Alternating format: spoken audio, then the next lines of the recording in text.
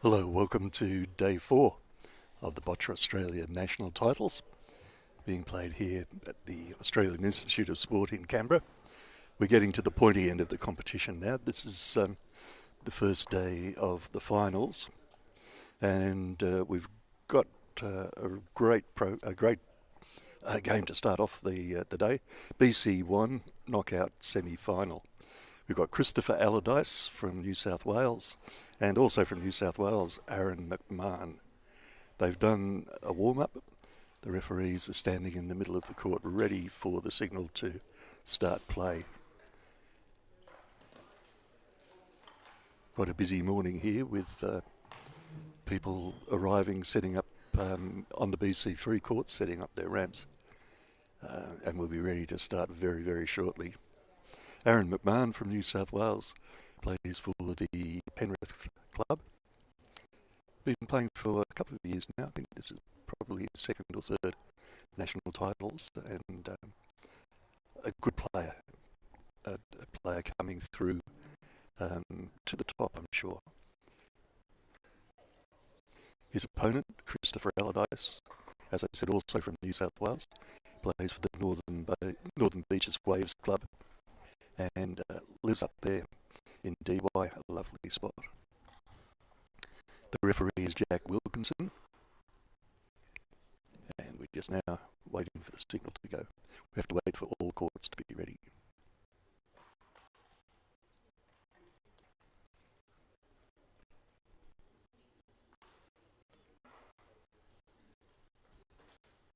I think a bit of a problem on court 2 that might just be holding us up a little bit. There we are. The referee will going back into the middle of the court to indicate his court's ready to go.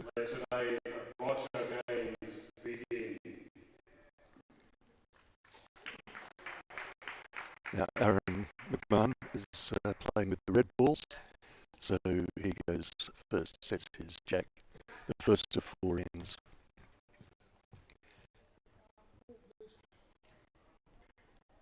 This is an important shot for Aaron. If he can get his ball in front and touching, that'll mean that Christopher Allardyce then has the problem of knocking that ball away from the jack and holding the jack himself. Let's see what Aaron can do.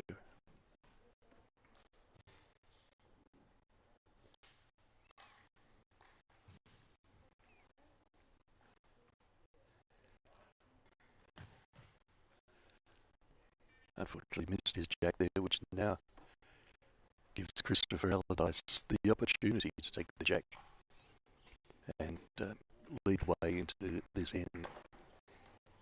Coming up to get a good idea of the distance between the red ball and the jack.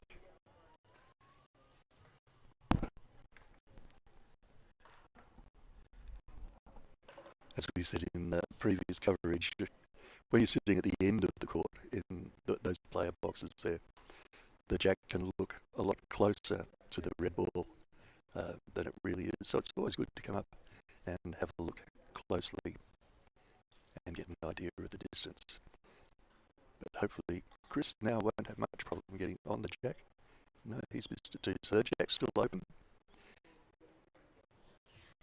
Aaron McMahon has the opportunity now for a second go at holding the jack. His sports assistant there helping him to aim his chair. The sports assistant can act on the instructions of the player, but they can't aim the chair themselves. They have to do exactly what the player wants them to do. Here we go again with Aaron, trying to get a red ball in front of the jack. And then we'll settle into the rhythm of the game.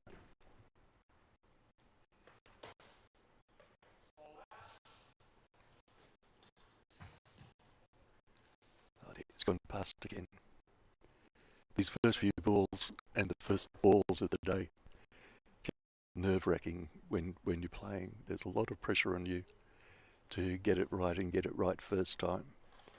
The players have come out and had a little bit of a warm-up on the court before we started, but the pressure that's on you, particularly with this first shot, can, if you let it, can really get under your skin, and um, you tell yourself this is the most important shot of the game, and yeah, it messes with your head.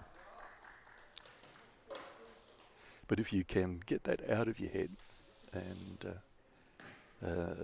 think, well, if I miss the jack, I can still win the end. That's the right frame of mind to be in. A little bit like with tennis, if you miss your first serve, that doesn't mean you're going to lose the point. It just means you've got to fight a little harder to get it.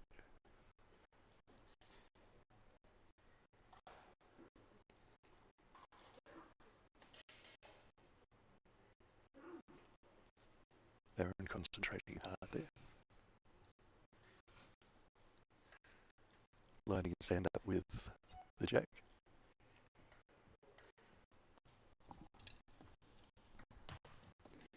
That's a good shot. That's a good shot from Aaron. He's not in front, but he's close to the jack. And if you can see that red ball that's very close to the V line just in front of where the referee's standing, the short ball there, that may be a little bit of a problem for Christopher. That ball will look about the size of a beach ball when you're trying to get past it. But hopefully Chris can sneak up the side of that and get onto the jack. Coming up again to have another look.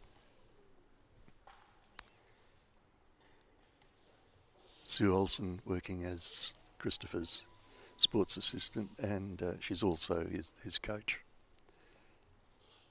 Doing a lot of good work. Christopher's been playing Australian representative Boccia overseas, and is currently sort of back here. That's what we were looking for from Chris. He's got the ball in front of the jack now. It's not quite touching, but yeah, that's the best ball so far in this end.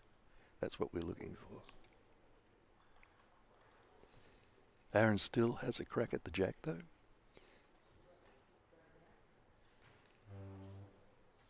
I noticed with that previous ball he put down, he's trying to shorten his throw. He might have just overcompensated there a little bit.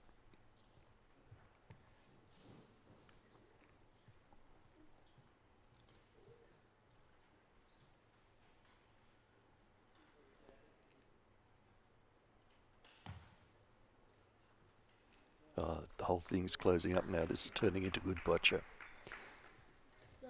Aaron's ball probably a little bit further away than oh no, he's holding blue to play.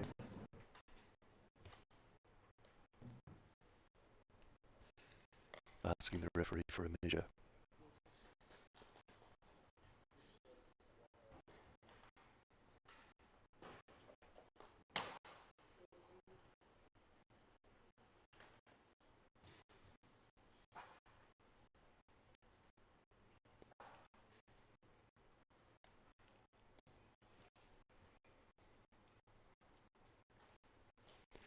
I think the referee might have just missed something there.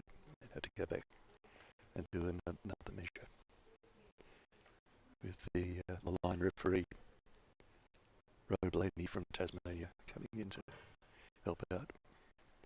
So the score so far 1 to blue.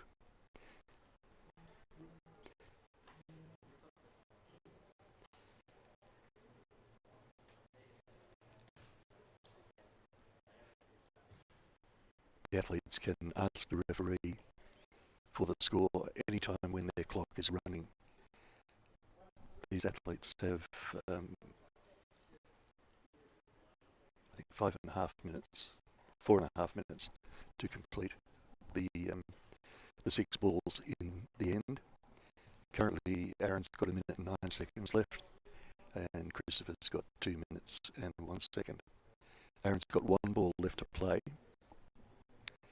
and Christopher has 2. The referee, Jack Wilkinson, there just sorting out a few problems with the timing.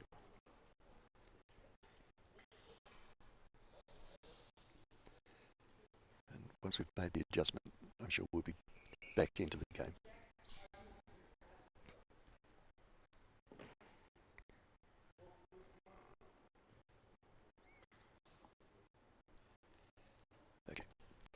blue ball's closest, the red player plays next. And this will be the final ball from Aaron McMahon from the Penrith Club in New South Wales. Can he get closer than that blue ball? The blue ball is very close. We'll see. The VC1 classification is mainly populated by people with cerebral palsy, living with cerebral palsy. But a very exciting classification to watch. Very, very accurate. He's going to put in a short blocker there, just to see if he can stop Christopher getting 2 more points with the 2 balls that he has left. Christopher coming up to have a good look, checking the score with the ref.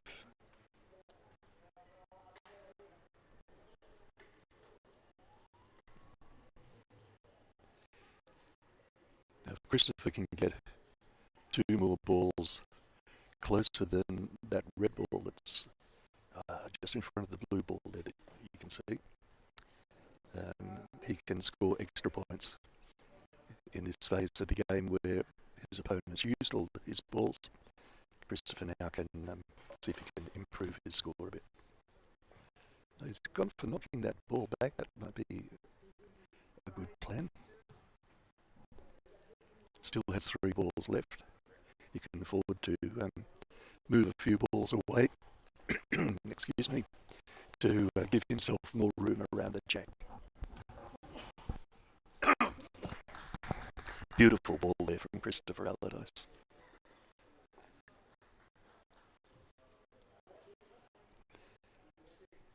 Asking his sports assistant for a specific ball. As we mentioned before, these balls, different hardnesses, they're all the same weight, the same size. And getting another one in, Christopher's really making use of this. You can have really hard balls, really soft balls, anywhere in between, as long as they're all the same size and the same weight. And they also do have to go down like a ski slope, small ski slope, to be a legal ball. But that's looking really good for Christopher there. I'd say he's got at least 4. We'd need to wait for the referee to confirm that.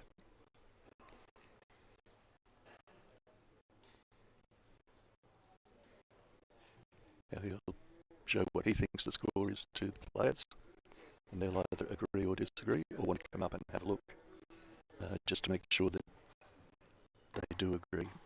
As we said before, it looks different when you're sitting back there in your player's box.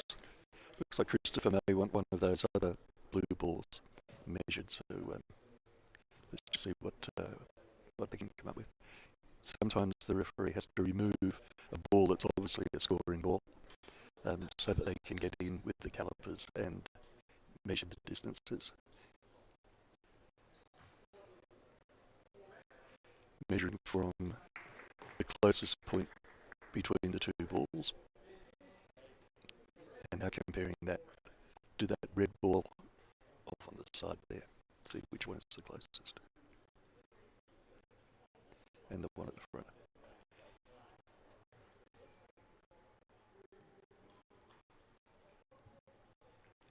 Always a tense moment for the players. You really want that extra ball to be included.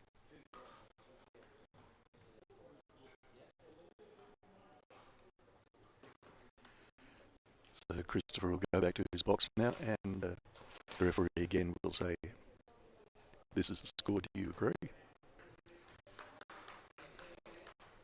4 for blue. A very good first end for Christopher Allardyce from New South Wales. Also from New South Wales, Aaron McMahon. Still 3 ends to go. It's certainly not all over yet, and I'm sure Aaron can come back and score some points later on in the game. The sports assistant's coming up now to collect the balls and take them back.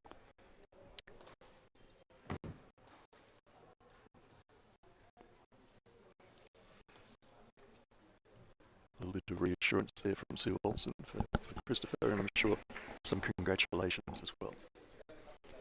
And the coach saying, let's keep this up, let's go with this momentum.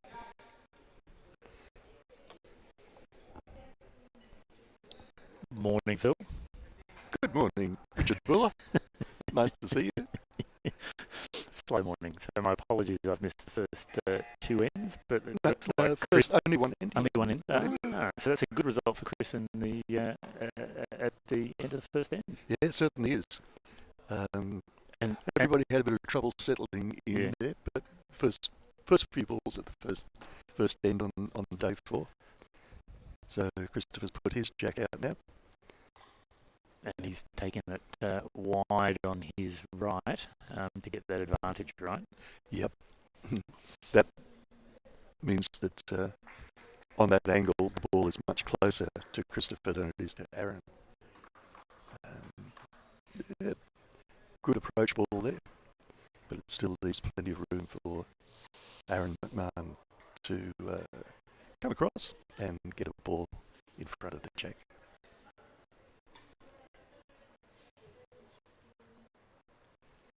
How are things with you, Richard? You have a good night? I did, thank you, Phil. Yeah. It was it was a quiet one in the room, having starting to feel it, I think, after day 3 of band. I was pretty tired at the end of yesterday, so Yes.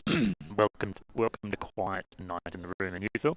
Yep, much the same for us. Yep. Watched a little telly, had something to eat, went to bed early. That's pretty much what happened in our neck of the woods too. Certainly all day, and I think we had 6 rounds yesterday. We so did. you do feel that when you're doing 6 rounds, and I can tell you what, here we are sitting commentating, but I see those referees and liners standing. Yeah. Oh yes. Yeah. Oh, that's a shame for Aaron. He just. Yeah. Was that a release? I think it was a problem with the release. Yeah. Can quite often be a bit of a struggle for BC1 players. And you do see that, don't you? That's where a lot of time goes, doesn't it? Yep. In terms of they're just getting their brain into gear and trying to feel confident. Yeah, the fingers are going to release, right? That's right. I'm always amazed at how accurately BC1s can play. It's changed so much in the time I've been in Boccia. BC1s used to only play very, very short ends. Quite often took a lot of time to release the ball, and it's come so far since the bad old days. that angle, I think, is making a few problems for Aaron. And I think he's talking to his sport assistant now about maybe getting a slightly better angle, or just getting a different ball. Maybe, yeah. We're sitting basically looking right at Aaron, and I don't think his chair is aimed properly. I'd be turning his chair slightly to his right. The two red balls we see on the court there have all come down the line that his chair is aimed at, and it's not good to have to throw sideways when you've got wheels and you can aim your chair. And it's presumably energy and sort of brain bandwidth going into trying to get the angle right with the arm, whereas you just want the arm going straight. That's right. Yeah. And I guess that's probably a good indication of what we've been talking about. That ball's come good distance, but it's just come straight out. Yes, that's right. Yeah. So is this something that the coach would kind of go up and have a chat with him at the end of the end? I think so. If I was coaching him, I certainly would. Yeah. But he's still relatively new to the game. He's been playing a couple of years, I think. Yep. Down there, up there in Penrith. We're in Canberra, aren't we? Yes. And he's very young. He's still got a lot of time to really peak. And looking at the colour of those shoes, I'm guessing he's a little bit of a character. Aren't they leery looking? Yes. So good to see a little bit of colour. Yes, no, always welcome a bit of character. Boccia's very, very welcoming for those with a bit of character. And I love those new uniforms from South Australia there. Oh, they are something, aren't they? They are. Yeah, they're very safe. I don't think anyone's going to get run over in one of those. That's right. Bright red. Yeah. Oh, shot. Yeah, That's great. He's gone with that. Yeah. that's something now that Chris is going to have to work with, because if he's going to score any more points, they have to be closer than that ball that's off to the side there. Bear in mind too, this is a knockout semi-final. Okay. So only one of these two players will go through. And surely Aaron's also in his right to ask Chris to move back a bit, isn't he? Yes, yeah, he could do that. And I think probably that's something that young players need to pick up too, that you can ask very kindly if people will move to the back of the box. I think they say there's a rule about something you shouldn't be impeding or something like that is in the rule. It's, it's a bit general, yeah. Right, so again, we're in this end phase of the game. Aaron's played all 6 of his balls. Christopher now has a chance to get more balls in. And unfortunately, there are really no balls between Christopher and the jack now. I think he could probably just roll quite a lot of balls in there.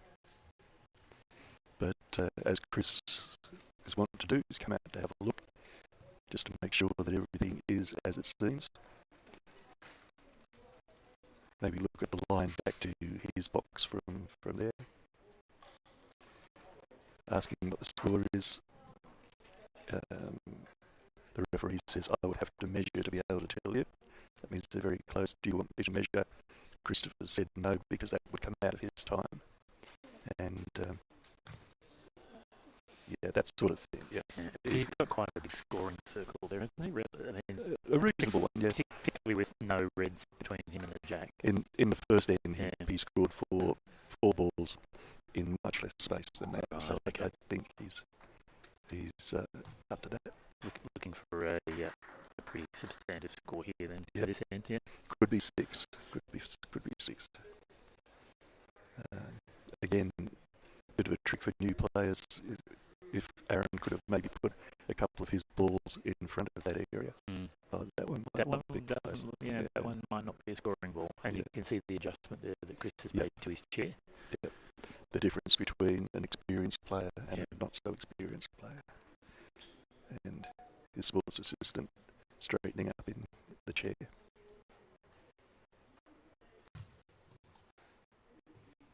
This might be a little bit far too. Yeah, a little bit too much on that. But this is classic BC1, isn't it? It is. Where you go, surely they're just going to now clean up. But it's the nature of the classification, isn't it? Exactly, yeah. They always shock you.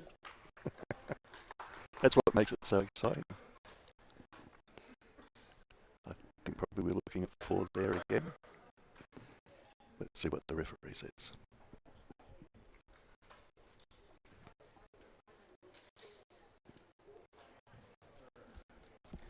He's saying, I'm going to have to measure. The players can come up and watch me measure if they'd like to. I always like to come up and watch the measure. But Aaron's staying back where he is in his box there. And the ref generally they go and measure the closest opponent's ball first, right? Yes, yeah. So the ball that you're using is the comparison would be the one that you would measure first, which is what Jack's done there. Oh, this side one could be in. No. He replaces the ball that he moved. So Chris now goes back to his box, and the referee asks, does everybody agree with that?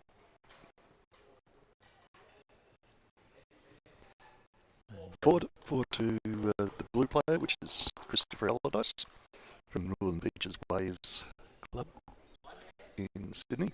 And that's a pretty commanding position to go into. N3, isn't it? Yep. In N3 with 8 up. Never say never, but you'd have to say Chris has got the edge at the moment, the way he's playing as well, right? But as you said, never say never, particularly in Boccia. He's commentating one of those yesterday. What happened?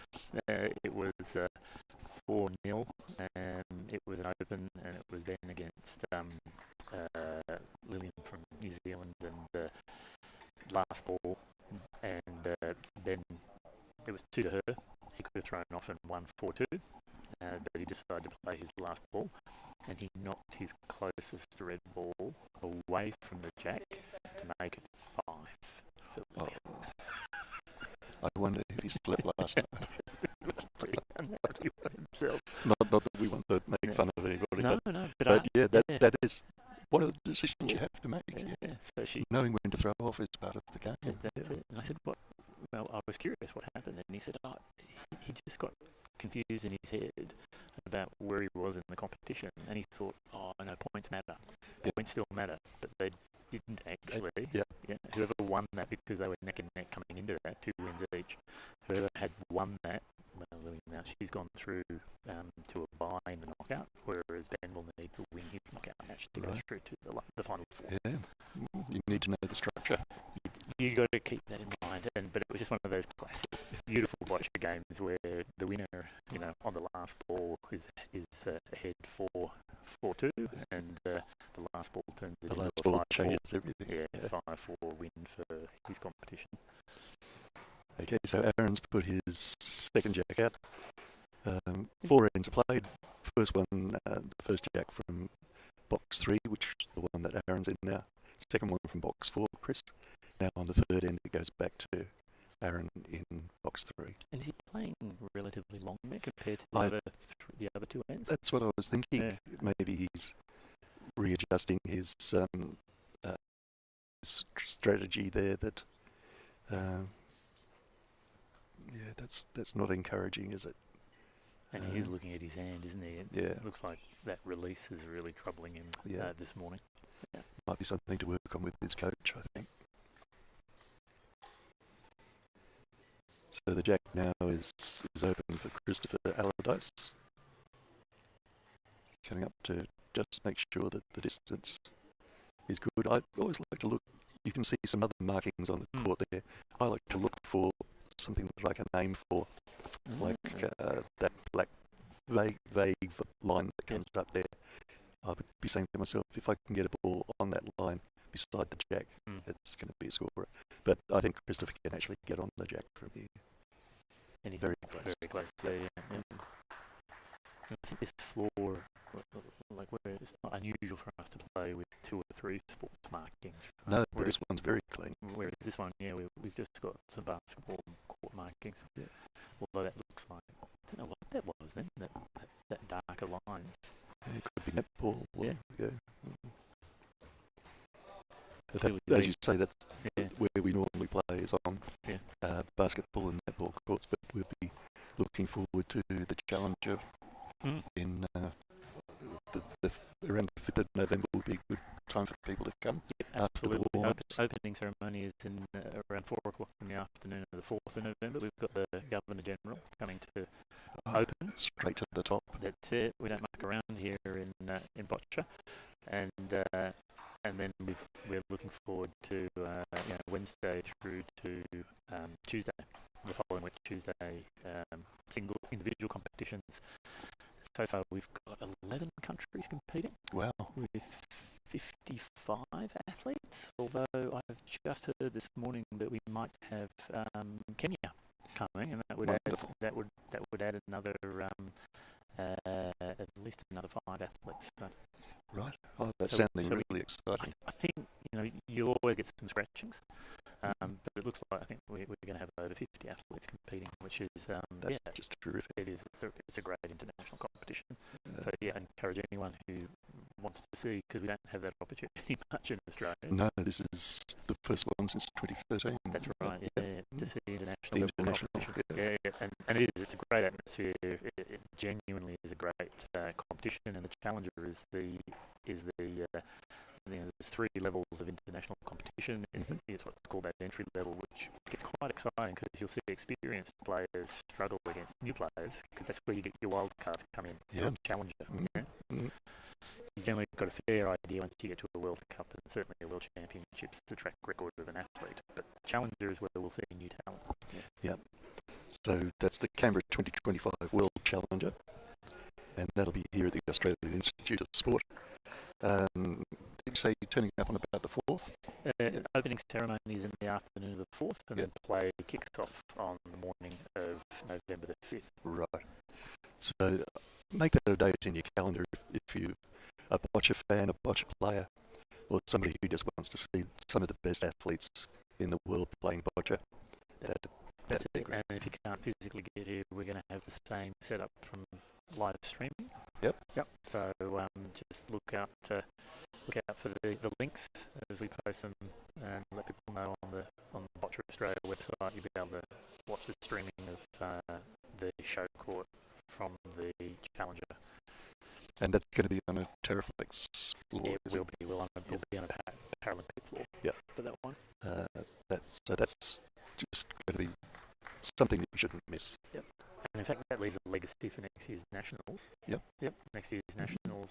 I think the intention is to hold them on Terraflex by coming back here. Right. Yeah. The athletes will be pleased to hear that.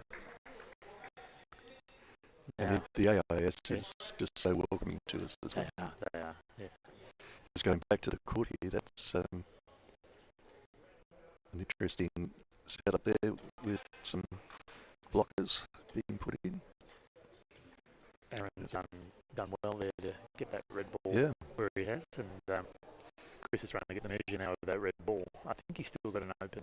You can see the jack there, haven't you, Chris? Yep, but I think he's defending his 8-point lead. Gotcha. He's got those extra 4 balls down the side, which he's counting on Aaron not being able to get past all through, I think.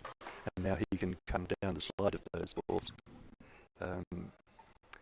And hopefully without the jack.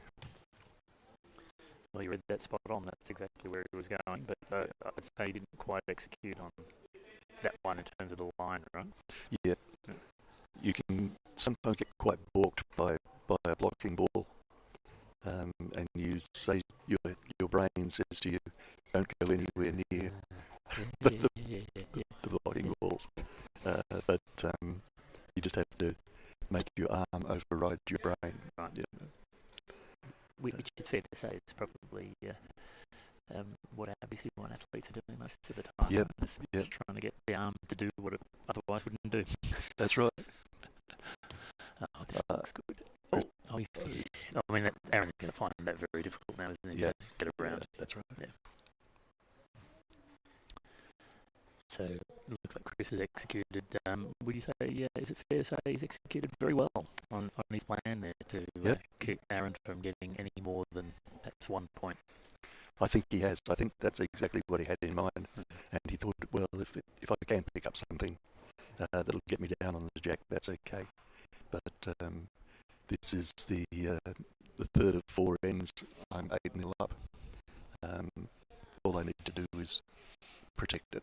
So it's a really important example that Chris has given us of you go into each end and you've got to have your particular strategy for where that end sits in the overall game, right? Yeah. He's not gone here first and foremost to control the jack. He's actually gone to control the end. Exactly. Yep. And that decision of when to start playing defensively rather than aggressively is just one of the many decisions that you have to make. And he made that very early, right? He did, yeah. I'd go defensive early. Yeah. I think maybe he might have discussed that with Coach Sue. Mm-hmm. I'm sure Aaron's learning from playing against a great player like Christopher, who always takes something away from playing a great player. Oh, look at those shoes. Well, I'll have to ask him where he gets his shoes from. Oh, they are definitely worth talking about. The rest of us just wearing pretty boring. Although referee Jack's socks a little bit flashy. Has he got rubber ducky socks? He has got rubber ducky socks too. Yeah. There we go. That's classic Jack, though, isn't it? It is. Chris going back to very much the same position that he. But even a bit tighter, right? Like he's coming even closer to the edge of the court. I think he has, yeah. Now, first ball on is what we're wanting.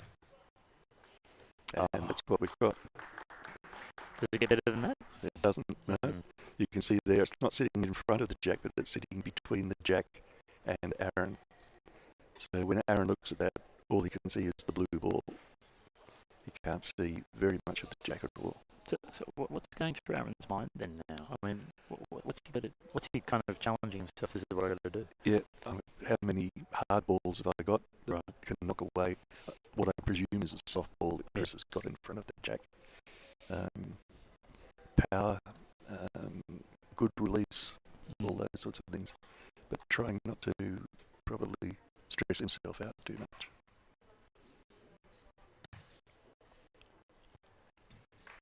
That's I don't mind that at all. If he can now push that up by using the hard ball, pushing the red ball up, I think he could get that into the jack.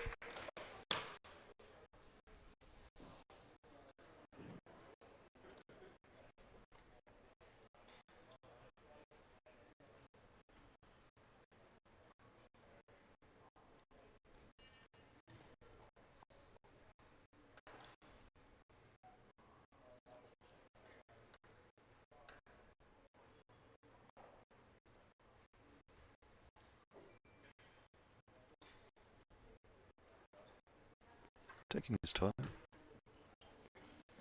A little bit more power would have been. That shot would have worked, I think. Good line, right? He's really got. He's really got the line. You can see there he's moved his wheelchair, so it's aimed directly at the head. So he's learning as he's going. Yeah, that's good to see. The New South Wales coach, Ken Halliday, be very happy with this from Aaron, I think.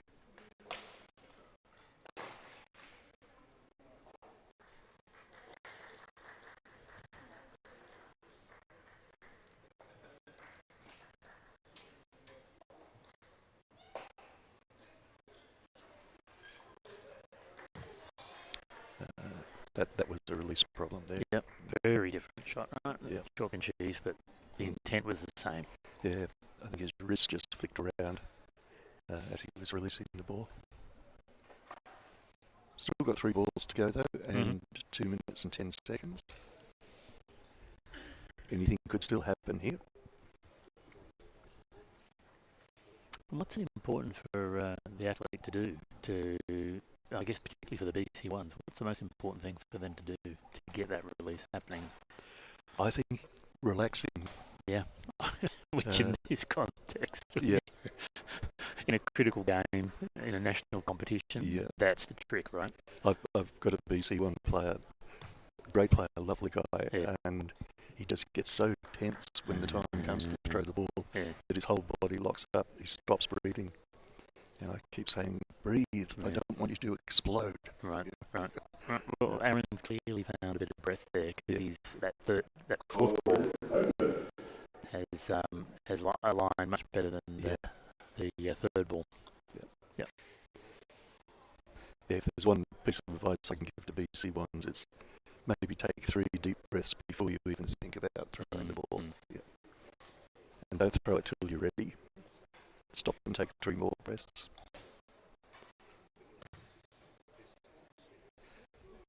Yeah, he may need to look at realigning his chair if his arm has changed. Oh, there we are.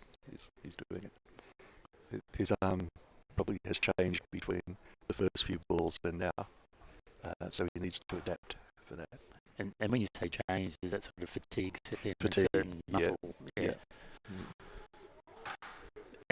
And he's almost certainly got sort of a brow of sweat at this point, right? Yes. Because the concentration involved. You can see the concentration there, can't you? Yeah. And that's not helping, right? The 30s. Well, and that's his hardest ball, it looks like, to last. Yeah. And the length he's got from that is just been magnificent. Yes, that's right. Yeah. Yeah, that when the timekeeper calls out 30 seconds, that can really scare you. Yeah. You know, oh, I've got to get this ball away. You don't realise how long 30 seconds is. And sometimes in training, I just get everybody and I get a clock, and I'd say, okay, I'm going to call 1 minute, and we're going to sit here, and you're going to think how long 1 minute is. Is that right? And we sit there in total silence, sort of looking at the ceiling, and admiring the scenery, and after a minute I say 1 minute's over. Now, how long was that? How many balls could you have thrown in that time? Yeah. You don't have to panic. No.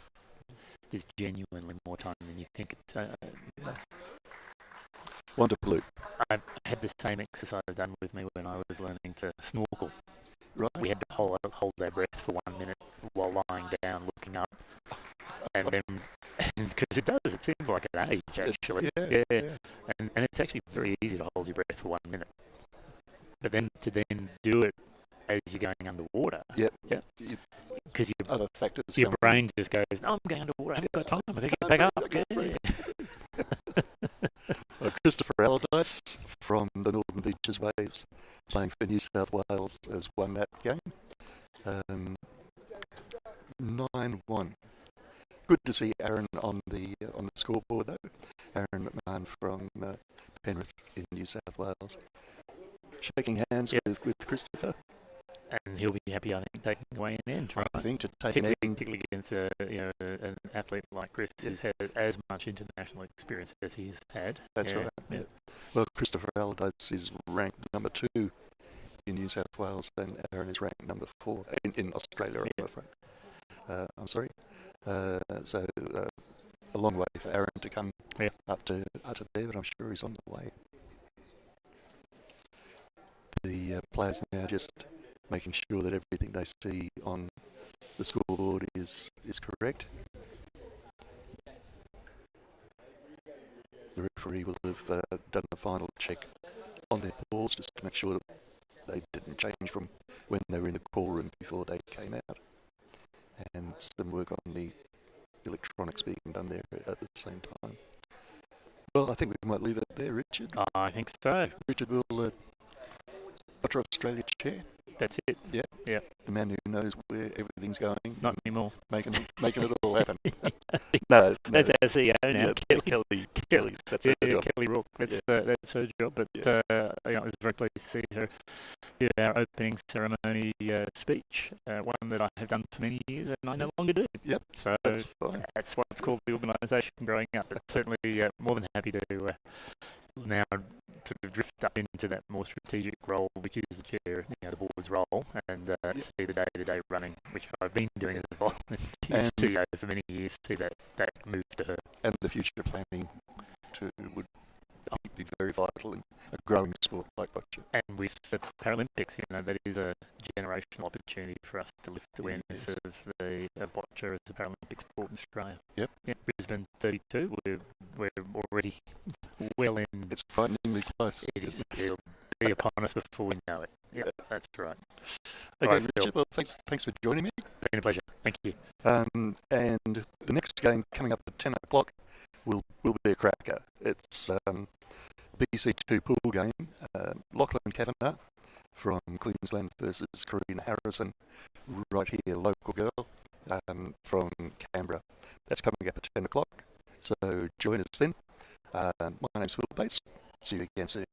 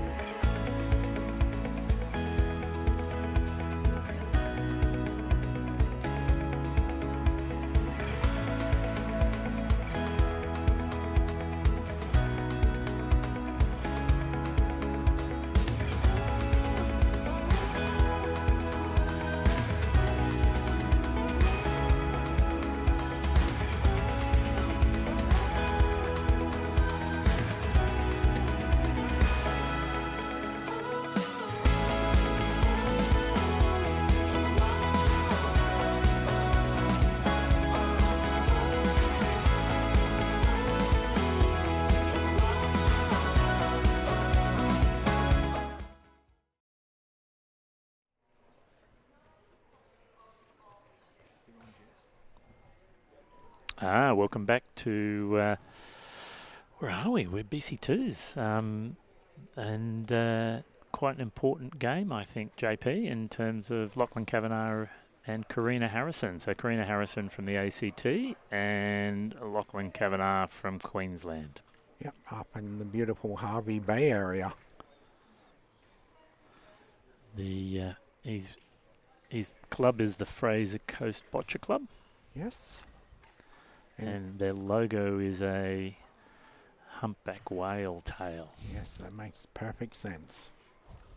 Great whale watching up that way. Oh, it's incredible. I've done it once in my life. Well, mind you? you, I do come from one of the great whale watching places in Australia, Jervis Bay. Very so nice. we have season tickets because we just love going out and seeing the whales. In fact, this year, first time ever, having lived down there for 5 years, we saw a triple breach, which is 3 whales breaching at the same time. All right, how are we going? Back to the game here, JP. Back to the game, yeah. Yep. So Karina's gone first with her jack. She's gone out a little bit wide, you'd say 3.5 metres. She's gone a little bit past the jack, which isn't always ideal. And now Lachlan has placed his first bowl. It's nice line and it's in front, just a little short, but that'll cause some trouble to Karina for sure. Do you think that's an intentional placement? Like Lachlan was aiming to go two of his balls at this point? Look, I think he certainly would like to get that ball in front, maybe a fraction short. Right. And because it did look like a bit of a knockout from here. Yep. We don't have the perfect angle Yep. For this particular ending. I'd say that was a little knockup. So let's see what he comes up with next. Just practicing his shot now.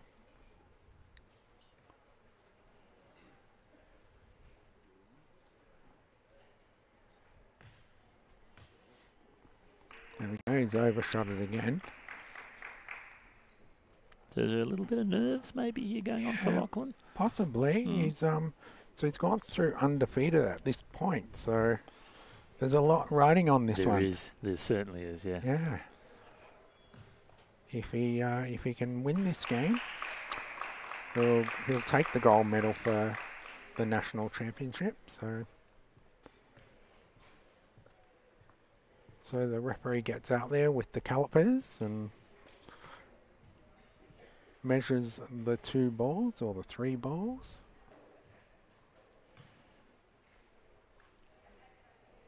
You still probably want to go next. It's the front of the jack still wide open.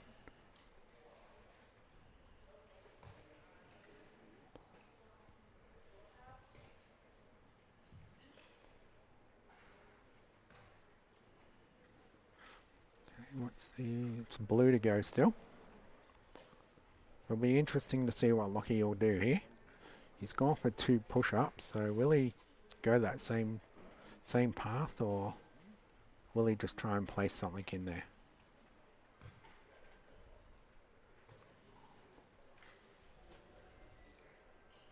He's taking his time this time.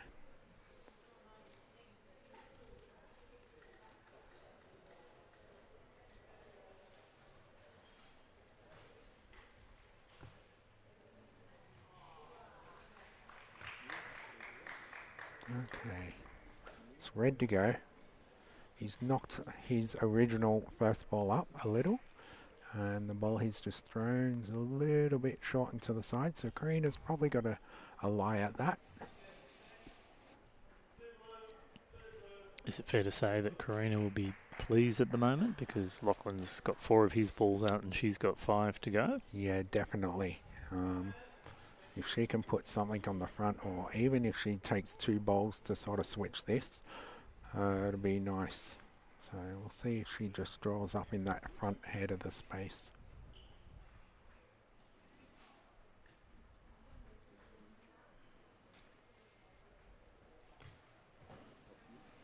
And so I think she was going for is it called a tunnel between those 2 blue balls that are in front of the jack at the moment? Yeah, she's definitely got a tunnel there that she can kind of aim for, right? Yeah, definitely. That's what it looked like she was aiming to do. Just place it in there. But every time I commentate, I just get new terminology. So John Kavanagh, who's arguably probably one of our oldest. Oh, that's a pretty good ball. Yeah. Yep. Arguably one of our oldest coaches, because he was Yeah. also a former predecessor of mine as a president of Boccia Australia way back when. He was telling me about tunnel yesterday. Got head. Yeah. And the head is, JP, what's the head? Yeah, so the head of the jack, normally it's the head of the jack. Yep. So it's just the front space of the jack. Right. Yeah, and that's the area that you really want to focus on getting a ball to try. I use it as a trouble area. Right. Yeah, so Yep. if you can cause some trouble to your opponent, that's pretty great. I love it. Yeah. Yeah, you can beat them up around the head. Yeah, That's where you want to be Exactly. having the battle, right? exactly. So Karina's just missed that push up, so that's certainly what she was trying to do. She's gone again. She's missed it. She's realigning her chair. I know her previous shot she was a little bit disappointed with. So now she's on to her sixth and final ball. Which is incredible how quickly it can switch, right? Oh. Because it was less than a minute ago, I was sort of saying she'll be pleased with where she's at. Yeah, And 4 balls have gone out. yeah, Yep. absolutely. Yeah, the game can change very quickly, can't it? And if you're out there as an athlete, oh my gosh, feels like the earth's swallowing up. And There we go. She got it. Ooh. She got it. Perhaps not quite Yeah, enough energy on the ball. yeah, again, it's a bit hard from here to tell, Mm. but it does look a little bit short, doesn't it? Yeah, it's still one blue at this stage. So let's see what Lockie can do. So Lachlan is indeed undefeated till this point. So I'm just Mhm. looking at the rounds. He had a bye in the first round. He won 8-0 to Nicholas Milner in the second round. Yep. Round 3, he had a 5-1 win. And then he won 3-2, very close, against Aryan Shah. Yes. So he's coming in with 4 wins. Yes. And Karina, so we just, while he lines up for Yeah. his, that will be his final ball, right? Yep. This will be, he's gone for the knock-up. He's probably gone a little bit too aggressive at that. Probably didn't need to be. Doesn't need to go too far. So can he refocus and just nudge that up? And Oh, he's missed it. he He's has pushed missed the it. whole play up. Yeah, is that put under threat the one point that he did have? I Well, wonder. Will be interesting, actually. Mm. That's what we talk about, playing to the head of the jack, right? Mm. Because he has hit the head of the jack. Yeah. It's nudged it all forward. Let's see what the result is.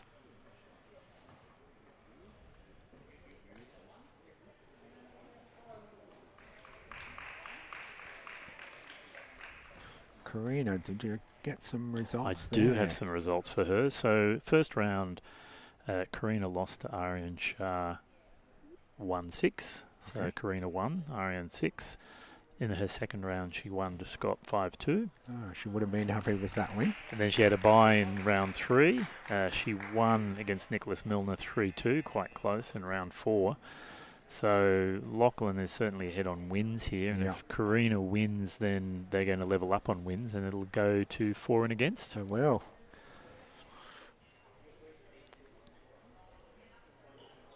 So it looks like it could. Oh, he's moving a bunch of balls. I'm assuming it's one red, but he didn't put it on the bat. So normally when the referee takes the ball out and it's a scoring ball, he'll put it on the bat. Mm-hmm. So maybe it's not. Let's see what the result is here. It's very, very much could be a blue. Yes. No, Karina's asking for a check on the other red ball. Okay. Looks like they're pretty satisfied.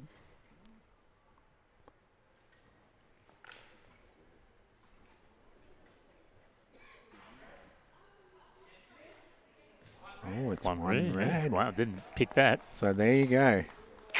He's knocked the head of the jack. To Head- his head of the play. disadvantage. To his disadvantage. 100%. So that's Right, why. and you were saying Yeah. that penultimate ball, you said he was a bit aggressive on that, and he Bit didn't aggressive. need to go quite that aggressive. Yeah. And that last one has actually gone against him. Yeah. Yep. I've seen Lockie play a long time, and when he's really nice and fluid with his action, Yeah. that's when he's at his best. So it could be those nerves that you talked Yeah. about at the beginning. It would be interesting to get his feedback later on. But Yep. yeah, but it's tight. It's just one. So they have a minute break between each end. Refuel and go again. So it's Lockie's jack this time. And there would have been a few words. Do you know what Kurgan, Lachlan's coach for Bant would have been saying? Yeah, so I would suggest that they keep it pretty simple. Yeah. Just a little bit of confidence, building the confidence. Yep. Wouldn't be too much. Now, I've got my water bottle somewhere here, and I have no idea where I've put it. I have, haven't I? I've lost it. It must be somewhere. No. Well, here's hoping I don't get a frog in my throat. Yes. Okay, Lockie. Yeah, it's different for the coaches and between the coaches and the players. They generally all get together and talk about what sort of encouragement they might want or might not want. Right. Before the game. But yeah, and even before the event. So Lockie's gone out wide as well. And his first ball's pushed a little bit to his right as well. So he won't be happy with that. And the head of the jack is open. Open, which is where Karina will be pleased coming forward to take her first shot at the end. She'll be looking to take advantage of an open jack. Yep. Certainly will. And again, just get it in that space. Even if you don't switch it, that's okay. Just get it in that space.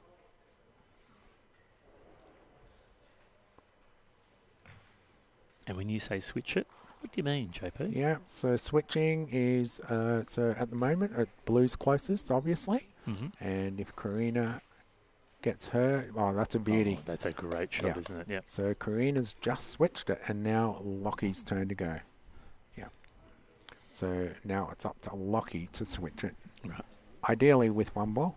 Can be two balls, can be three balls, could be the rest of his balls, but the aim is to still win the end, right? Still win the end. Whatever that strategy is that he has in mind to keep control. Will be really interesting here because that's a great ball by Karina. It's right in Lockie's line. He's got a nice little push. So he can now see the jack. Although that red's sitting on the jack. And he's only got so many hard balls, right? Which give him enough energy to be able to move that red ball off. Right? Yeah, he'd have balls that he'd prefer to hit with. Yeah. He's pretty strong with his throws, so I'd back him to knock anything out at this length. Yep. With any of his balls, right? Okay. That he's got, but he'd certainly have preferred balls that at this length. So it'll be interesting if he goes for another knockout, or will he try and build something? Different strategies, different players. Oh, he's gone to push again.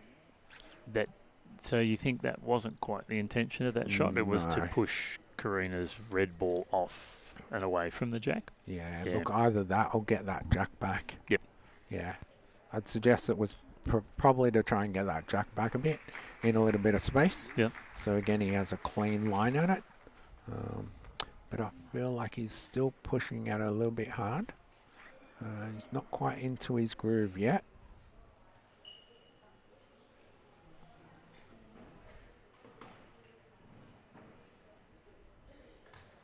Oh, that's a shot. much better ball. Yep. And you see he's moved that red ball. You probably want to go next as well. And he is, which is great. And you can see he didn't throw that hard. No. Yet he still got the result. He did. In fact, it was the accuracy is what counted. Correct. There, right? Yep. And that's what I'm referring to when players sometimes throw too hard. Right. It's not necessary. Because you take away from your ability to be accurate. Right? Yes. Yep. And it isn't always about the energy in the ball. It's about the placing of the ball, right? Yeah. Yeah. And the other part of it too is that ball that he just threw. That's a great ball. Shot. Very good ball. Yep. So the other point of it is his ball that he threw is still in the head of the jack as well. Yep. So that's again creating some sort of uncertainty to the opposition. Yep. Yep. So for Karina's, her task has just become a bit harder because while she's got 5 balls, there's 2 balls, or is that 3 balls that are actually kind of that she's got to work with now. They're in that space, aren't they? They are. Yep. Yeah.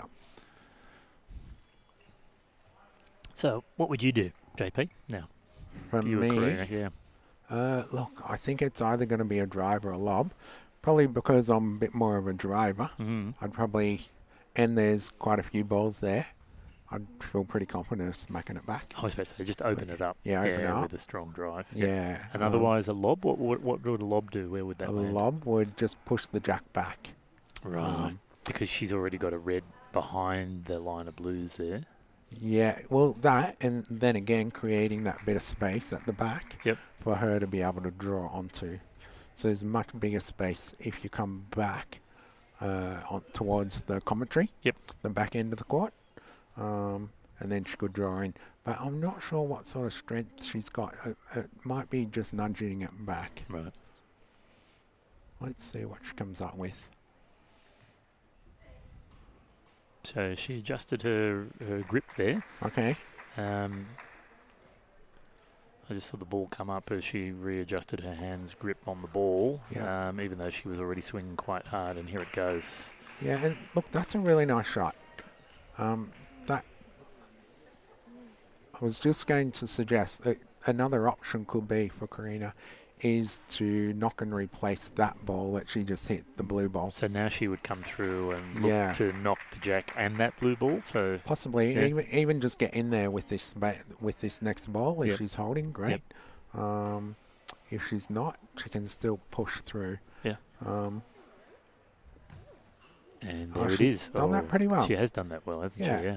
So from here, from what we can see, it looks like it's right in between those 2 blues. Can she knock it through now?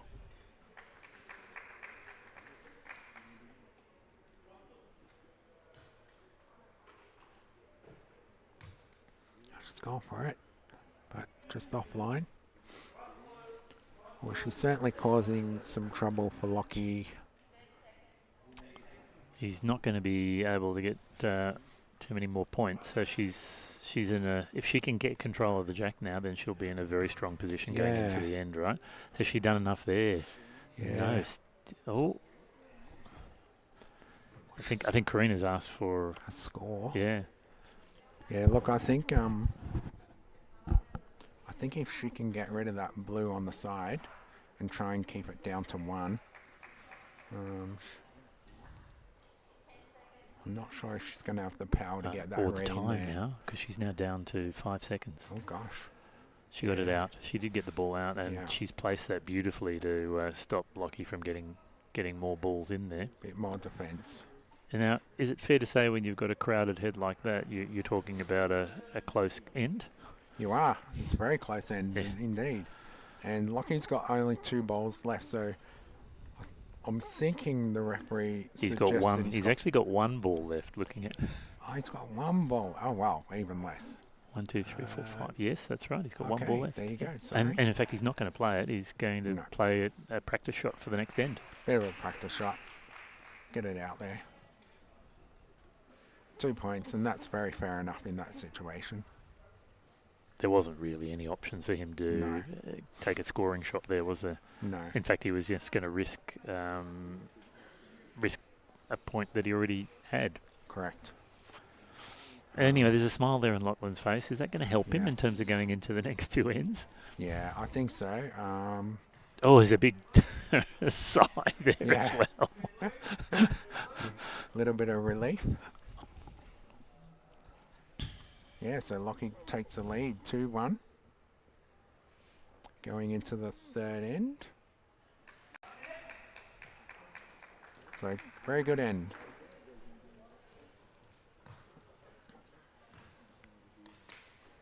Yeah, so you got different players. You know, you got your BC1s and BC2s and the BC4 category in international boccia, and they all have their different strengths and weaknesses. Yeah. Whether it's the drives, the draws, Yeah. the smashes, the lobs. Oh, okay. But that's the great thing about boccia. The draws. What's a draw? The draw. So that's just again, it's not every country uses these terminologies, right? Yeah.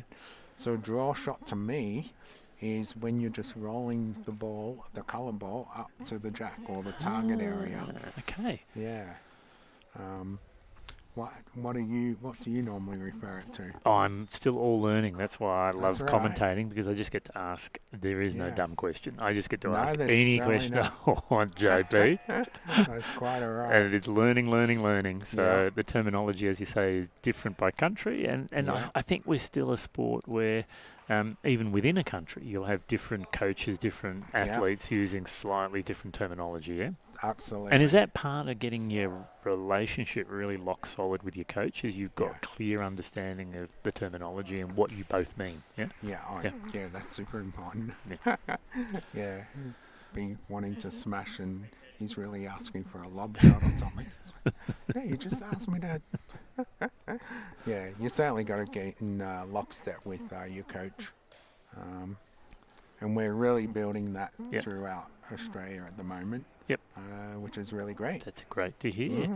Now, I just saw Lachlan put his finger up looking at the ref, but we look like we're proceeding. I'm not quite sure what he was looking to ask the ref, but I think that moment has passed. Yes. We're into the third end of round 5 for the BC2s, and this is the final round for the Boccia Australia National Titles 2025 for the BC2s. Correct. And Karina's gone a very similar length. And can she put something in at the front of the head or in the trouble zone?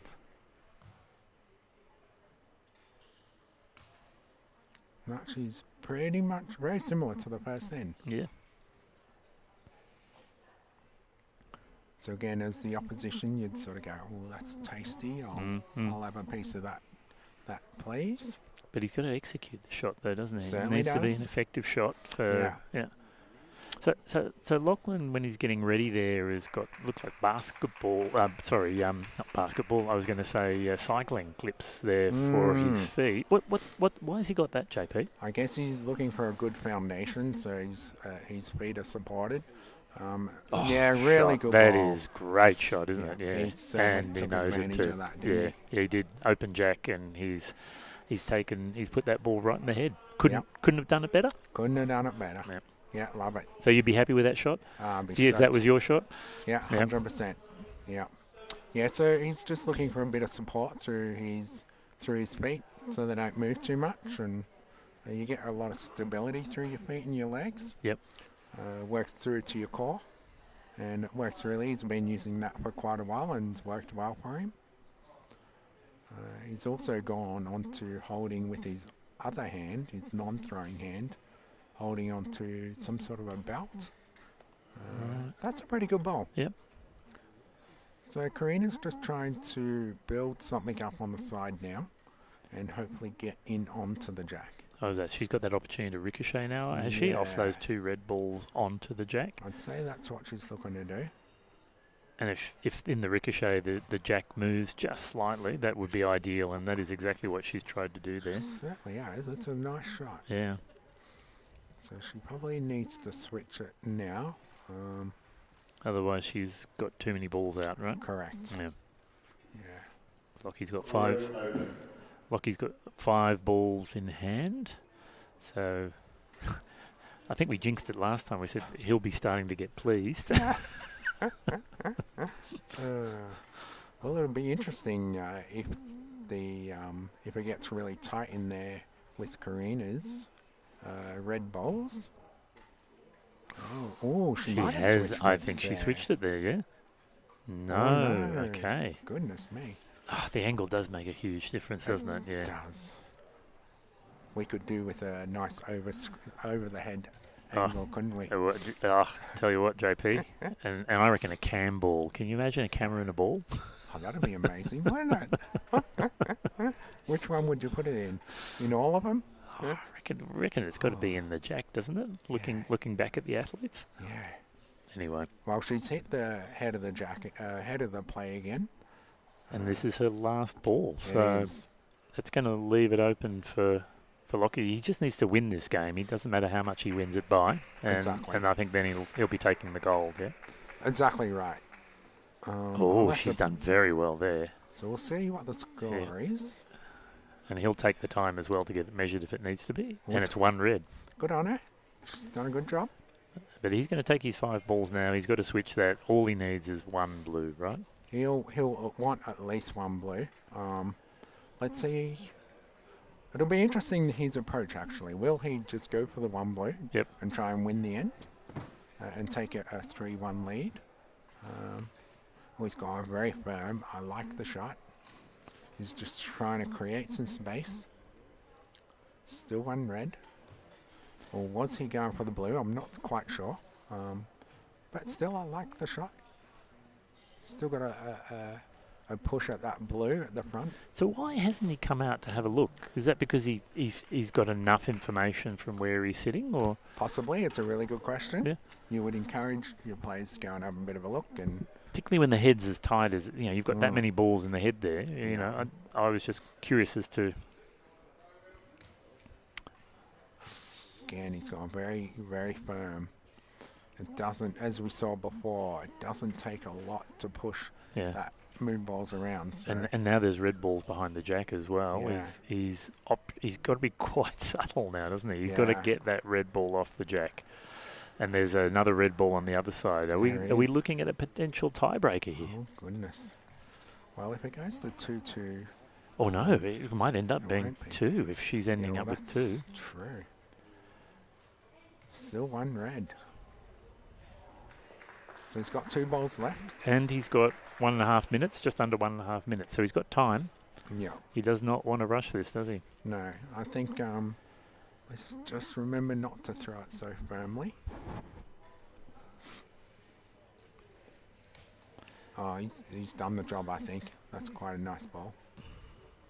And now he just needs to push that blue on?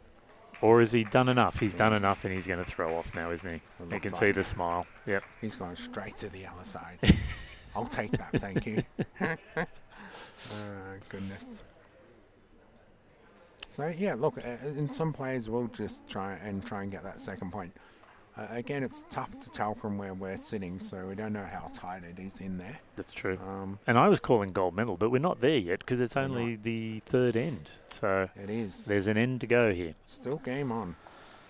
Still very much game on. Very tight. And that's why I was curious to know what he might do, what his approach might be. Will he try and get a few more points and finish the game off? But he's happy with the 1 and he's going in with a 2-point lead.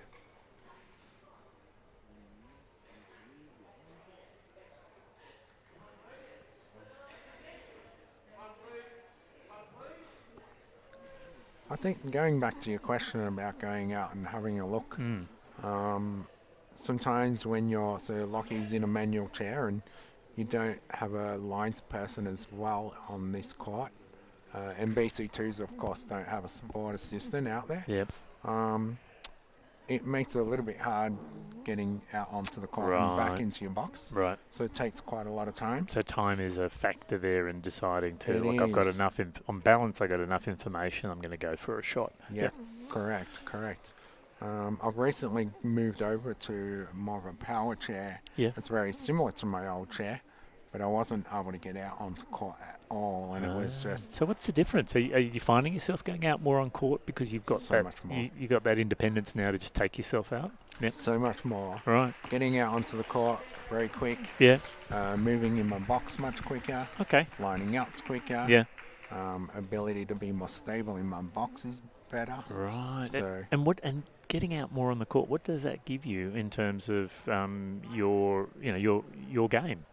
Well, it can be a couple of things. Sometimes it can be just a little bit of freshen up the mind, relax, calm. Okay. Yeah, yep. Might be just that alone. Huh. And then sometimes it might be just understanding what sort of space there is around the jack, Right. or what that scoring zone might be. Right. Yeah, you might only need to get within a couple of balls of the jack rather than getting on the jack. So when you say scoring zone, that's that circle around the jack, between the jack and the closest competitor ball. Correct. Yeah. Okay. Yeah. All That's right. a great He's start. going to be happy with that. In fact, I think that's his strongest one, isn't it, Yeah. of this game? Yeah. Absolutely. Yeah. He's got it. He's into the swing of it now. Right. So this is what you were talking about before. Is he's getting into his zone? So is it? Oh, and I think in competition you call that the flow, right? You're getting into the flow. Oh, gee, that's where you want to be. That's where you want to be. That's the sweet spot. Yeah. Yeah. So that's a beautiful ball. Considering it's 3-1, we know Karina's more of a nudger to try and switch it. So it's going to be very hard for her to get more than 2 points here. So because she's going to take so many balls to get that off the jack, right? Yeah. Yeah. Again, will we see a little bit of a drive, or will we see just a bit of a placement and try and build something?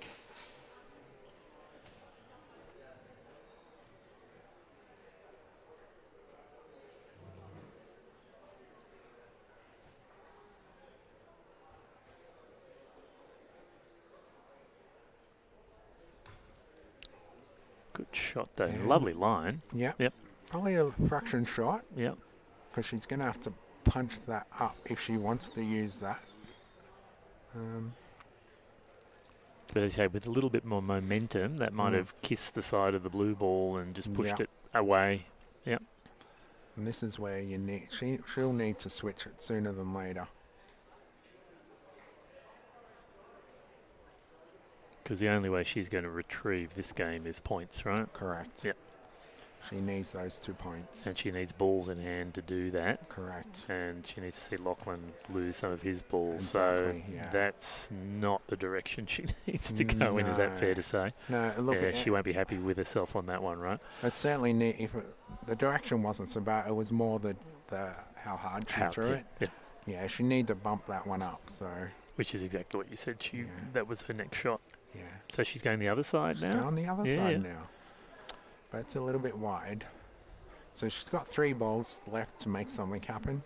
It's going to be very challenging from here.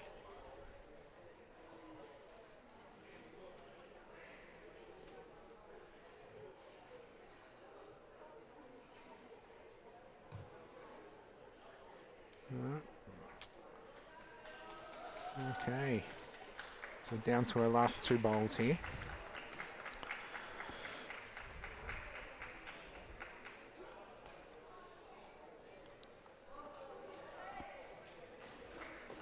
And she needs 3 points, and that equation is now quickly disappearing. And yeah, I think it's fair to say it's disappeared now. Yeah, look, it's a nice ball. Yeah. But I think if I'm lucky, I'm sitting back feeling pretty comfortable. I was about to say, is that smile I see on his face? That's certainly his smile. It's written all over his body language, isn't it? It is. He's relaxing, and he's just enjoying that he's just secured the gold medal. He has. Good on him. Yeah, well done. And as a fellow Queenslander. Oh, and he's not waiting. Yeah, no, I'm thrown off. That's it. I'm done. Yeah. So he's won the end. He's won the gold. There we go. So as a fellow Queenslander, you're cheering him on there? Absolutely. Yeah. Yes. Queensland taking home gold. Yeah. Congratulations, Lockie. Indeed.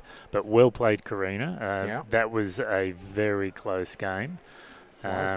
And it came down to the last end. It was. She's had some really good matches in this tournament as well. She has. Well, she beat Scott there in one of the games, so she's done well. I'm not going to try and call silver and bronze because I think that's too complex a calculation. But I'm going to call gold on the BC2. We can. We need to count back on the other medals. Yeah. We do. I think there's because that leaves Scott with one. With his bye, he's got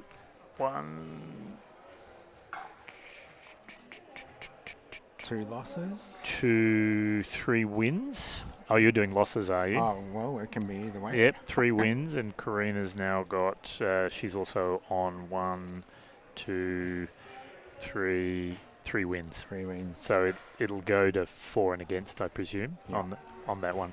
Yep. Yep. Definitely not going to try my hand at making that calculation. I'm going to leave that to the TD. We'll need to refer to the website for that one. I'm looking at it live on the website, and I imagine that those results will come up shortly. They will. Since Scott's beaten in round 5, Scott has beaten Arian 7-3, and Nicholas Milner's got a bye. So this was the last game in the BC2 Terrific. at the Nationals. Fantastic.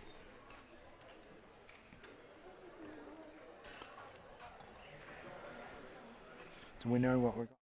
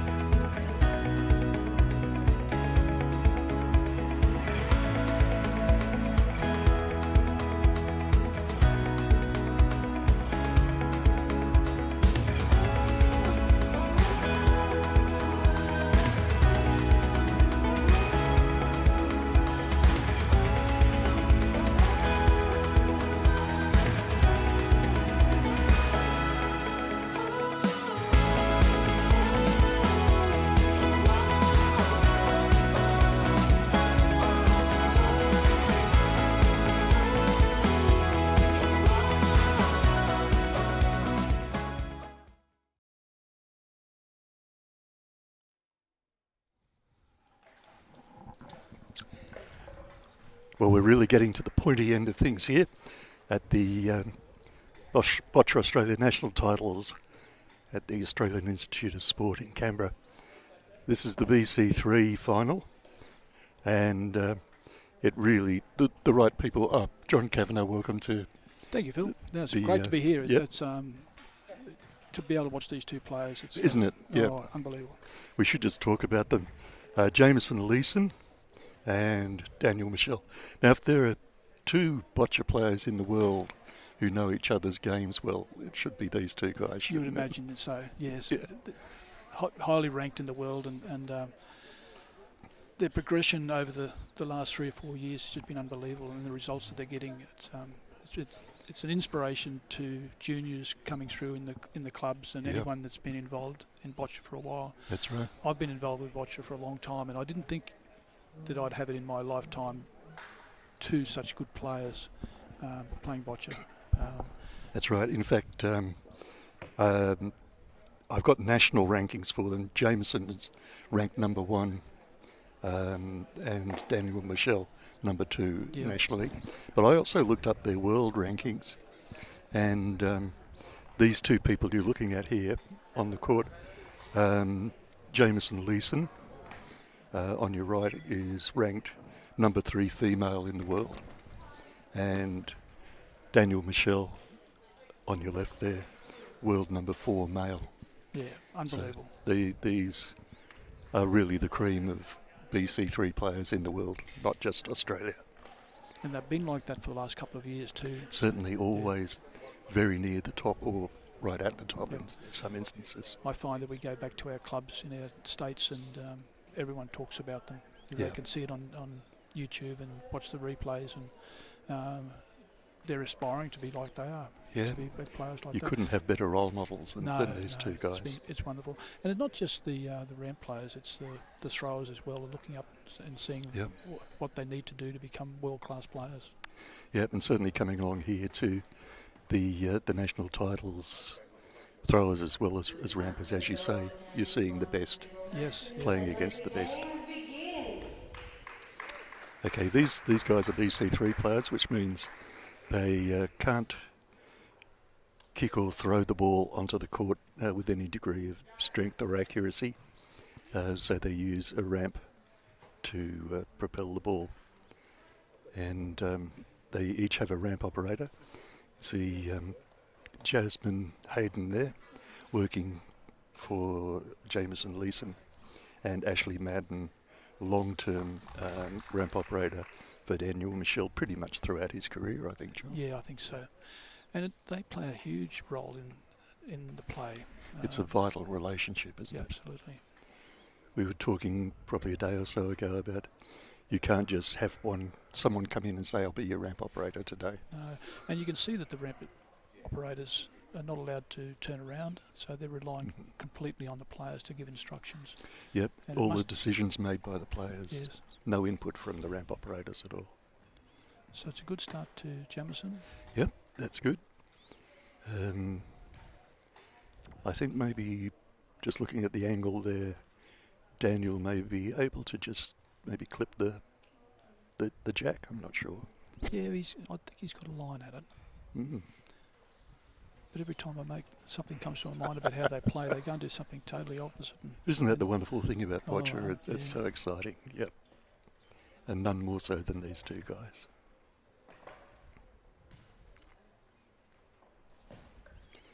Yeah, you'll see a highly competitive match and absolutely international standard. Yep, very much so.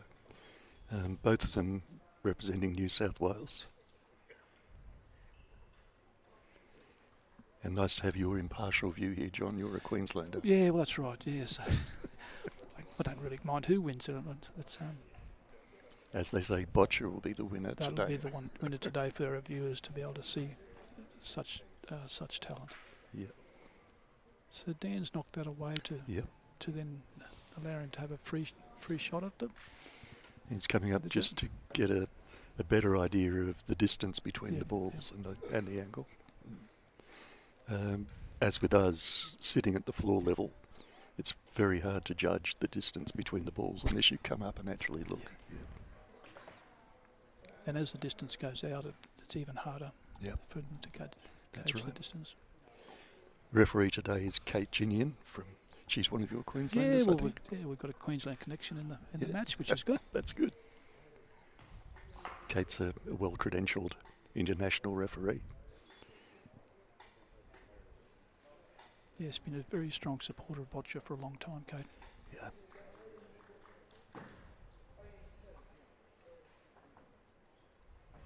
Let's see what Dan's got planned here. His ramp operator putting the ball exactly where he wants it to be. He releases it, and that's the perfect shot, John. That I is the think. perfect shot. It's right in front of Jamieson. And Yep. Touching and in front. But I imagine Jameson will have maybe one or two hard balls. Yeah, Probably the hardest available balls. I know that Dan's got a nickname for one of his rock hard ones, and it's funny how they mark the balls. I don't know which one is the hardest. Yeah, But they're rock hard, you know. They are. You can sometimes hear him hit the floor with a bang, Yeah. even just coming off the ramp. We were talking about it yesterday, rock hard balls. And the throwers were doing that 20 years ago. Yep. They didn't have any choices. It was just one really hard ball, and now there's super softs to hard balls. Yeah, there's 5 or 6 different degrees of hardness. So Jamison's been able to just nudge that a little bit. Yeah, once she's got it turned, then it's easier to get a bit of leverage on the blue ball, and maybe with the second ball move it away. And Kate's been chasing that rock hard ball out of court. They roll and roll and roll forever. We play in a fairly small hall in Newcastle, and our rampers hard balls. Yeah. It's like watching a game of pool. They bounce off one wall, bounce off the other wall, and eventually come back. When I'm coaching, I have to stay out of the way to make sure they don't break my leg. So they have a mixture of balls in that they're using. Yep. Oh, I don't think she meant to do that, but maybe she's got a plan we don't know about. Yes, I'm always hesitant to say that wasn't an ideal shot, because she obviously got something in her mind to. Yeah, But she may have been blocked too at the jack, and we can't see it from where we are. Yep. But She might have used that one to move it. You don't have to do everything with the first ball. You can sort of construct something around the head, can't you? These guys will be thinking a couple of shots ahead. Definitely. Very much like chess.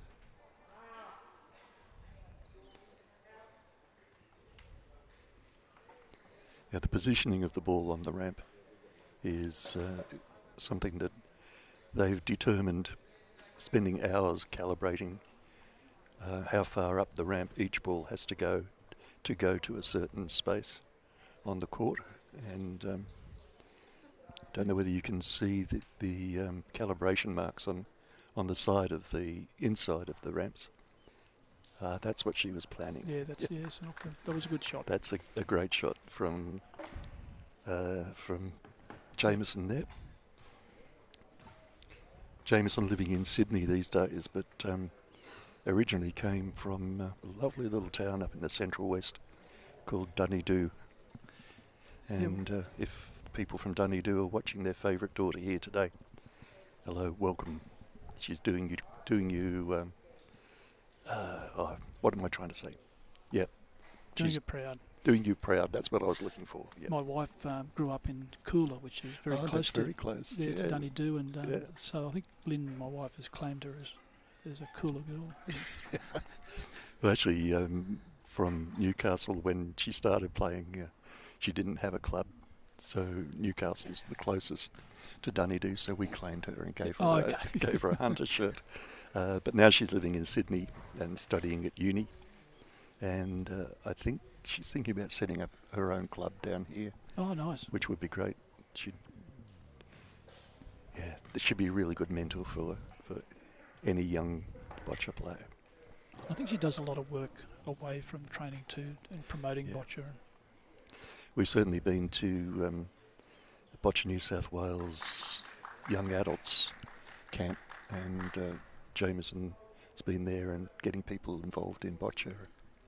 We really need people with muscular dystrophy playing boccia in certainly in New South Wales, because we don't have any BC4s, and that BC4 classification is pretty much specified for muscular dystrophy. Yeah. I think. And I think it's making them aware that there is a sport for them to play, and identify them and get them to come through. You're right, in that classification, and we find it in BC2s even. Yep. The same thing. That's a nice shot. Your right son down. Lachlan being a BC2. Yeah, so he's BC2, and we'd just like to be able to find and especially females, you know, that are out that are there to, because and that pathway from club level right the way through to the Paralympics is there. You can access it and go as far as you like, as far as your talent will take you, with support all the way through Boccia Australia. Yeah, there's a lot of work being done now with pathways from the club right through.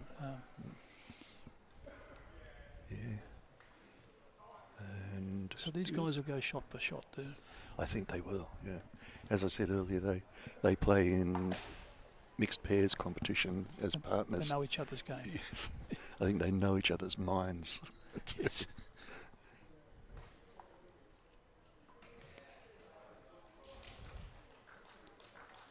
That's a very tight head there with the 5 balls and the Dan's jack. is in front on the jack, tight, I would imagine. I can see a little gap. Jamison's red on the jack there. So if she were to come down onto the second red ball to the side of the jack, and push it up a little bit, transfer the energy into the second ball and move that back onto the jack, that might be what she's thinking. A little bit of physics involved with boccia as well. And maybe try and move that blue, but it won't be easy. She's found a gap down there.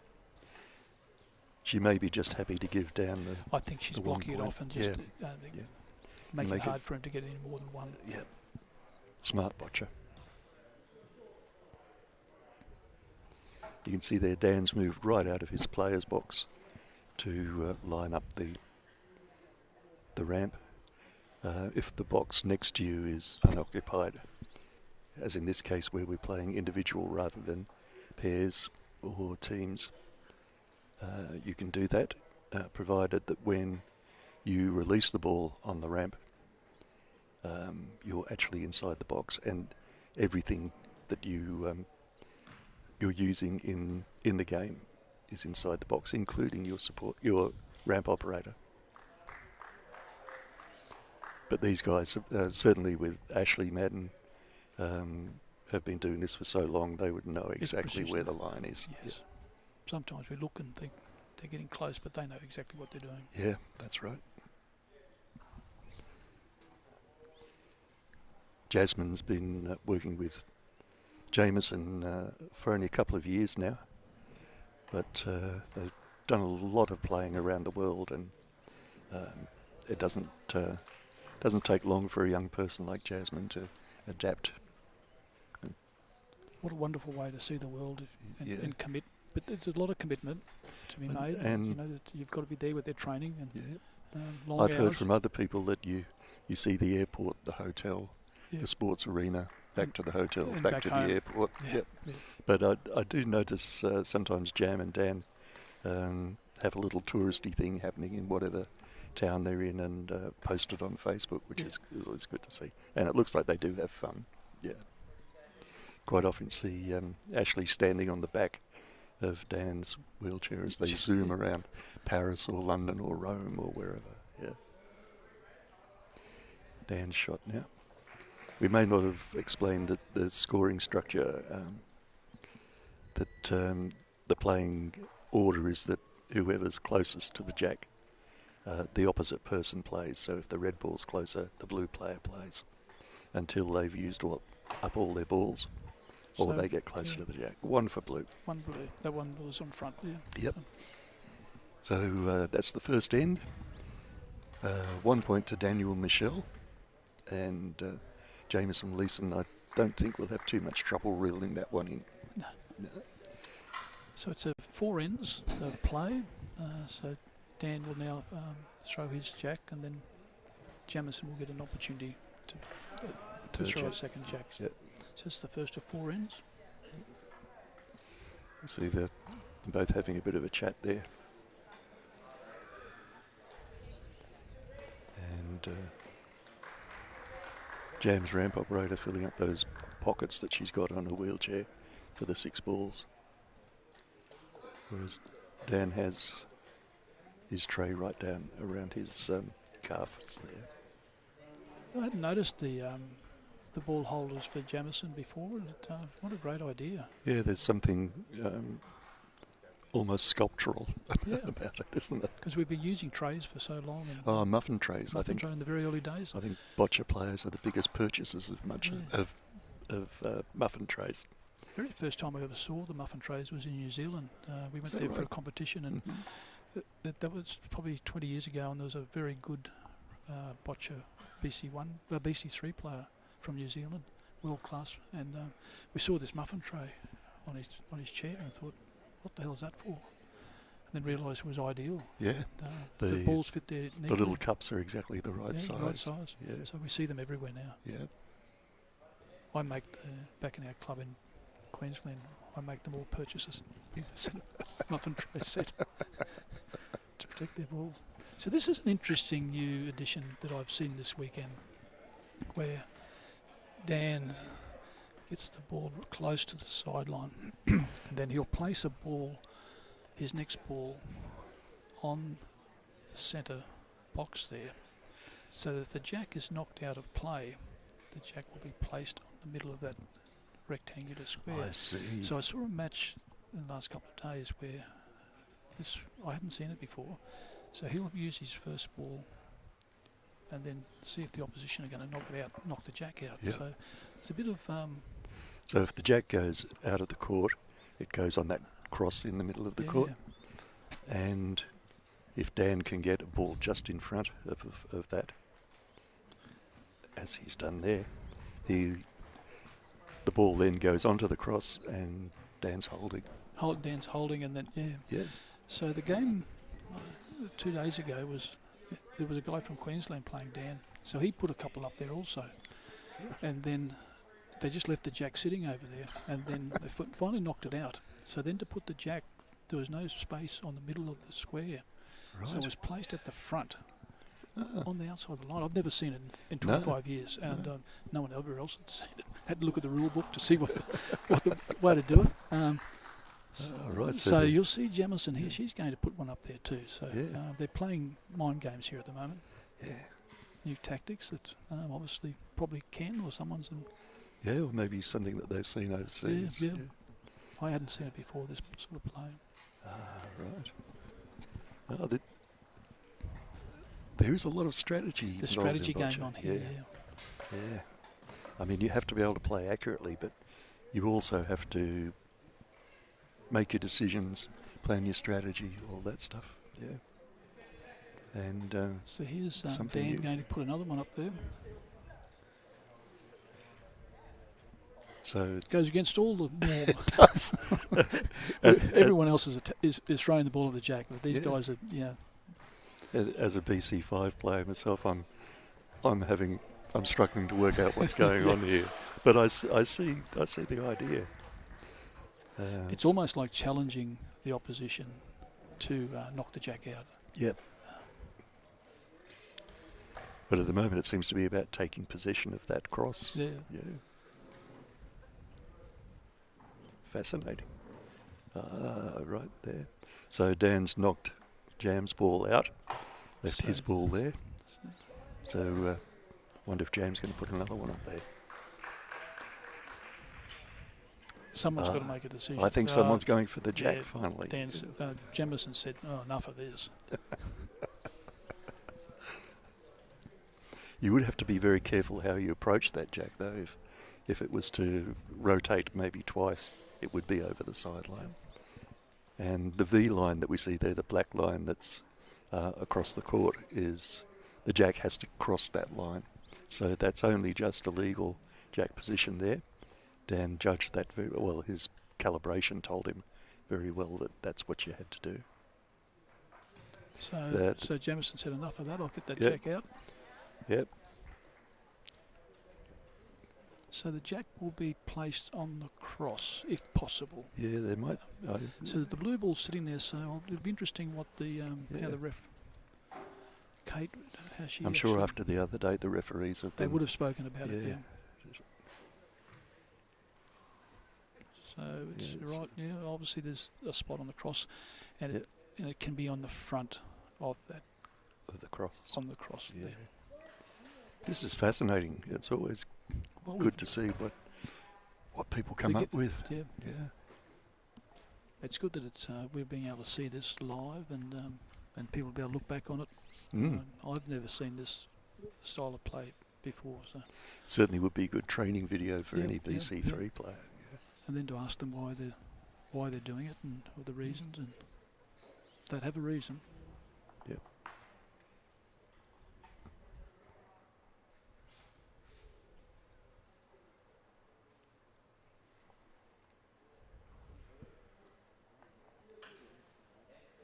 Oh, Nice shot, nice shot. isn't that good? Referee Kate Jenian having a good look there. So Oh, obviously the blue is still closer. Yep. The red gets to play because the blue ball is closer. from where we're sitting, you sort Yeah, of it- looks like the blue's on, but It does. Yeah. or the blue is, but it looked like the red was on. Jameson coming out to have a look. Should be seeing what the gap is. Now she's come out onto the court and gone back into her box, so her ramp operator has to do what they call breaking the ramp. That's so that Jameson couldn't come out and line the ramp up and then go back into the box and use that line.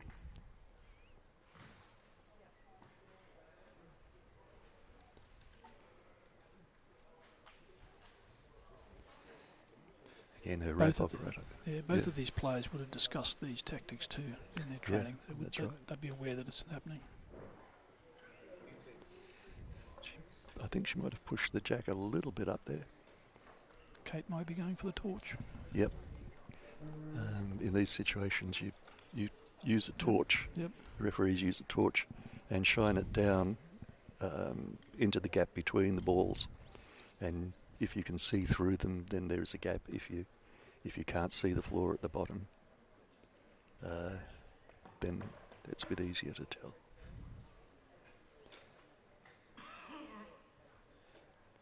I think So- it's red to play. Yeah, red to play. So Jameson now would probably put a little more pressure on that ball she put in Yeah. last, do you think, John? Just to nudge that blue away, or put the red right on, jam it on the jack.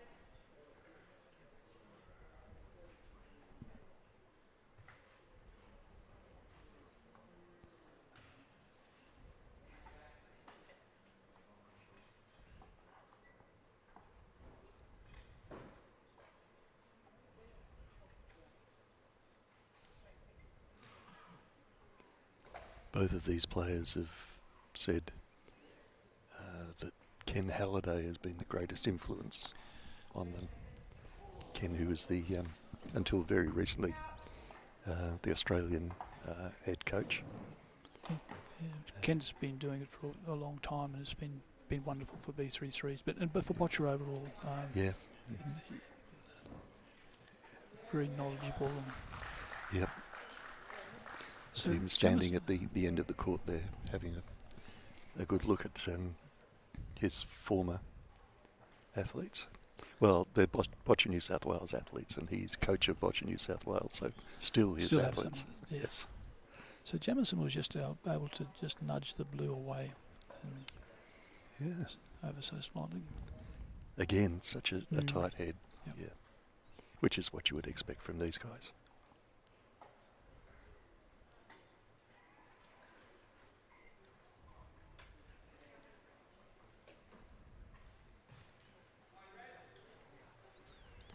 Down there using a mouth pointer in order to release his ball. So maybe he's going to come down that side with another ball. He's broken it up now. Now he's got Mm. He's got a line on the jack. Coming out to have a look at exactly how much room he's got there.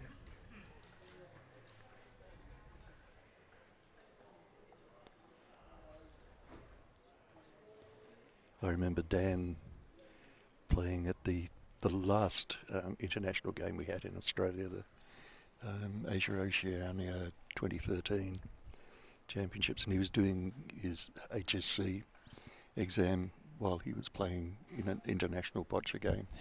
And I was near where he was, and he said to someone, "I've just got to pop upstairs and do my French exam, and I'll be back before the game starts."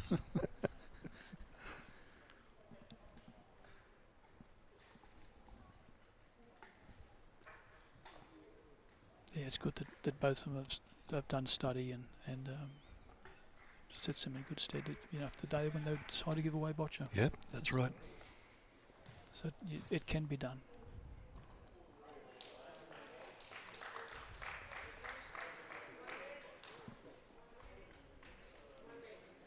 Oh, yep.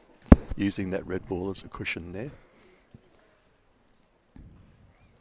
So the It's still blue to play. Yeah. Yep. He would like to be playing his ball from Jameson's box, I think, if he possibly could. A better look at it. Yeah, knock that red ball away. But I always doubt these days making a commentary on what they should be doing, because they know so much more than... Particularly two clever people like these. Yeah. As we were saying before, that they'd be thinking a couple of shots ahead. Yep.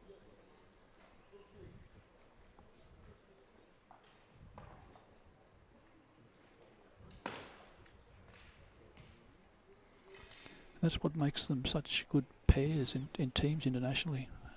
They're both good players and they communicate very well. And yep. I watched the last international games that they were playing, and they just worked in sync. It was, there we go. Yeah. He set that up nicely. And now bit of a challenge for Jameson to get her ball in there. There's what, 1, 2, 3, 4, 5, 6 balls all in that. Is it 35 centimetres these days? Yeah. 35 centimetres square. In the old days, we always thought if you could throw a tea towel over the head, but you could throw a handkerchief over the head at the moment. There's no gaps at all. No. Just talking about education, Jameson came into the sport through the New South Wales school sports boccia competition, and I think she had to travel from Dunedoo down to Orange or something to compete. So any teachers, particularly sports teachers out there, if you want to find an all-inclusive sport and you've got people living with disabilities in your school, you don't have to have a disability to play boccia. You just have to sit in a chair to play boccia. And the New South Wales school sport competition is a wonderful way to integrate people with disabilities into the school group, because this is the sport that they can play.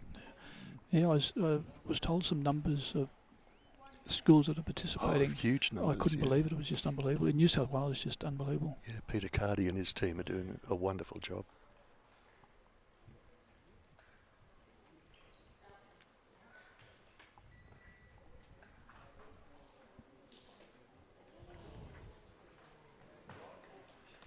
So Jameson may be trying to hit the blue ball hard enough to shunt the jack back, do you think? Is that what the plan is? It was her last ball, so... Oh, right. Yeah, so she may be just trying to push it back with that red on the outright. Might bring that in as ball 2. So all the red balls have been played now, and Dan's got 1 left to play. We'll see if he can improve his situation here with this one.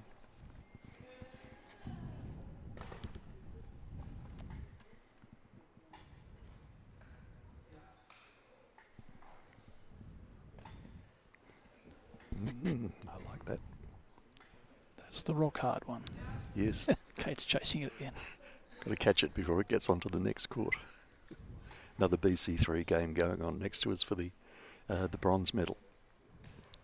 I think she might have picked up at least 2 there. Dan? 3? 3. Yeah, 3. Yeah. So a very good situation for Dan to be in now. That'll make him 7-0. Yeah, 7-0 going into the last end. It's Yep. It's almost. it's all over. Yeah, Yeah. It'll just depend on the final scores. Although we've said that before, I said it yesterday when someone was leading 4-0 in an open game, and they were all playing close, and there was ended up 5-4. The person got 5 on the last end because the opposition just threw the last. Shouldn't have thrown it, and was sitting straight in the line thinking. I'm thinking to myself, don't throw it, and he threw it, and so I jumped the gun when I said it's all over at 4-0. It's up 3 ends. So yeah, we'll wait and see along with everybody else. I don't think there'll be any penalties though. No, no, that's the way it could go. In the case of a penalty, the player gets the opportunity to put a ball in the square that's around across in the middle of the court there. And I've said before, as someone who's tried to do that, it looks about the size of a postage stamp when you're trying to hit it. But these guys would have that all mapped out in their calibration. They would know which ball they would use to go that 5 metres.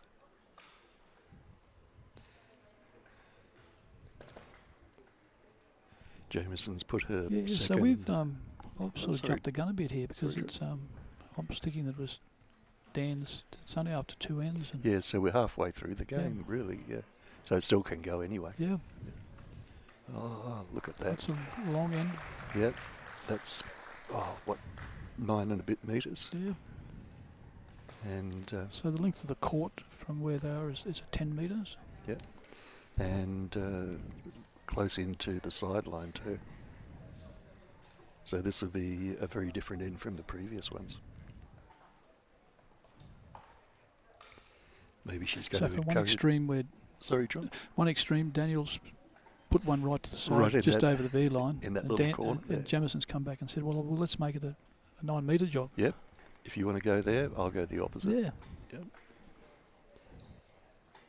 So those watching, it'll be... we're seeing all avenues of the style of play. Yeah. And that's, I think, probably something that newer players can take home with them. You need not just one jack length that you're good at. You need to have another one. In this case, this is obviously a jack length that Jamison's been using as his second length. Not quite making it, but at that distance, that's not a bad shot. It does leave it a little bit open for Dan there. He's moved his ramp all the way over to the left-hand side as we look at it, of his box, which will give him the maximum angle. Sight around. Yep. He's got to get down the side of that red ball and either onto or close to the jack. And he's gone into the neighbouring box there to line it up. Now, Ashley Madden putting the 2 extensions on. The further the ball runs down the ramp, of course, the more power that it has. And as you were saying before, they would have worked out at 9 metres that particular ball needs to be in a particular spot on the ramp. And it always looks strange here that Dan can't see the court or the ball, but he knows where it's going to go because he's planned it all out. It's turned sideways. Oh. So he was knocking the red out, so I think Jamison's smiling. Yes. She's got a grin on her face. A little bit of a grin. Yes. Yeah. Thank you for doing that, Dan. So it must have been blocking Dan completely, that red. Yeah, that is in really the worst place it can be. Even though it wasn't on. It was sort of about half a metre out. Yeah. And to deliver enough power at that distance to knock a ball away from in front, it's going to take a lot of thought. Although these guys just train all the time. Yeah. They've obviously trained for this. So he'll be having a go at knocking that out again. Yep.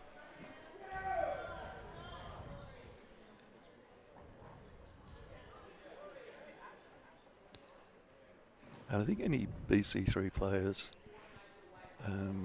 who want to their ramp operators, yeah, the two balls just looked like they were connected there, didn't they? Yeah, if you wanted a role model for your ramp operators, you could do no worse than, no better than to have them watch the way that Ashley and Jasmine work inside the box with their players. And the part I like about it, when it's not their shot, they're relaxed, and Yep. you know, it's not saying Jamison's situation here. You know, she's relaxed. Yeah, just And noticed Jasmine there having a look over in the other court to see what. I think it'd help also for Jamison. Yeah. You know, be relaxed also. Although I think these two would be relaxed Yeah. playing each other anyway. But it's always, when your opponent's playing, you're always, well, I find I'm always watching what they're doing and hoping they don't do this and hoping they do that, and how am I going to respond in those situations? We don't wish them. No. We wish them well, but Sometimes I wish I had some sort of traction beam that I could throw out and pull the ball to one side or something. Yeah. Approaching there. yeah, because Dan's used up 2 balls with his drives, and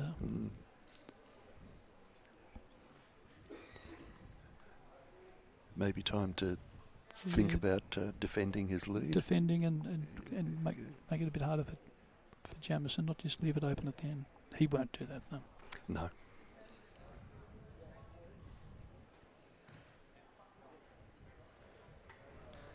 Dan's got just under 3 minutes of the 6 minutes that he's allocated to play all 6 of his balls left.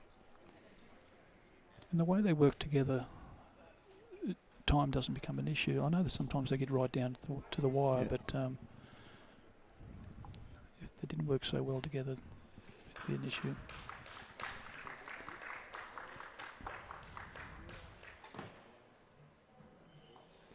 I think too, when you've played as many games as these guys have, you instinctively would have an idea whether you're using how too you're much going your time. yeah.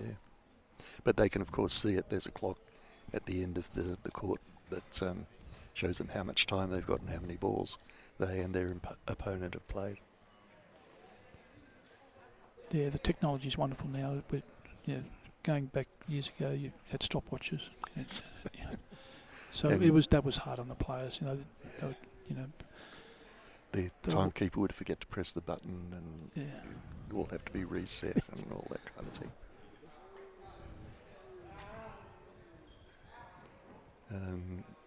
Ethan Horan, the development officer from Victoria, was saying they're instituting some kind of Hawkeye technology for their state titles this year. Okay.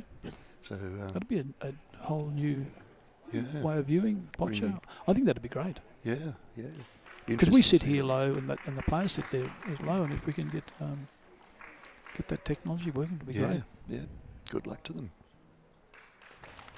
Bring Boccia into the 21st century. Yes.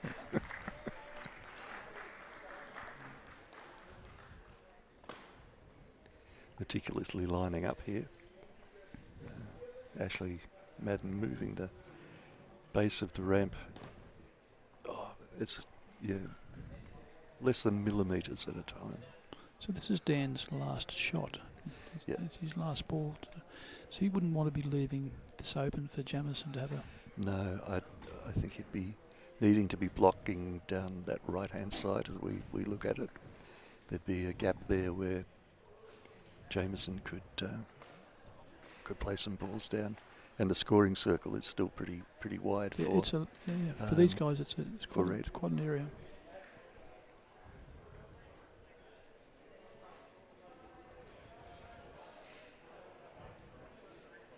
that's Interesting. closed the circle up a little bit, but a player with Jamison's skills could still get a few balls in there. I think Yeah, absolutely. this could bring her up to the 4. With her, if the calibrations are right, these guys will just roll that up into that. Yep. She's got 4 minutes and 10 seconds left, plenty of time. And that's the thing with the ramp operators too, that what they can do for their players is to not waste any time in setting the shot up. So they would have to be training with that as well. Oh, masterful ball. Again, a little bit hard to judge how far to our right the blue ball is, but yep, she's just asked for a measure, and it's still only one ball holding. So but she's got the line, so Yep. she can move that red back and Yep. and follow through. or even As maybe, saying it's a throw, we would be Yeah. instructing them to she attack maybe the move the blue ball back too and leave a ball yeah, there. and that's another option. Yeah, Depends on what she can see. yeah. I notice Jameson doesn't come out and have a look as often as Dan yeah. does. Yeah. Maybe So she's she'd be younger looking and ahead to knock out that blue. Yep, Yep, that's there one we go. going. Jameson being a younger person, her eyes are probably better than ours. Yes. Maybe even better than Dan's. I said to Jamison yesterday, she had a pair of sunglasses on, and I said, I was thinking that she needed glasses, and I said, well, how do you see on court if you need glasses? She said, oh no, these are just for show. Just to be cool. Just be cool, yeah. I said, okay. Because they look really good, and I'm thinking, yeah, should be wearing them on court, you can see better. Yeah. Well, our player from Newcastle, the open player, David Lunn, wears sunglasses all the time Yeah. because glare. That does affect Yeah, his MS and stuff. Yeah. We've had a lot of players can be affected by the glare of the lights, the reflection off the court. Yep.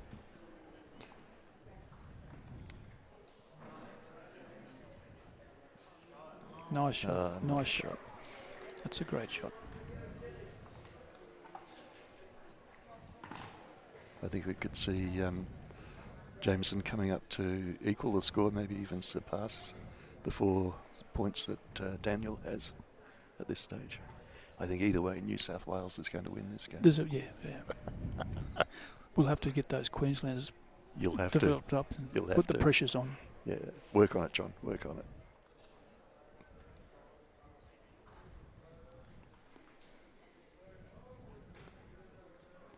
Oh, nice I'd shot. say That's a that'd be nice a shot because scoring it's shot. it's a Yeah. scoring shot, so it's inside that blue.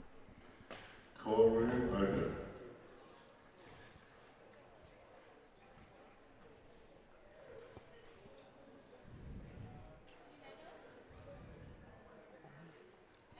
He's asking for a measure. Gemma's going to Yeah. come out and have a look.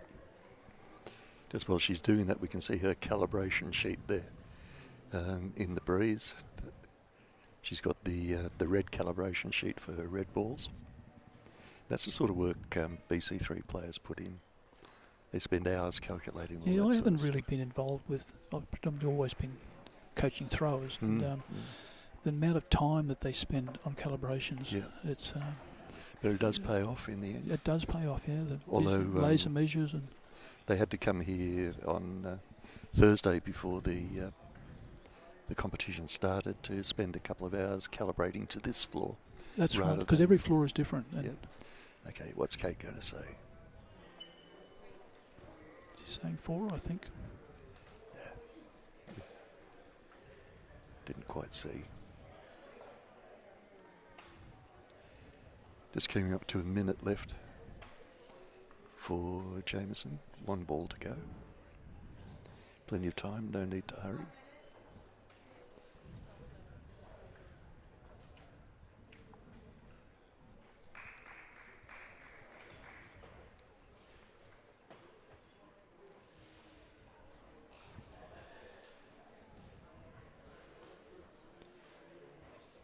It may have only been 3 with that sort of shot that she played. But it will. So she's got 4 now. 4. So we won't need a tiebreaker. No, that's No, so whoever wins this next end wins the match. yeah.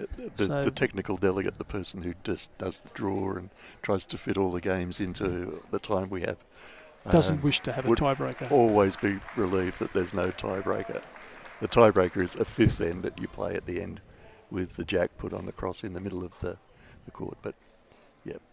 In the event of the being tied up to 4 ends. Yep. Yeah. Mm-hmm.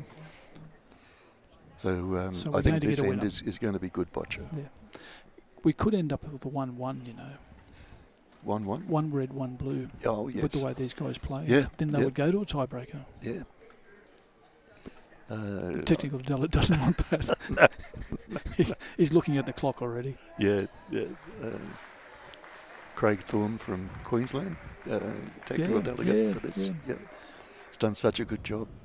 Everything's so well organised, and the planning that went into this was immense. So well done to Craig. And we used Craig gave us assistance with the first Queensland Championships under the umbrella of Boccia Australia just recently, and his input was enormous for the running of that event. Yeah. A man of great patience, I've discovered when I've been talking to him. Oh, absolutely. So, fourth end.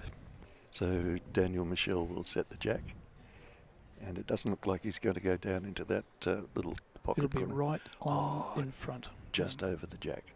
Over the V-line, sorry. The jack is just over the V-line. It's been a long competition, John. I'm getting the tongue-tied. So we played to the side of the court. We played to the back of the court. Now we're playing to the Dan front. did exactly the same against Mitch McCracken from Queensland. Did the sideline one and then put it right in front. And Dan, much better player than Mitch. Mitch is a developing player. He's only been playing for about 12 months, and so he's got I did potential. commentary on Mitch's game. He's a good player already, I think. Yeah. So I've got a bit of time for Mitch to get in the... Now that's a perfect ball. It's although there is a bit of an angle for Jameson there. But when you're playing with a ramp and playing very short like that, you've got to release the ball from fairly low on the ramp, I would think, John. Yeah.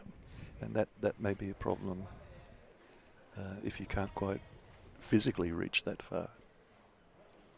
Although Jam does have that... and extends out. The pointer. So she's going to give this... Oh, she's going to whack it. Yep. Yeah. That's a technical term that we use, John. Yes.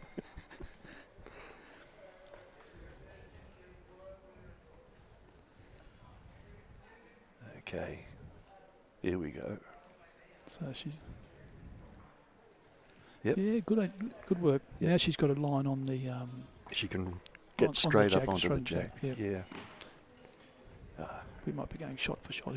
Let's hope so, because it's so again, great match. moving her ramp right over to the left-hand side of her box as we look at it.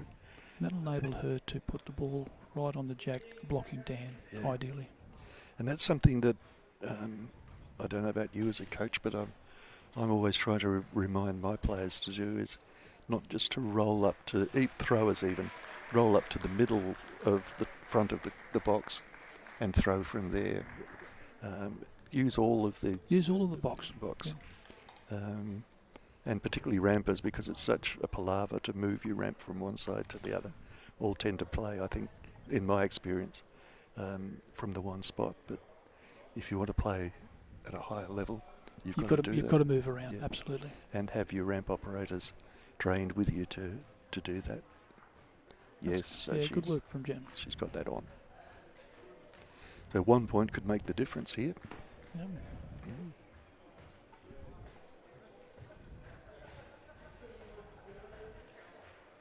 It's a bit exciting.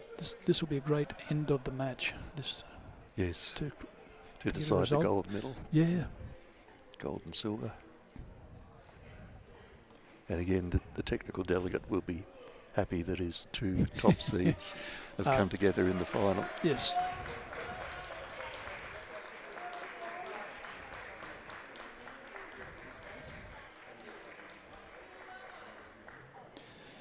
If I recall last year, the national championships, I believe that Jamison beat Dan in the final. That does ring a bell. To give, so she's 301 ranked 1 in Yeah, this s- competition. yeah, That would so- have come about from the results of last year. Yeah. So Mhm. I was there, and I remember it being a great match. And I've got a feeling that Jamison's won it. Very close. Yeah, And anyone Jamison out there that does have a number 1 ranking in Australia, and Dan number 2. So this jack is pretty much open for Dan now. I wonder if he'll push it back or just play it where it lies.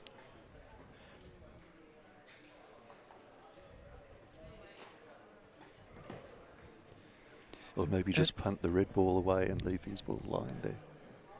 and this Sorry, John, I end interrupted you. and this end becomes like a tiebreaker. Yeah. You've only got to win it by 1. Yep. So the big.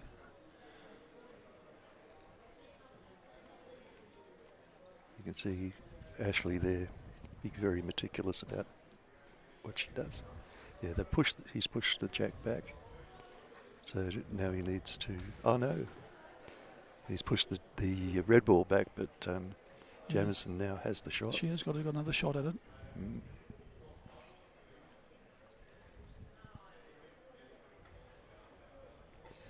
Maybe this is a war of attrition, whoever runs out of the ball, out of balls first.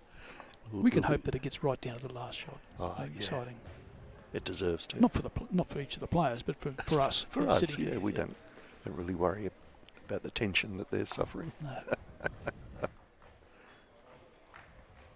So Jamison got an opportunity here now to put it on the jack again and block Dan.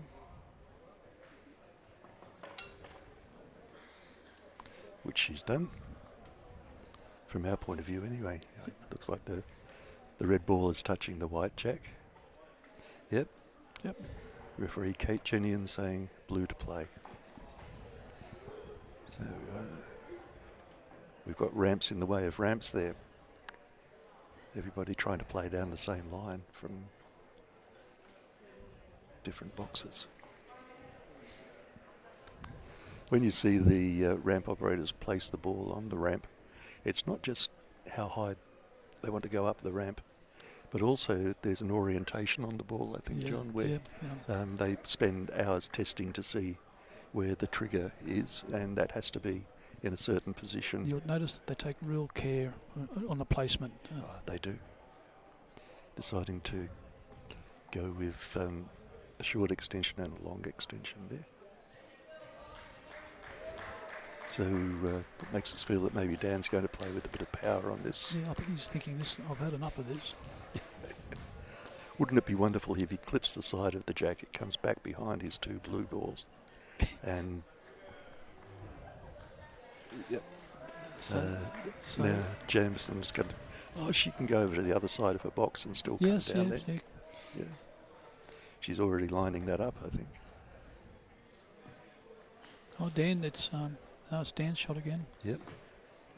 So maybe So push back. Dan's one of down those two. to. So he's got 2 more shots. Two on him. more. 2 more. Yeah. And 2 minutes and 10 seconds in time.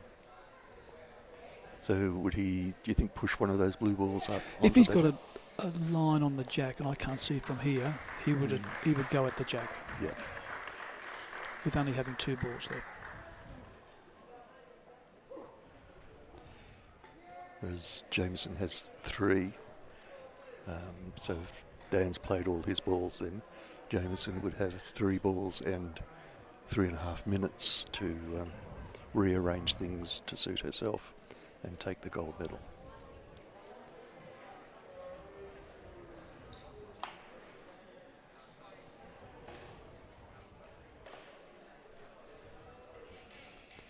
A lot of people in the audience here. They're all watching. Yeah. And the thing about Boccia, it's we had some cousins and my son Lachlan here yesterday, and they'd never seen Boccia play before. And they said, look at there's no sound. Well, while they're playing, it's just like silent. Yes. And they're allowed to cheer when the shot's being played, but The last thing you want to do is spook somebody. Yeah. Oh, that's a lovely shot that Dan's put in there. Holding that. Now, Jam really has plenty of time. 3 minutes and 10 seconds. And it's got 3 shots. So Yeah. We're looking right down Yeah. the end of Jamison's ramp. So It looks like she's aimed right at that red ball of hers. she would be trying to open it up, I'd imagine. Yeah. Mm. Because she's got 3 balls left.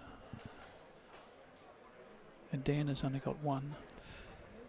Yeah, So there is a definite advantage there, isn't it, for yeah, the person if with she more can break it balls up and then get a sighter on the white ball, the Yeah. jack ball.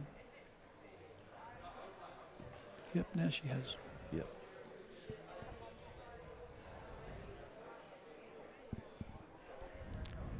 So now she's got the opportunity of knocking that red. I would believe that's what she would do. Yeah, and Up onto the jack. then that would leave Dan with his Dan last with ball, his last ball. but maybe blocked by those blue balls of his that are already there. But I'm sure he'll find a way.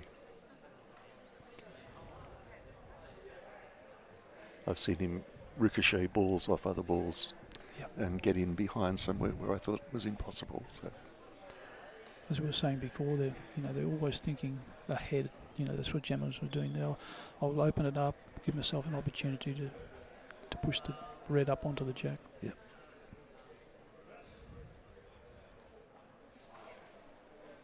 Which is That is a precisely great what she's shot. done. Great shot. You called it well, John.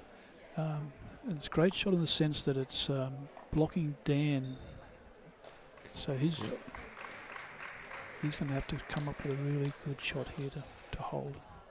Remembering if Jamison, well, anyway, in my opinion, if Dan was Australian and Jamison's holding, I don't think she'd play another shot. No. Although it would be nice if he could roll that blue ball back so it too is touching the jack, and then we may have Go that to a tie break that we've been hoping we weren't going to inflict on Craig. No.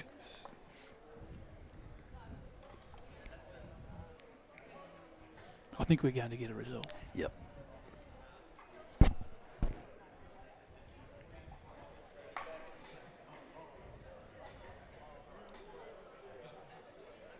Looks like a tie break happening on the bronze medal court opposite, next to us there. The jack placed in the middle of the court. Here we go. No. No. That's it. Yep. I don't think Jamison, she'll come and have a look to make sure that she's holding the point. And that would be it. Even though she's got 1 ball to play. Yep. She'll ask the referee to say, no, that's it for me. Yep. Of course, the fear there too would be if you played on that jack, you might push it back onto the blue ball and lose the game, lose the gold medal, go home broken-hearted. So great game and great play by Jamison to come back from that 4-0 at the after she's 2 looking ends, happy. and what an unbelievable great game. So we've just seen high-class boccia being played in BC3s. World-class boccia, I it's think, high. definitely. Yep. And that's the sort of level that you can expect. Oh, Jasmine's going to have a go. Referee said, get back in your box.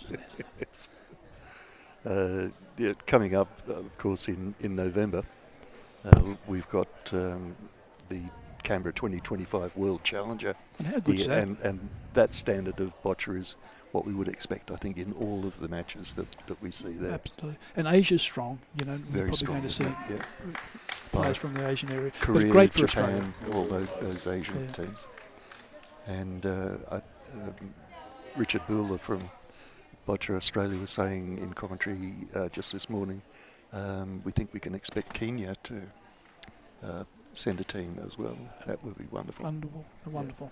The more we can get. So if you're interested in boccia, and if what you've seen just then really wants you to see more great boccia, then come down to Canberra, the Australian Institute of Sport. If you come down, probably it starts on the 3rd, but that's generally a training day and calibration and all that sort of stuff, isn't it? If you come down maybe for the 4th through to the 11th, come for a day, come for the week. It's going to be great boccia. No entry fee to get in. You don't have to book tickets. It'll be in the arena at the Australian Institute of Sport, playing on a full competition court. and it'll just be brilliant, I think. Can't wait. And thanks very much, Phil. I really enjoyed watching the game and having a chat. Yeah, it was exciting. Thank you, John Kavanagh, for coming along. No worries. Pleasure. We'll hear from you again before the end of the comp, I'm sure. Yeah, absolutely. Okay. So thanks, everybody. We'll have more coverage of the Boccia Australia national titles in just a few minutes. It's getting close to lunchtime, Australian Eastern Standard Time, so go and grab yourself a sandwich and a cup of tea and get back in front of the screen very quickly. My name's Phil Bates. See you again soon.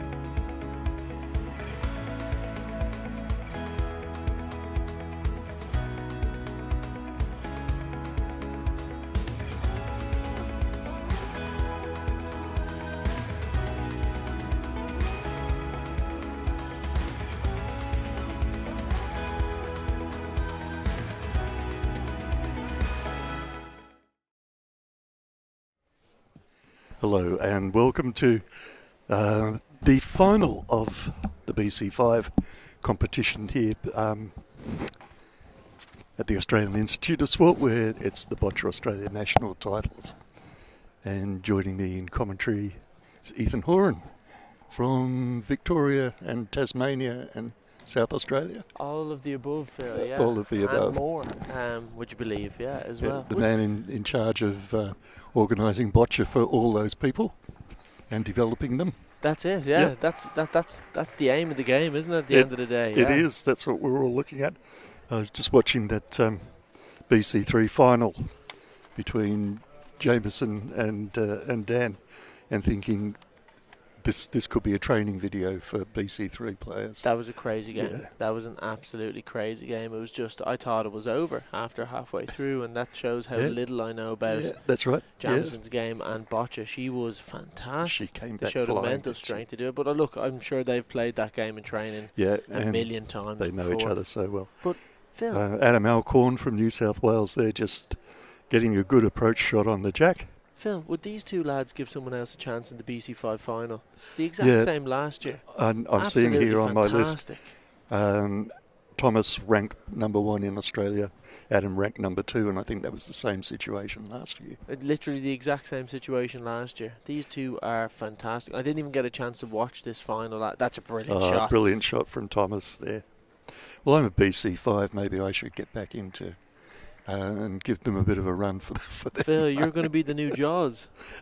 You're going to be the We're new going to Jaws. go there again, are we? We're going right there again, yeah. Everyone wants to see the comeback. Yeah. No, I think, I do play Adam fairly regularly. That must be tough. Yeah, it is. Yeah. He's a strong player and pretty good at a tactician too.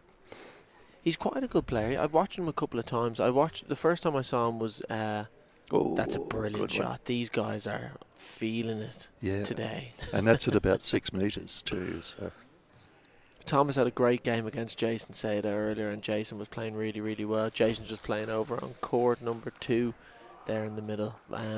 But it's an absolute barn burner of a game this is.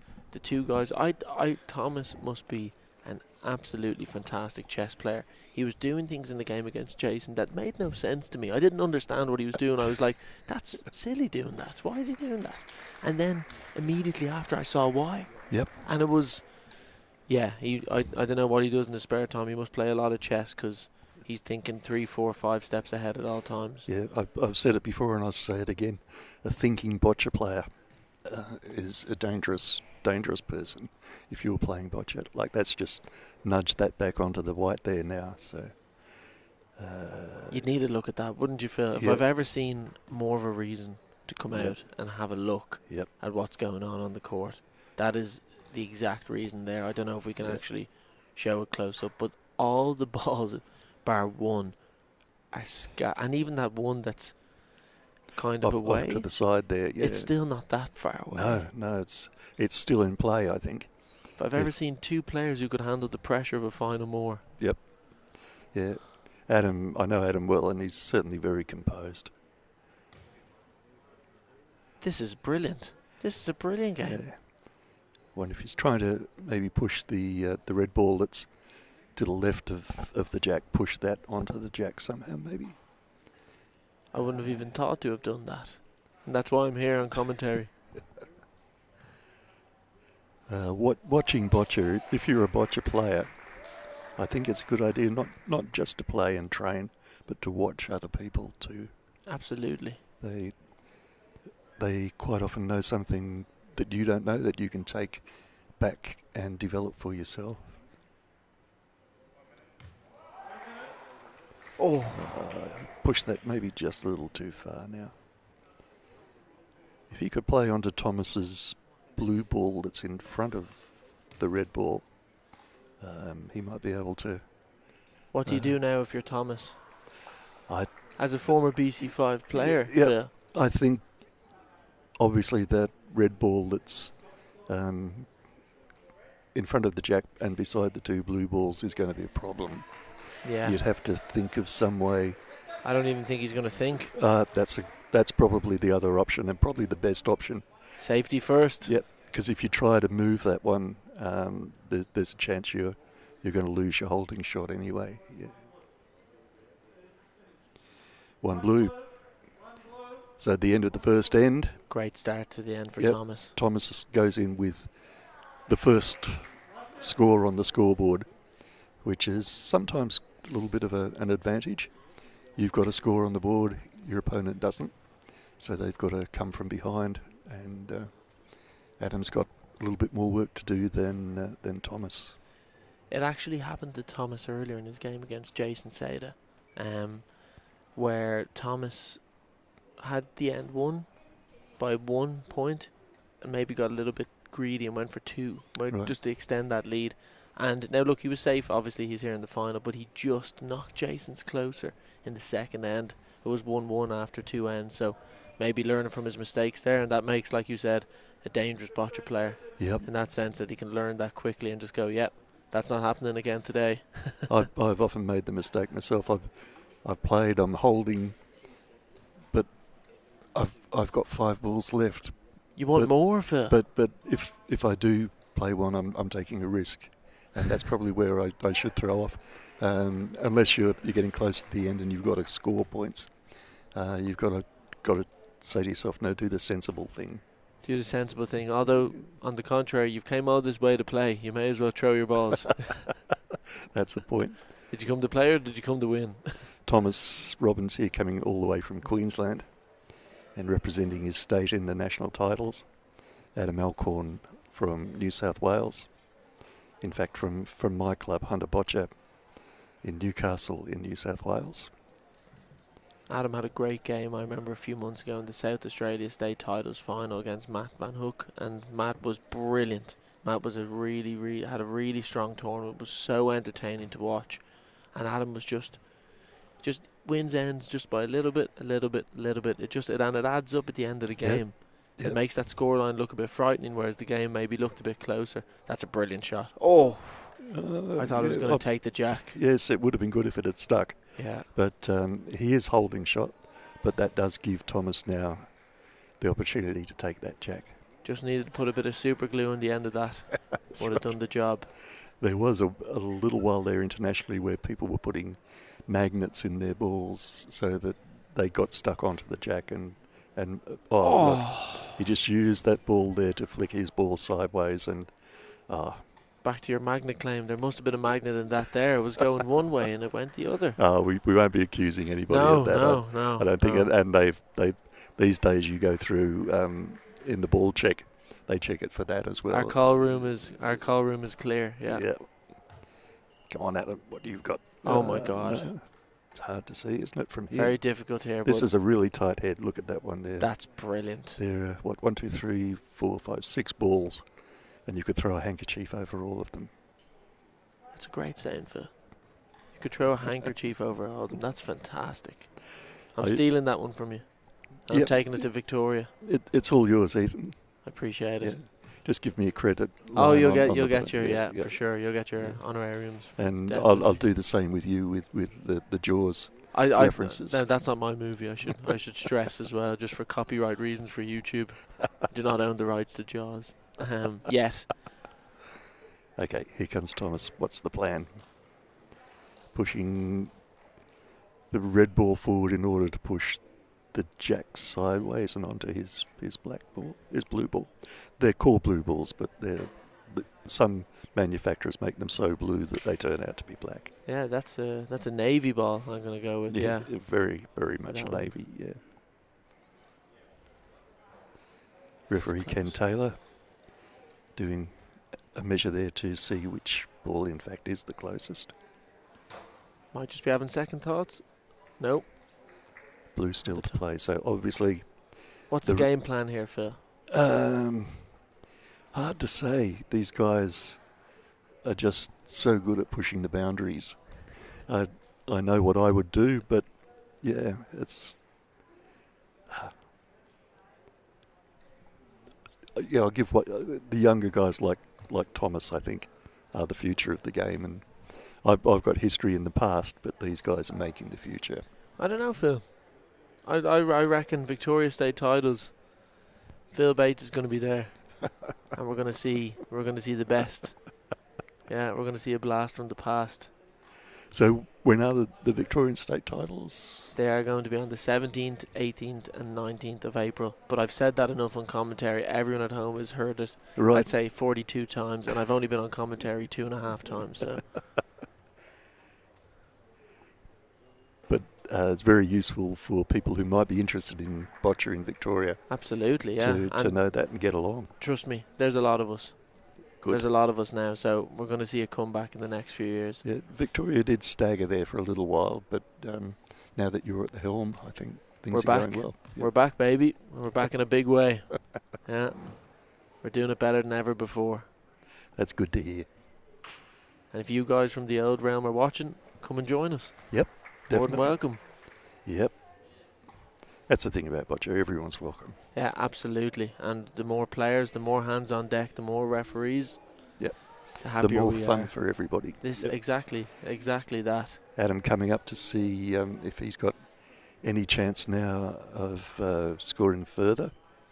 Adam's got 3 balls left and 2 minutes and 10 seconds.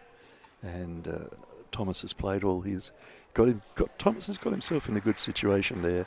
There's a blue ball in front of the red ball that's holding, and there's a blue ball behind the red ball that's holding. So if the jack moves in either direction, Thomas then is going to be in a good situation. Would you just bail out now, Phil? And would you just... He's going to throw it, but... I would, yeah, but Adam doesn't know the meaning of backing down. He's very much attack-orientated player. yeah, and look, that's the difference, isn't it? It is. Yeah. No risk, no reward. Yep. Go hard or go home. I Go think. hard or go home. Yep, that's Adam. I foresee a tie break, Phil. You do? I have an eerie feeling I could see 2-2 and a tie break. These guys are just... They're not showing any signs of feeling any pressure No, at that's all. right. Maybe, I don't know, in body language it could be different, but the two of them, when they throw a ball today, like, how unlucky. Thomas doesn't get 1 point from that end. Look where all his balls are. Exactly. They are smothering the jack. This is just... It's I have no words for it. It's crazy. Yep, it's good boccia. This is the... I tell you what, if someday BC5 gets into the Paralympic Games and other We professional would athletes, love for that to happen. oh my goodness. I would come back in as a player if it meant that I could play internationally. You never know. Yeah, these things could happen. You never know. Never say never. So at the halfway mark, the end of the second end, the scores are tied 1 each, and there's all to play for here. So Adam Alcorn from New South Wales played the first jack last in the beginning. Thomas Robbins from Queensland played the second jack. Now it's back to Adam to set the jack. These guys are throwbacks. I don't know if they're even thinking too much about where the jack goes. Maybe at certain points, but it doesn't have to be too accurate because they can just play what's in front of them. They can play different situations. Yep, that's right. To beat one of these guys and to be in that division, it's a huge feather in your cap. Yeah. I remember Jason beat Adam last year at... Jason Seda beat Adam in the group stages, in the pool stages last year of Bant, and I hadn't seen Adam play beforehand, so I didn't think too much of it. And I haven't seen him play a lot of times since. Yeah, God, I'd have that on my CV, I'd have that on LinkedIn, I'd have it everywhere. I'd be posting that on Instagram, Facebook, Snapchat. I don't even have Snapchat, I'd get it back just for that. Yeah. Yeah. Adam is a very modest person. He does what he does and then says, well, okay. This is it, yeah. Yeah. So Thomas holding here with the blue ball down the left-hand side.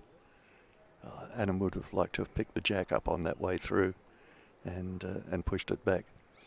Adam very good at long ends usually, and he knows I'm not. Oh, look at that ball. There's that's the proof. wonderful. Yep. Thomas also good at long ends, from what I've seen. Yeah, the one time I played Thomas, I think it was in the Queensland titles maybe 2 years ago. Yeah, he could play anywhere. he had a lot of short games against Jason earlier, and I thought maybe don't do that. And in the first end, I was proven right, and in the fourth end, then when he had a chance to do it again, I was proven wrong. He had a great short end. It was brilliant, but he can just play long as well as he can play short. So Yep. yeah. And that's what it takes, Phil, isn't it? You need to be adaptable, especially outside of the BC3 category. You need to be adaptable to what's going on around you. Play different situations, because the jack can change multiple times throughout the course of... That's it, exactly. If the sport was called Get Your Ball on the Jack, then, it would be selling it short. Yeah. Getting your ball on the jack, is great, but you've got to be able to play push-up shots. You've got to be able to play push-away shots. Oh my and isn't goodness. that a beautiful shot? The planning and the physics in that, just to get that ball to go sideways in between. That doesn't make sense. It doesn't make sense. Doesn't make sense I'm to glad us. we have this on camera, because that is just absolutely... Wasn't it? And that's what I mean. If all you're doing in training is getting your ball on the jack, then you're not training for boccia. You've got to be able to do ricochet shots like that. Even for BC5s and BC4s, lobs where you come in over the head and push the ball back in the air. It's But to be able to do that under the pressure of a final situation, in a final, in Bant, where it's not going to get any bigger than this at the moment for BC5. No. This is the biggest game. And to be able to do that under those circumstances is brilliant. And there's not much... Adam can't do anything about that, because that is just... It's wedged in perfectly. Yep, wedged in between his red ball and the jack. We don't seem to get bad games on commentary, you and me, Phil. No, I think the technical delegate, Craig Thorne, is organising it that way. Yeah, we're all just puppets. Yeah. Yes. On his strings, yeah. He's orchestrating all of this. Yeah. I've got a picture of some maniacal sort of... and Craig is certainly not that. Surely we can have a movie reference for this one. Yeah. Oh, yeah, there's maybe a horror movie or something. The Wizard of Oz, maybe. There we go. Yeah. Perfect. And that's not too sinister as well. No. Craig is the Wizard of Oz. Thomas, look at the concentration there. Unfortunately, just a little bit offline. I don't think he'll be too displeased. I don't think so. No. Yeah. At the moment, especially I'm just with looking that at shot. that head there and wondering if he's holding two. I think he could be holding two. If I were him, I'd ask for a score check, and then I'd pack my balls and go home.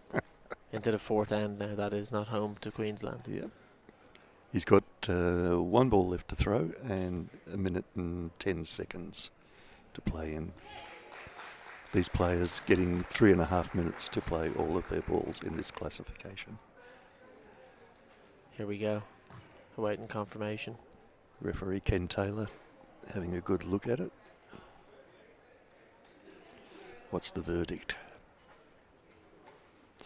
I think we're up for a measure here. He's invited the players out to... I don't envy Ken in this situation. No, everything's packed in there very tight. Yeah, isn't it? he moves one thing, and it's...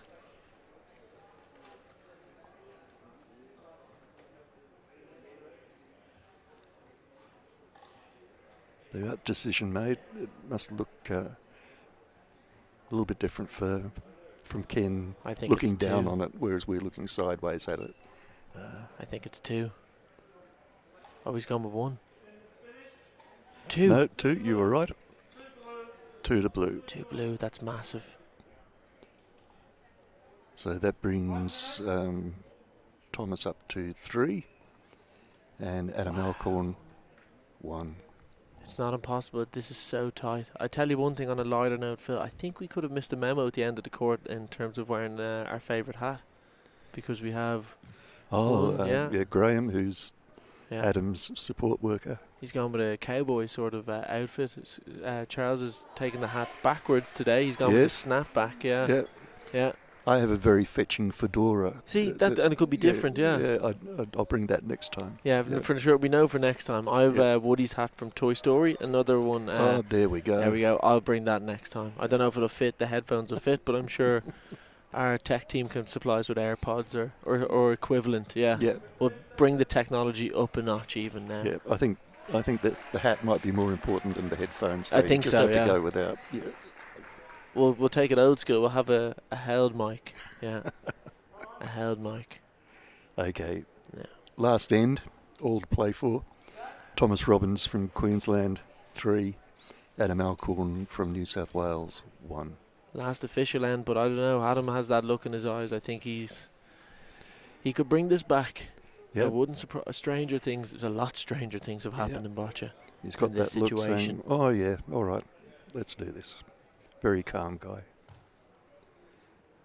Ooh, unfortunately, Thomas's first ball has gone out. But fortunately for him, because of the rules, he'll have another Yep. crack at it. Yep, whoever plays the jack has to have a ball on the court before it goes to the next player.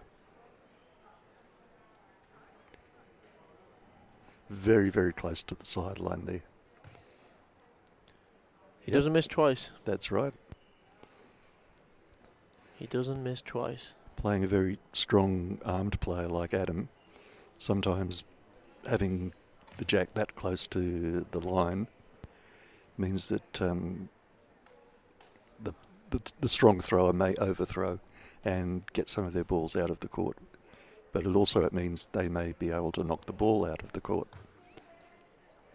Or do that. Which is just Adam's perfect. bringing the heat. He's bringing the heat. I can feel it. God, Phil, yeah. I'm getting a bit. Yeah. I was just about to say, look at that, Mr. Cool.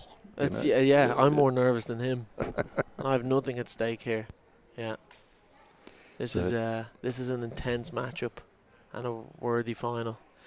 It is. This is what you want in your gold medal match. What's Thomas's game plan here? I'd Knock his be- jack out? I'd be trying to flick the side of that jack and, maybe either push it back behind the blue ball or even push it out, which would then go back onto the cross in the middle of the court. We have a good player in Victoria here, Nicholas, who won the Melbourne Boccia Cup. He's a thrower. Hasn't been classified yet, but I'm not going to speculate on air either about what he No. could be. But he has a really, really strong jump shot here. And he's done this a couple of times in training where people have gotten on the jack. And he would jump their ball, hit the jack, roll it on, and then pick the jack after. Right. It's a weird one that he's mastered from hours of practicing. So, yeah. I'll look forward to that at the Victorian. I don't think you will. Yeah, not if you're against it, Phil.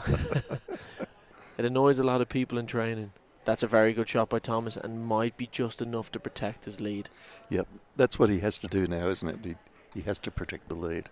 You This could is- give Adam 1, but you wouldn't want to give him 2 and go to a tiebreak. No. Give him the one and just... It does reflect the quality of the game, though, that it's so few points have been scored because players are not just looking at attacking the jack, defending as well. Oh, brilliant. It's This important. game has had everything so far. Yeah. No. This is a difficult one now. It looked a bit awkward the way Adam threw that. I think he just needs to have a bit of a think about. He has time as His well. release. He has a lot of time on his side. He has Yeah. 2.5 minutes. That's right. And only 2 balls to go. No, he's lost his rhythm a little bit.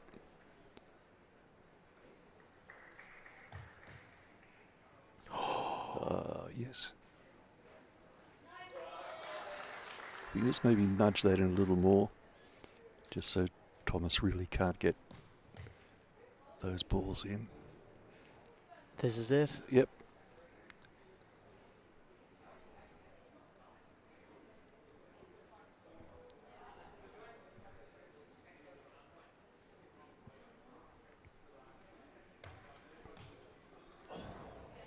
Ball out. It's tough to see from this angle. I think it could be one red, but look, we don't know. We don't have a measuring tape up here. No. And Adam really needed 2 at least on that end, didn't he? And finished 1 red, What a game. wasn't it? What a game. And so exciting to watch. You're not going to see much better boccia than that. No. Well done to Thomas Robbins from Queensland for taking out the gold medal. in the BC5. But that was I tell you what, look, Adam won it last year, Thomas won it this year. Yeah, they'll They'll keep swap back the next year, swapping yeah. backwards and Unless you have forwards. something to say about it, Phil. Yeah. See how we go. See how Yeah. we go. There's also a Rick Crow from Victoria as well, who could maybe throw his hat into the ring as well. So more let's competition. see. That's it. This is it. The more the merrier, Phil. Yeah, that's the right. more the merrier. What a game, though. Let's not detract away from that. Yeah. That was an absolutely fantastic game. So in this year's Boccia Australia National Titles BC5 classification, excuse me, Thomas Robbins from Queensland, gold medal. Adam Alcorn from New South Wales, and I must say here, my club, Hunter Boccia, taking the silver. And Adam will be wearing that to Boccia next week, I'm sure. The silver medal. Absolutely. And should wear it with pride. He's had a great tournament. He does. And he's slowly adding to his medal collection. I keep telling him, you've got to get a bigger medal cabinet. Yeah. Well, this is it, yeah. Yeah. See if we can help him out with it at some stage, yeah. And next time we'll get the memo on the hats for sure. Yep. Yeah. Yep. Or actually, next time we won't be here, Phil, because I'll be commentating here and you'll be out there playing. Yeah. And you'll be in this final. That's the way we're going with it. Okay, if that's your dream. That's my dream. I want to see you out there. Yeah. Ethan Horan, then Yeah. I'll do my best to make it happen. I appreciate it. I want to be making movie references about you. Can't imagine what they would be. They'll be good. Yeah. Won't be Wizard of Oz or Jaws, but we'll come up with something novel. So the players now just reviewing the scores and the statistics on the BCMS system that we're using here for second time, is it? Yep. Second time first was at second Queensland. time in Australia. Yep. Yeah. So excuse any hiccups that we do have. Yep. The third time will be a challenger, and they say third time lucky, so Yep. we can't afford any hiccups there. Will you be coming to the challenger, Phil? I certainly will, I Absolutely. think. Yeah, I wouldn't Fantastic. miss it. It's only a 4.5 hour drive for me, and it's practically next door, so Great. I'll be down here. Let's get some commentary. Wouldn't miss that world-class boccia. No. That's from the 4th to the 11th of November. Starts on the 3rd, but that's mainly training and a setup day. But the fun all starts on the 4th, goes through to the 11th of November, right here at the Australian Institute of Sport in Canberra. And instead of being on the basketball and netball court, we'll be in the arena.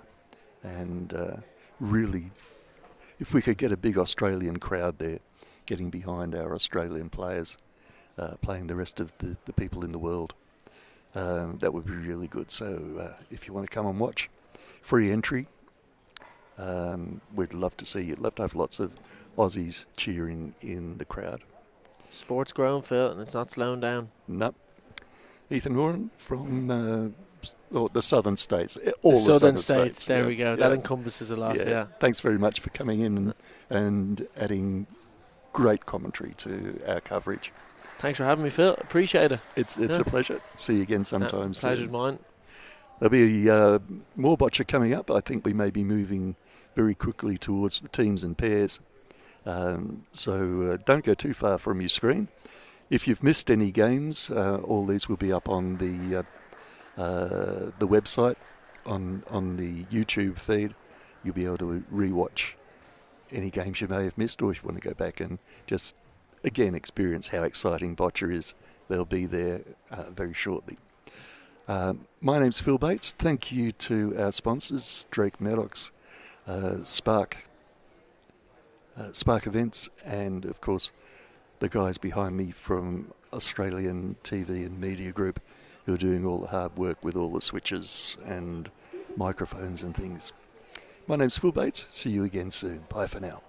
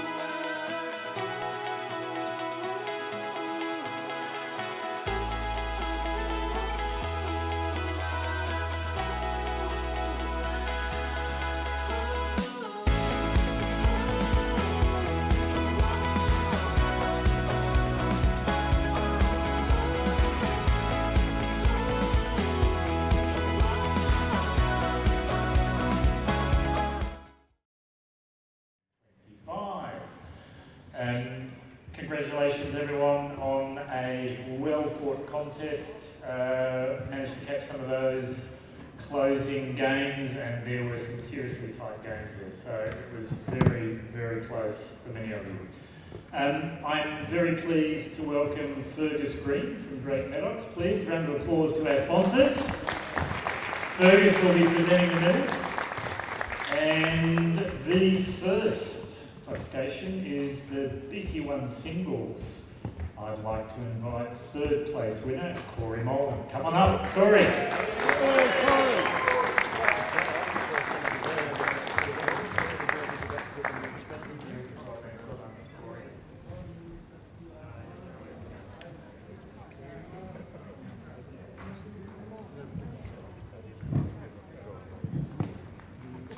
Round of applause for Corey Molan. Bronze medal, BC1. Second place, Christopher Allardyce. Come on up.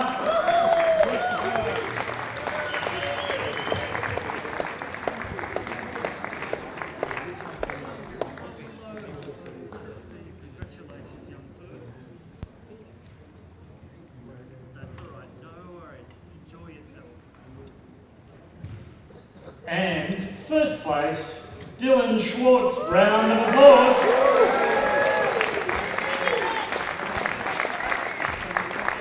Now, can I just get you to turn them towards the camera before you put them wrong? That's the way. Brilliant.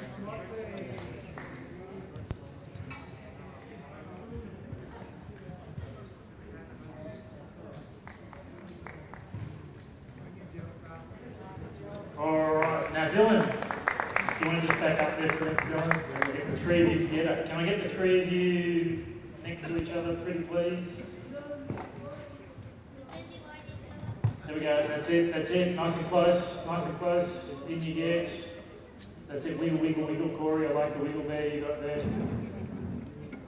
And final big round of applause for our medal winners of the BC1 singles.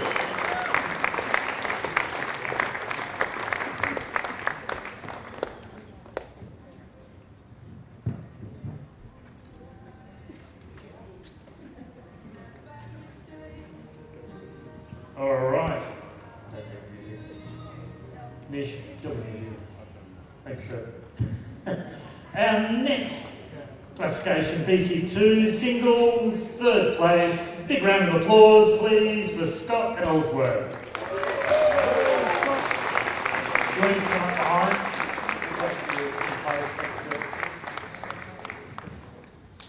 Love the positioning there, Scott.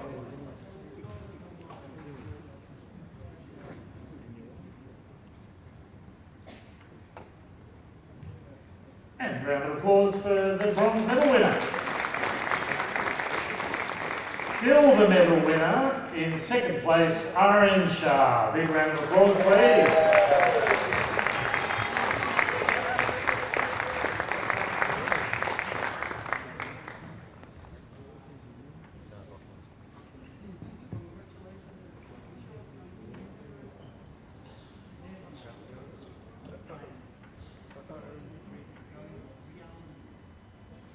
Big round of applause for our bronze medal winner. And first place with gold, Lachlan Kavanagh.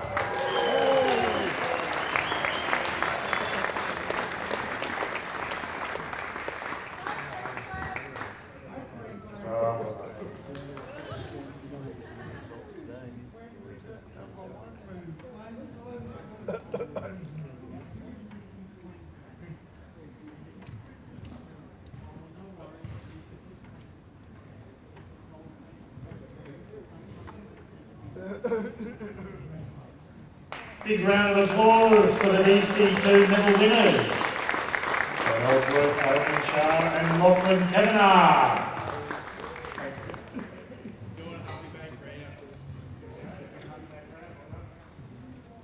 BC3 singles. Third place, bronze, Mustafa Adati, Jalen Suduru, Narajan. Please come on up.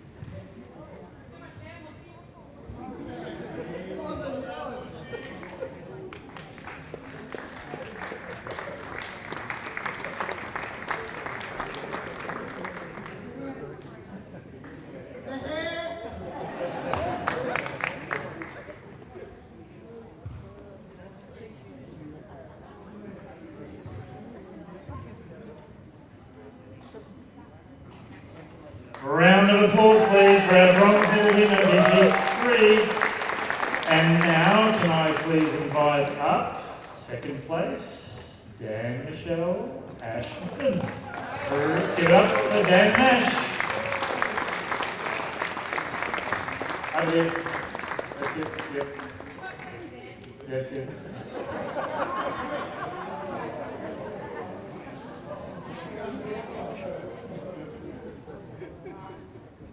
The game's over. We don't need to speak anymore. Is that Jazz? Sorry.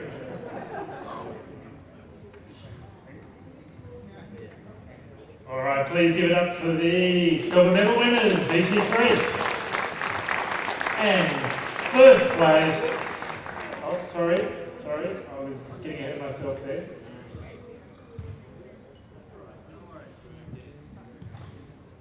All right, and first place, gold medal winners, Jamison Leeson and Jasmine Hayden. Come on up.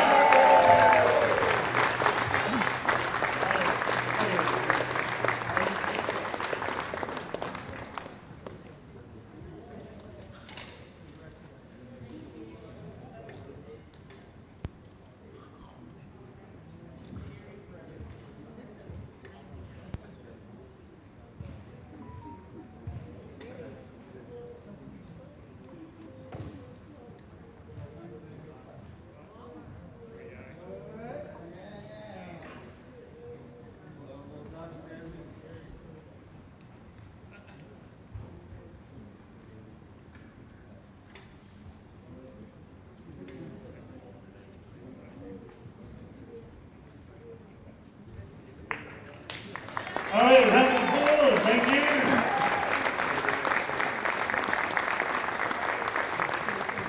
And they were some nail-biting finishing matches there for the BC3s, thank you. Oh, one more photo, that's it, photographer's not ready. Are you nice and snug, guys? Nice and snug? Beautiful, thank you. And the next class, BC4 singles, third place, Ryan Finn and, no, is that across the mountain? Is it just Ryan Finn?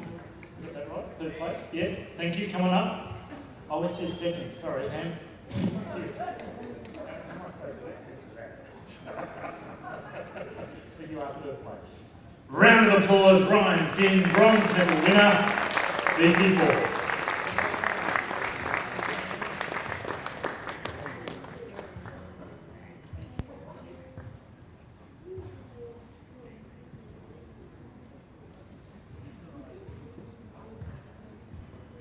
Second place, silver medal winner, Peter Simpson. Please come up. Peter Simpson, New South Wales.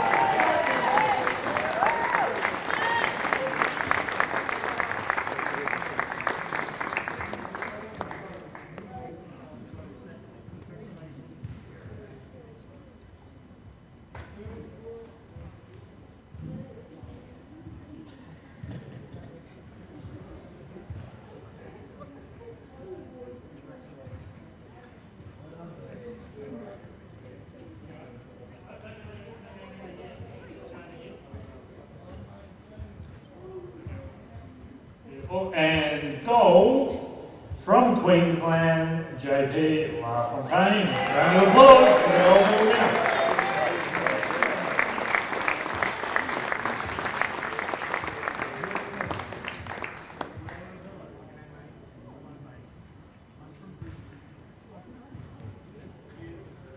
New South Wales and South Australia, everyone's here. All right. Peter and Ryan.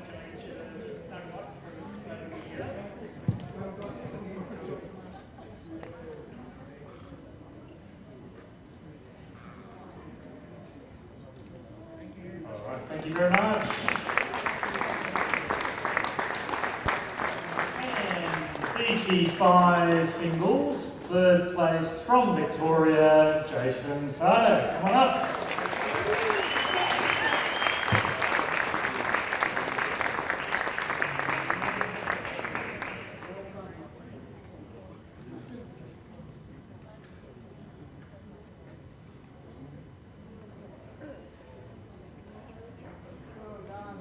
Round of applause for Jason. With bronze, silver, Adam Alcorn from New South Wales coming up.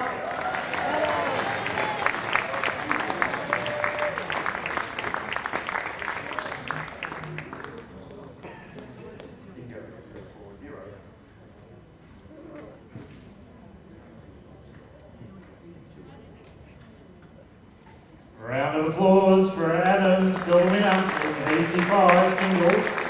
And the gold medal winner with first place from Queensland, Thomas Robbins, coming up.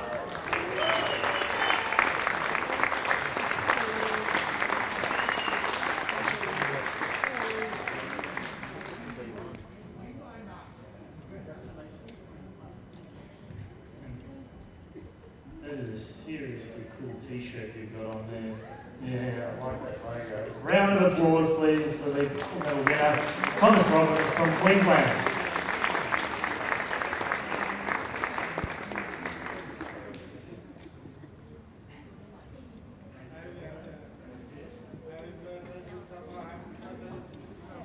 And for our final category of medal winners in the singles for Bant this year, the open singles, third place from South Australia. So get ready, everyone, with your sunglasses.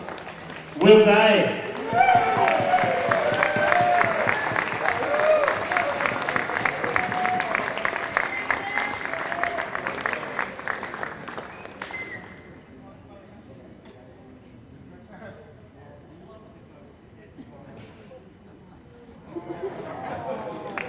Round of applause, please, for the bronze medal winner in the Open, Will Day from South Australia. Second place, silver medal, went to New Zealand at Aroa. Lillian Exton, coming up.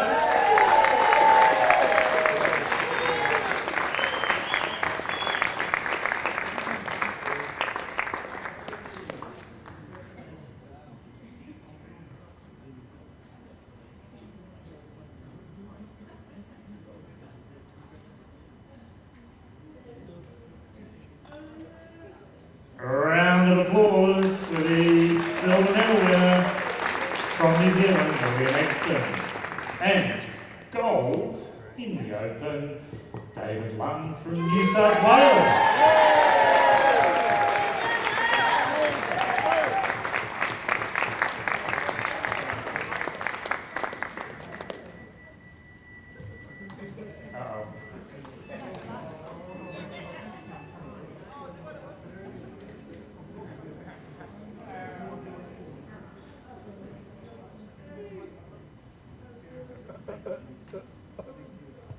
Round of applause, please, for the gold medal winner. And can I just get the tree? Lovely, that's the way. Thank you very much. And big round of applause for our final medal group from South Australia, New Zealand, and New South Wales. So please, everyone, join me in a final round of applause for all our competitors during the singles at Bant 2025. Please give everybody who competed, gave us so much great competition to watch, and then so much great competition for those medal winners as well. Thank you, everyone. And oh, hang on, I'm getting ahead of myself. Apparently there's a shield. Well, this is serious. This is the one I got wrong at the opening ceremony because Victoria were the ones to win last year. We've run out of room. That means there's no winner this year. Anyway, do I get to announce that, or are you going to announce it, or you can do it? You're TV. Just reminding people how last year, this year, it's been working with State Shield. Athletes, if you're placed in first position, it's worth 20 points, 19 points per second, and so on, down through. Those points are aggregated and then divided by the number of athletes who are representing your jurisdiction here. Sadly, New Zealand friends, no, sorry, you can't, you know. Never mind. Oh, everybody in New Zealand, never mind. So, once that's been done, the points running across divided by, you know, the numbers of it. I'm happy to read these out if you want to present. Is that okay? I mean, the aggregate points, I'll give you the aggregate points, and some of you are going to do your maths really, really quickly in your head. No phones, please. South Australia aggregated 46, Tasmania 55, Victoria 30, New South Wales 428. Well, yeah, look, you know. ACT 32 and Queensland 100. So, 6th place. We going Tasmania, well done, 13.75. 5th, Victoria, 15.9. 4th, South Australia, 15.33. 3. 3rd, ACT on 16.00. So yeah, it's going to be Queensland and New South Wales, isn't it? Yeah, okay.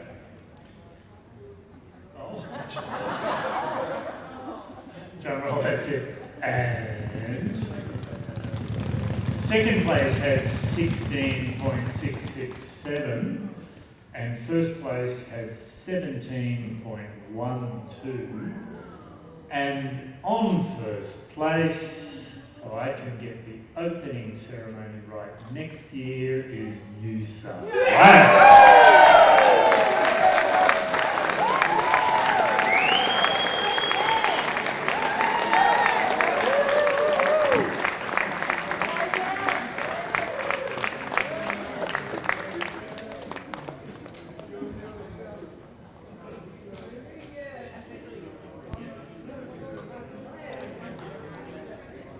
So everyone, please, big round of applause to this year's title winners, New South Wales.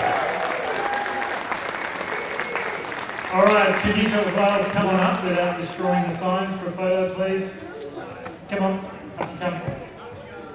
And then I believe the ballroom will open. And just another round of applause, please, as New South Wales come on up, because it's going to take them half an hour to organise themselves, I'm sure. Big round of applause to Fergus from Great Merox for presenting the medals this year. Big round of applause, please, everyone. And while everyone is getting organised, just for our teams and pairs events, just the teams, I'm sure you're all getting together there. While it says in the event guide and the program how athletes, you know, are sitting out one, you know, game each, if athletes and teams work out amongst themselves that they want to change the order that they're sitting out, that's fine, okay, as long as there's no fights. People are able to substitute under the rules, but if you're just sitting out, you can choose the order that you're going to do that.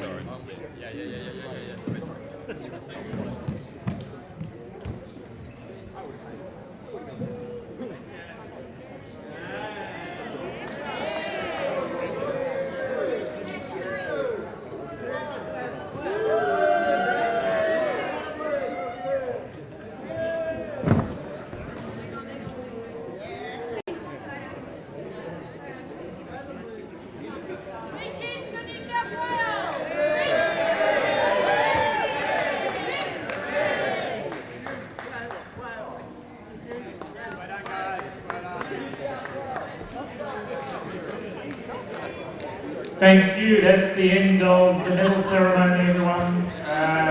Please listen for the call room opening announcement. Oh, call room is open. My apologies. Call room is now open and an announcement will be made when it's closed.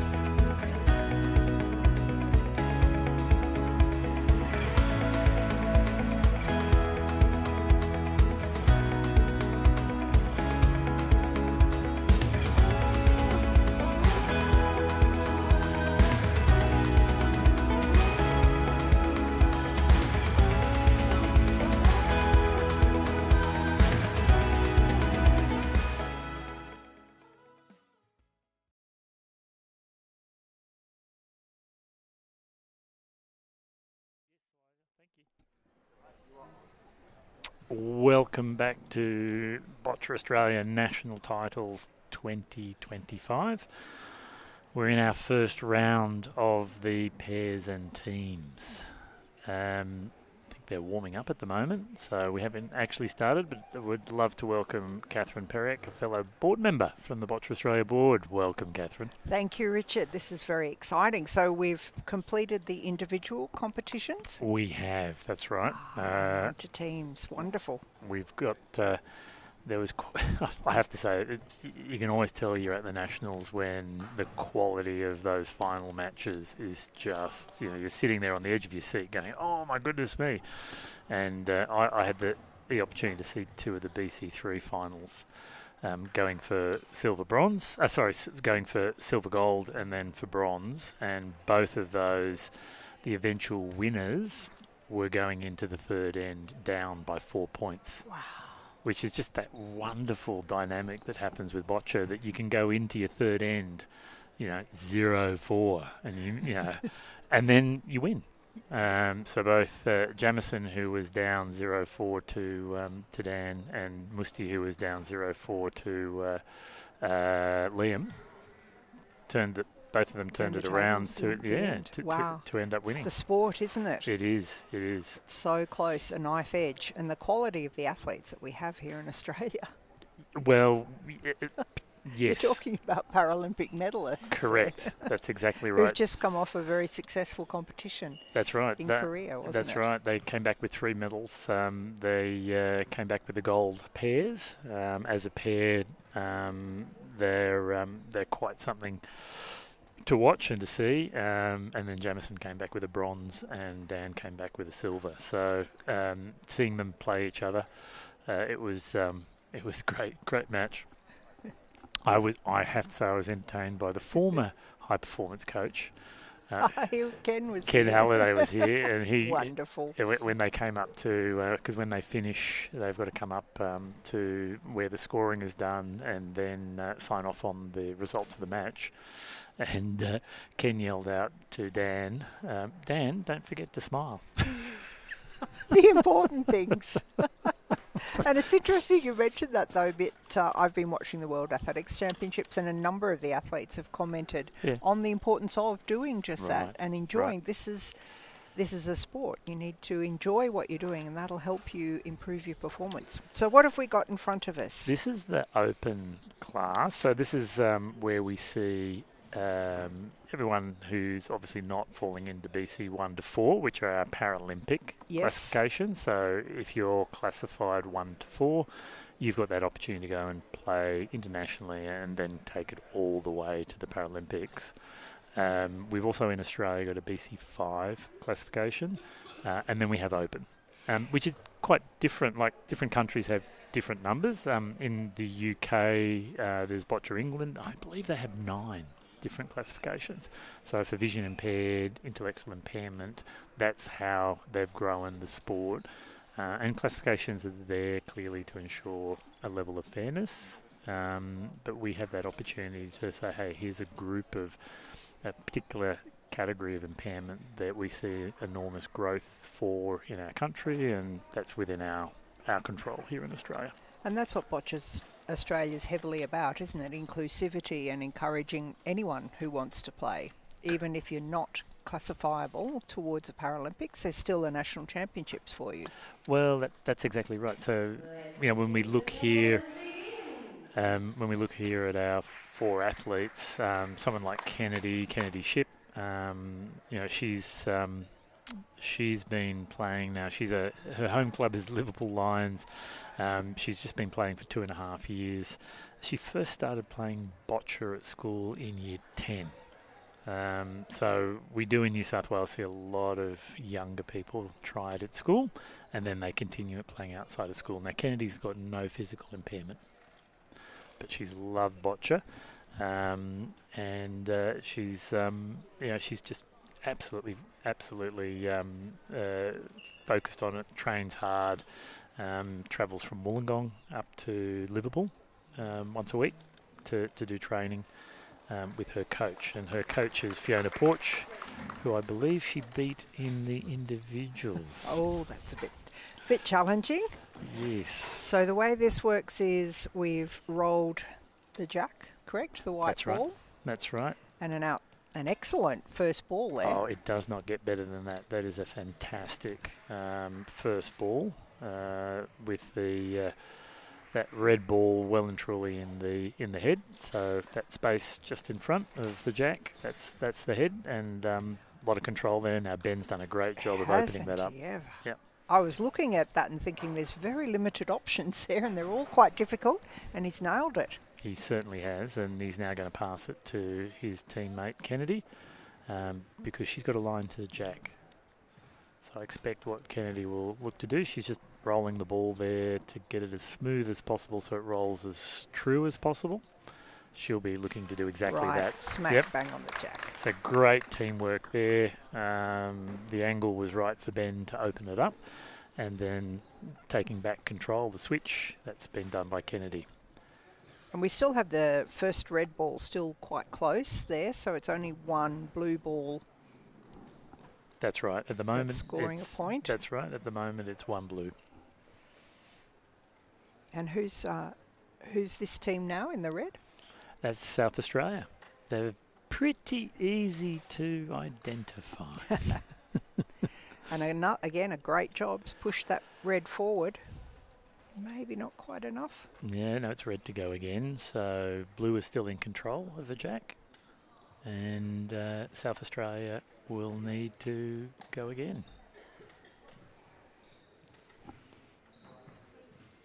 And the players are allowed to come out and look. That's right. Part of the rules. And That's check right. distances and. They're allowed to come out in their time. So you've got to wait until the referee has shown you your colour, and then that's your time. So coming out is allowed.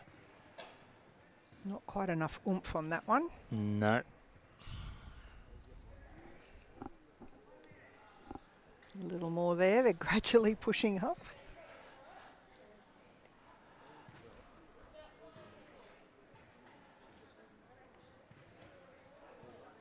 All right, that was bang on. I think that's exactly where Will was aiming to get it. So we're being shown the red, so that means it's red's turn again. Red's turn, which means not that red has the position. Correct. So now it's blues, but that's also because red has now played all their balls. So you'll see, and you'll see that there's 2 minutes 4 seconds left on red. They've played all their balls. Not unusual for our opens to go through quite quickly. An end can go quickly, and that means the 4 ends of the game can also go quite quickly. So Ben will be looking to maximise. He's not happy there with that one because what he's done is knocked on the red. I would have thought they'd want to come up and have a look and understand what the score is, but they might be able to see that clearly. Angles is everything, so we don't necessarily as commentators have the best angle here. And he has asked for the score, and it's 1 blue currently. So yeah, they'll be looking to maximise getting another point or two, but as you pointed out before, that red ball is really close to the jack, so that's not going to be straightforward. Shot. That's a lovely shot. Yeah. We can't tell, can we, whether that red or the blue? No, it's deceptive, but that's where coming up. Ben's not too sure either, so he's coming up to have a good look, and he's asked for the score, which is 1 blue at the moment. And you can see him coming behind there to work out, is it best for House Kennedy's angle?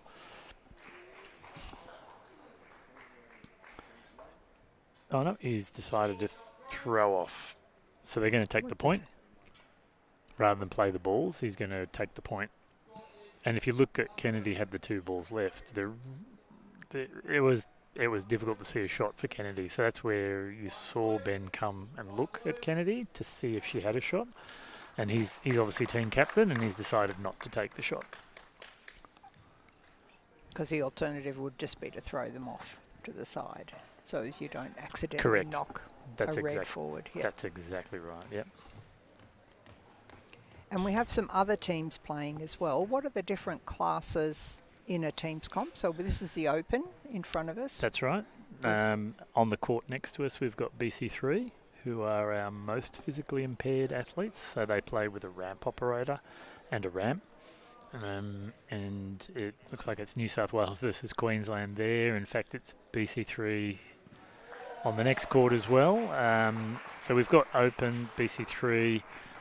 You also have BC1, who, and it's difficult to kind of say they go in this order. It's more that they've got a particular class of disability, and that's what brings them more likely into that classification. So yeah, in general, most physically impaired is BC3, then BC1, BC2, BC4, and then BC5. And they use different techniques, don't they? They do, yes. We call our BC3s with their ramps, they tend to get called rampers, and then others are called throwers. And then you can throw with your arms, but we also have in boccia athletes who throw with their legs or their foot. They grasp with their toes? Yep, they do.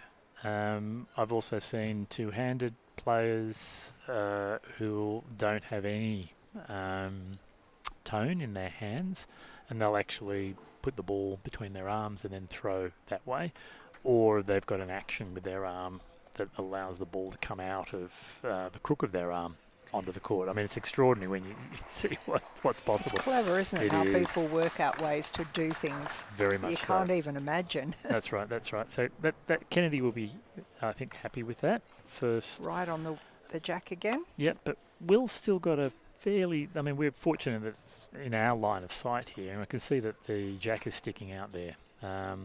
So Will's got a target, and I imagine we'll be looking to push that jack back, so it frees it up. Went close. He did. But no cigar. No. And how does it alternate? What's the rule around, one person throws the first ball, then there's the next person throws? So red always goes first at the beginning of the end, and then so red will throw the jack, and then they'll throw the red, and that'll be the only ball on the court, which means the red ball is the closest to the jack. So then blue goes next, and after that, it's whoever has the ball, the colour that is the closest to the jack, are the ones with the points, and the other colour is the one that needs to throw. So you basically you throw until your ball is the closest.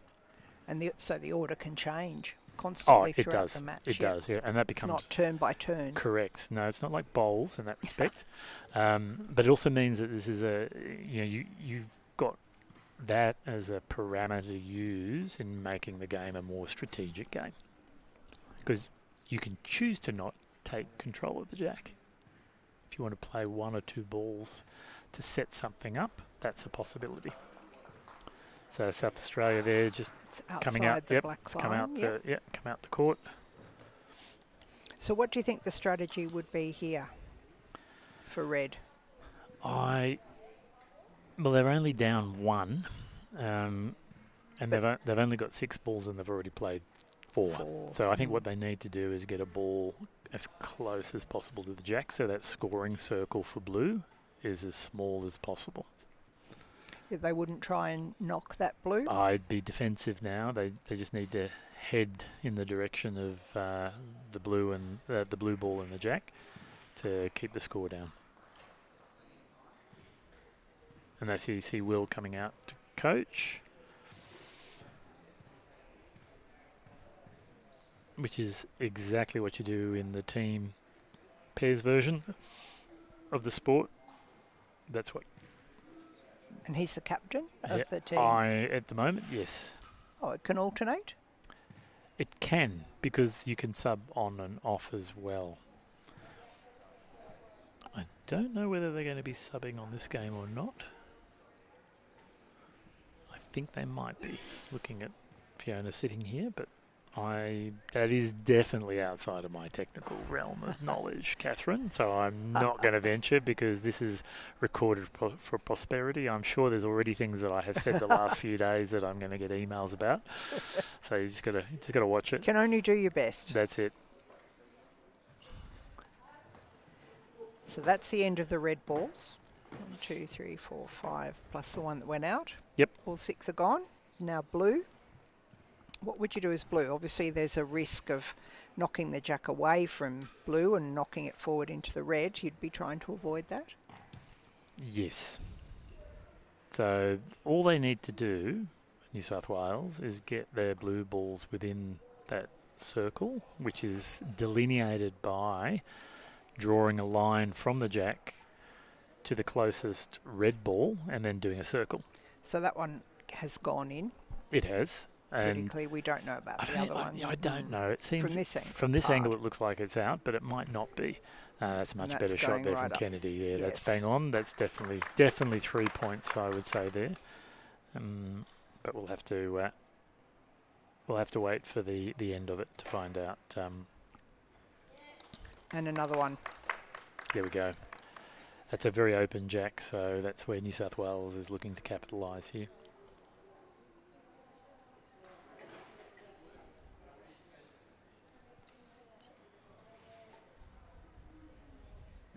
Last ball. And another one. Well done. Yep. So New South Wales will be pleased with that. And South Australia will be keen to move on to the next end. They will be very keen to get going.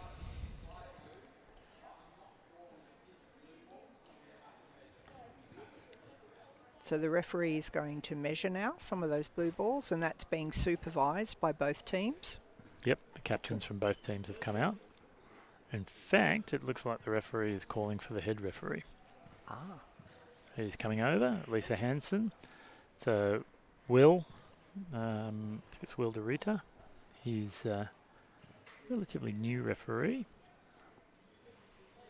And for people who maybe don't want to play or aren't eligible to play, or friends or family of players, a referee pathway is a great way to get involved, isn't it? It is. It is. Like Kennedy, both her parents are level 1 referees. And with Brisbane 2032 coming, there's immense opportunity for people to get involved and be a part of Brisbane in a role other than player. That is exactly right. Liners are going to be in big demand. In fact, liners for the Challenger coming up here at the arena in November. We're still working to fill that need. And a liner will be standing at the back of the court to check for infractions in terms of being outside of the box, or help support the referee in terms of checking areas of the field of play that might be obscured from their vision. Now there's some very thorough measuring going on with specific tools there. Yep, they've got the tape measure out.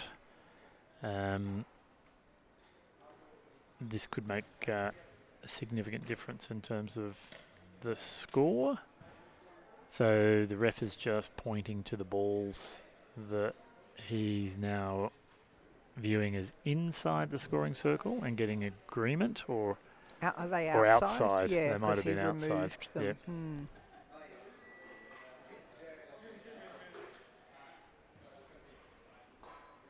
And the captains can obviously contest a referee's decision. Yes. Just a review, Absolutely. would it be? That's the head referee's decision is final, but I'm wondering if it's not 5 blue here. Yep, and that those two were actually inside. So yes, it is 5 blue. So very good start for New South Wales. They'll be very pleased with that. How many ends will be played in total? 4. 6 balls each in the ends. And we've got other team members. Are they coming on? A New South Wales and a South Australian person are coming in. Are they part of the team, or are they perhaps coaches? Yep. Unknown at this point. I am looking at the scorecard there, and it's telling me there's 3 on each team, but I'm not sure whether that's actually the case.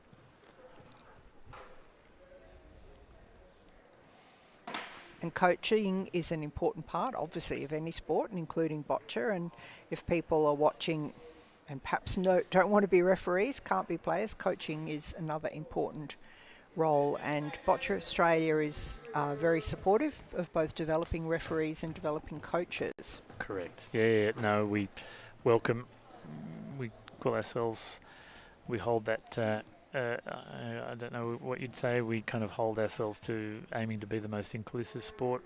We welcome everyone, and there's all sorts of roles that are available to support the sport.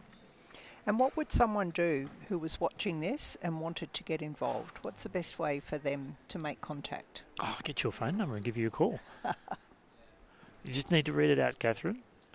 But the simplest is you go to Google and you just put in Boccia Australia, and on the website is the email. So admin@boccia.com.au, but Boccia Australia, and you'll find ways to connect with us.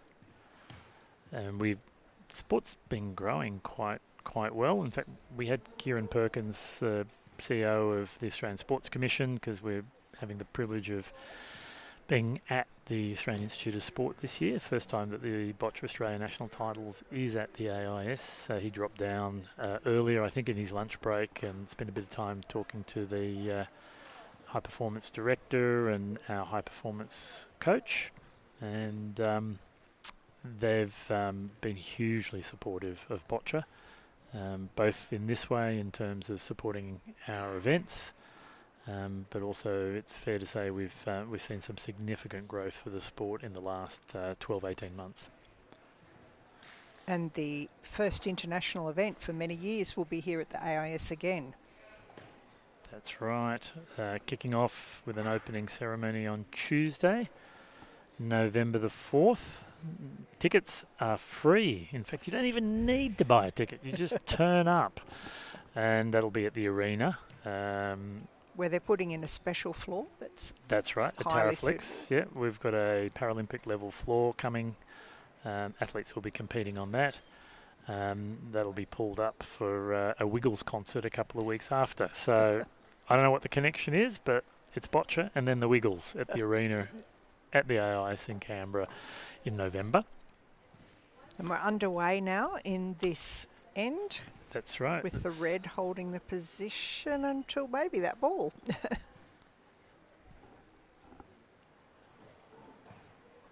It has now switched.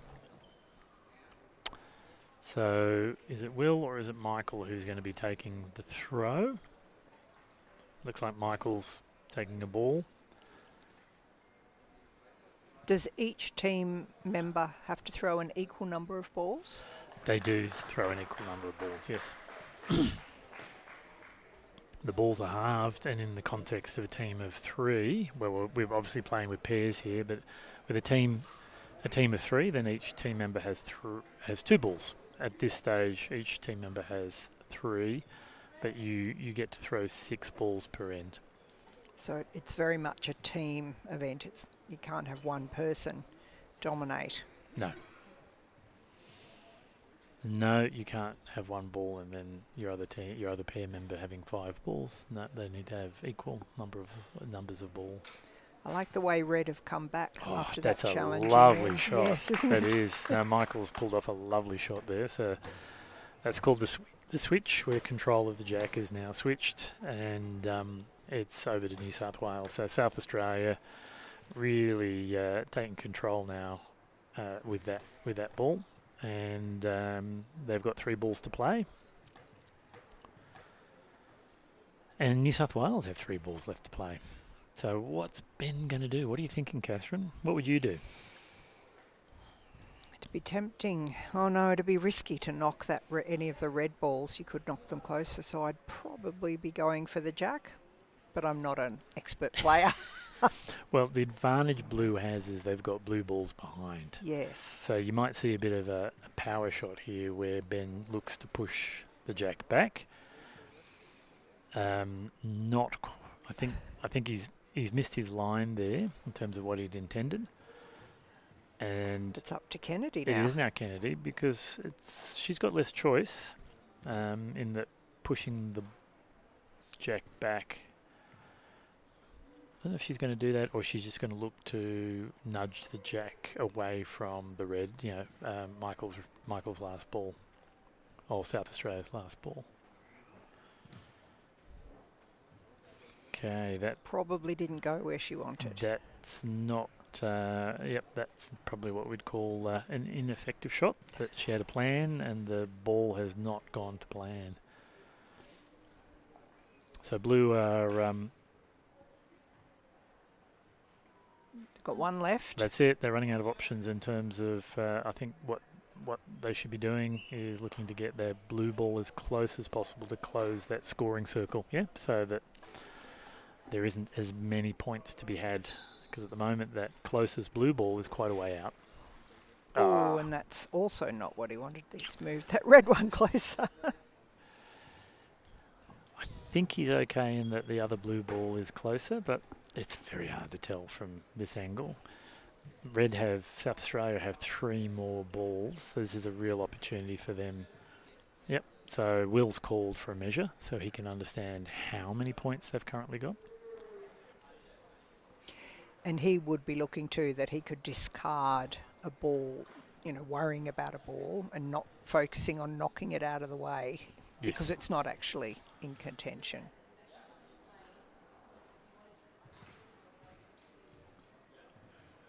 Now the head referee has a different perspective.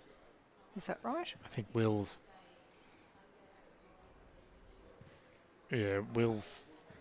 left the time running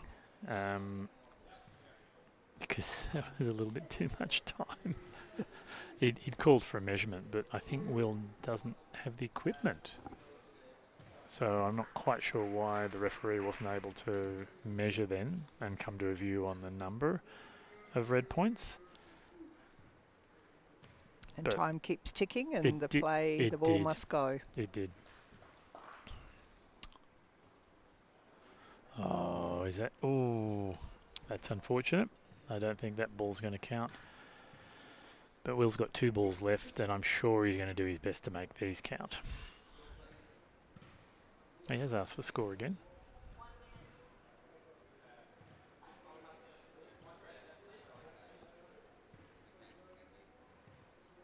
And even though these players can stand, they still must sit on a beautiful shot.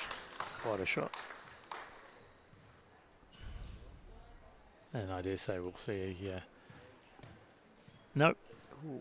No, so he's definitely got 2. The question is there after the measure whether he's going to have a third one or not. Third, or whether the blue's closer.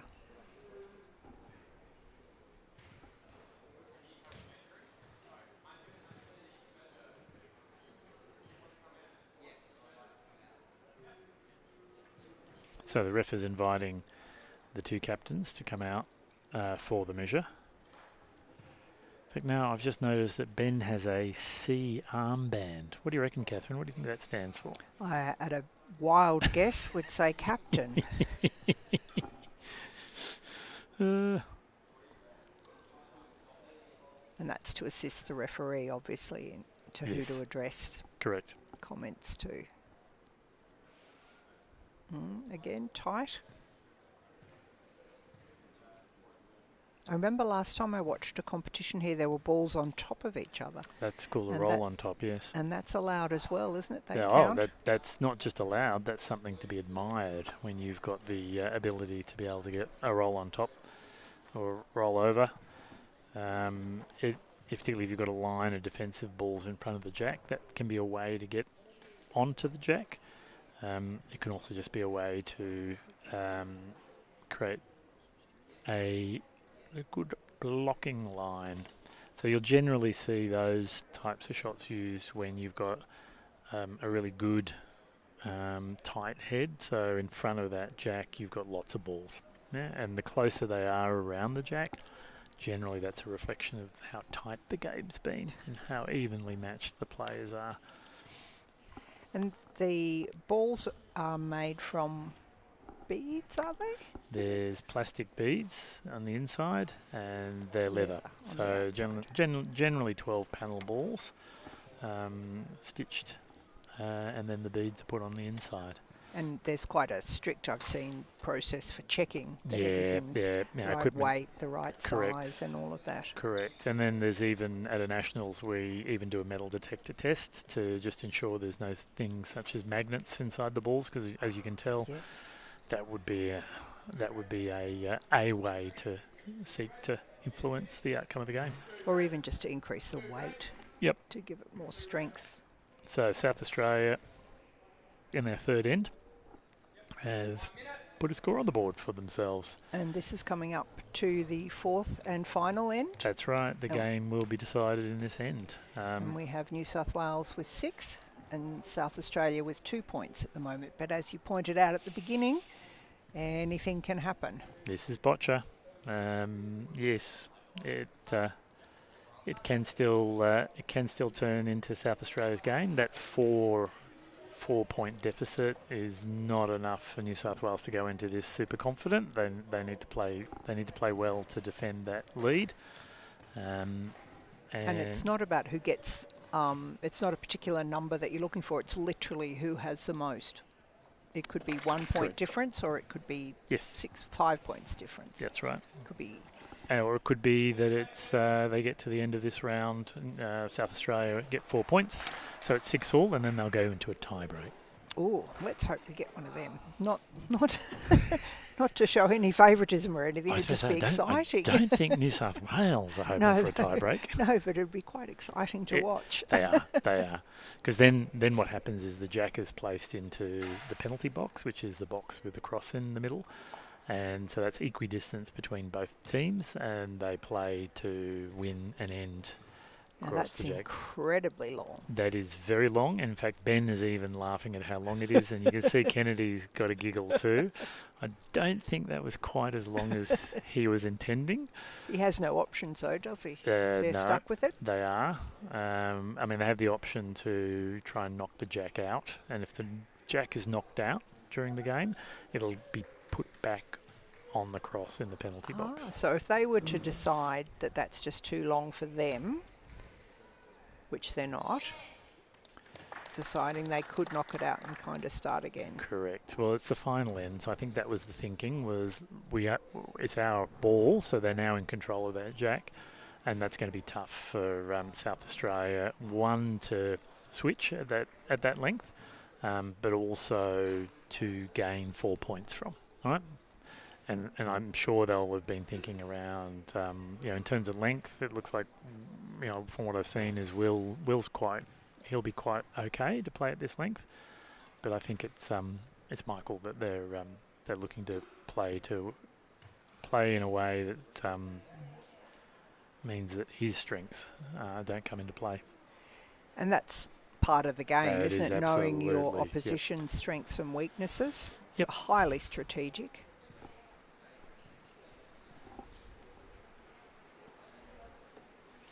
So that's not enough. And to win the game, they're going to need to get 5 points. So essentially, they'd need to have 5 points, 5 balls around the jack.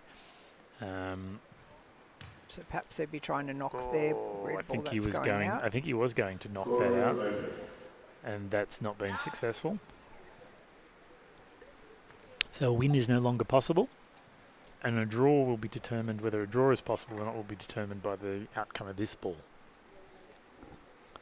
Now, there are some other scenarios. It can always be Ben. Yes, Ben was in this position you where his last ball on his last pool game, he could have thrown off and he would have won and gone straight through to the final four, but he didn't. I think I mentioned that before. He threw his ball and he knocked his own ball away, giving his opponent 5 points. So she went from being down 2 to being ahead 5. So Will's just giving Michael clear instruction there on where to aim. fabulous uniform they're wearing. Oh, it is. Very distinctive. I think it's fantastic. Nah, not when it comes to sport. Exactly.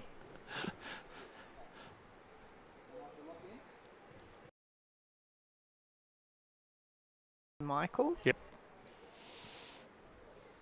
And Michael's aligned his chair so that his arm can just go straight. And then the direction's largely taken care of by the position of the chair. Is there any bias in these? Every ball, I mean, they're the factors you've got to consider. You've got to know your balls. Balls will always, sometimes they have a little bit of a left or a little bit of a right. So at that high performance level, you'll see athletes like the BC3s put arrows. So they know which way to put the ball into the ramp for its particular bias. You always want a ball to go as straight as possible, but the straightness of it generally comes best from a particular orientation, apparently. And then there's the court. So what we've also got at play here is a potential bit of variation in the court. So I think that was another attempt there to try and knock the knock the blue out. Well, or knock the jack. I don't think he's got a sight. He can see the jack though. Not quite going the way they would be hoping. I think New South Wales will be counting their win already on this one.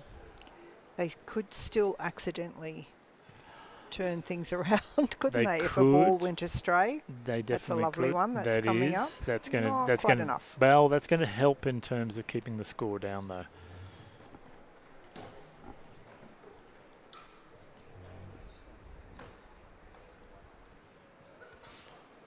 And New South Wales have to roll their balls. No, they don't. They can don't. throw off now, but I think they'll go for points.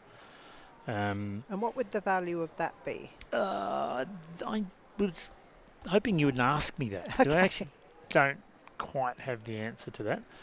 I don't know whether... I think these might be round robins, so that means... does that make sense if they're round robins? Yes, it's just beat. It's not a total score. You've got your number of wins is what it's first counted on. Not total scores. Correct.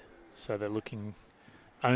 total scores for and against only come into play when you get to the end of the round and you've got an equal number of wins. Yeah, and then they'll count for and against. But for and against the one that you're equally against. Anyway, it gets very technical. So you saw that ball really curve It there. did, yes. Yeah. And my grandparents taught me a lot about lawn bowls, Richard. So that's hence the question around bias, and I haven't seen the strong use of bias in these balls. No, you're aiming to get a ball to roll as true as possible. That swayed ball there, I suspect it might need a bit of rolling just to kind of get a little bit of a kink out of it. It seems to have a bit of a kink. Or is that the brighter blue ball you're talking about? Yeah, the brighter blue one. Or that could actually just be a dynamic of the interaction between the ball and the... so is that in or out on the line? It is out. There we go. Glad the referee said that before I had to call it. Yeah, if it's touching the line, then it's out. But there could be interaction with the floor there. That's obviously a part of the floor that gets the most tension because you're near the hoop. Yes, we're playing on a basketball Correct. court and also used for netball. That's the netball markings then, is it? The white one? It could be. Because that'll be the basketball box there, isn't it? Back there, The yes. That fade. white is a netball goal circle.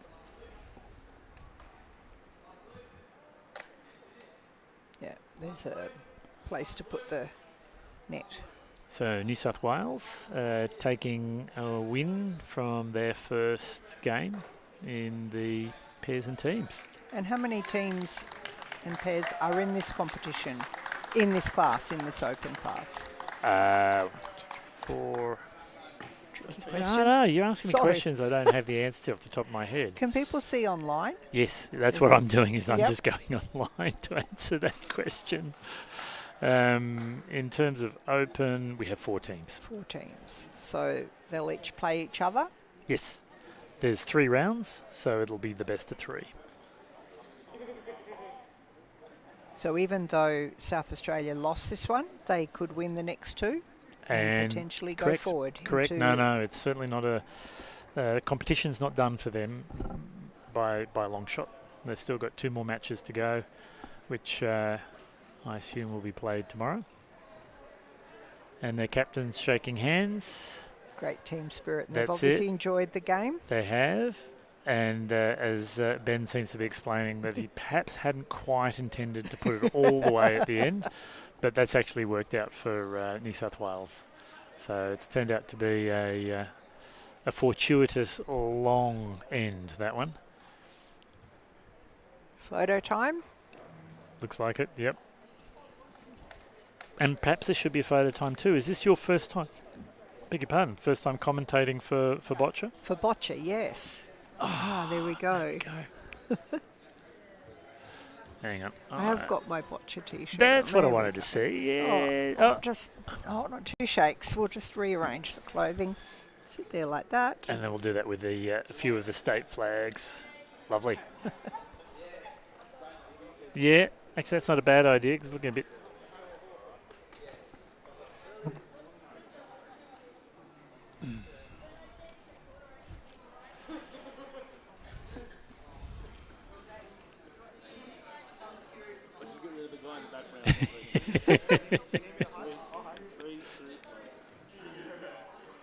Lovely.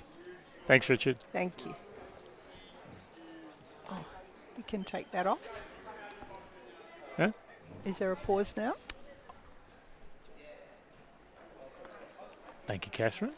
I think we're about to be given the thumbs up that is the end of our broadcast. So there'll be another round. So please Come back and listen come and in. join us shortly for the I think the final round for today's play. Do you know who we've got? I'm sorry, I do come up with the tricky questions. No, that's all good. Richard? Yeah. Oh, no, I've got it here right in front of me. Ah. There. It'll be the final round today will be BC 4-5 pairs. Mixed that'll BC be a good 4-5 one. pairs, yep. And that'll kick off at 3:15. So look forward to seeing you then. Excellent, half an hour. Thanks.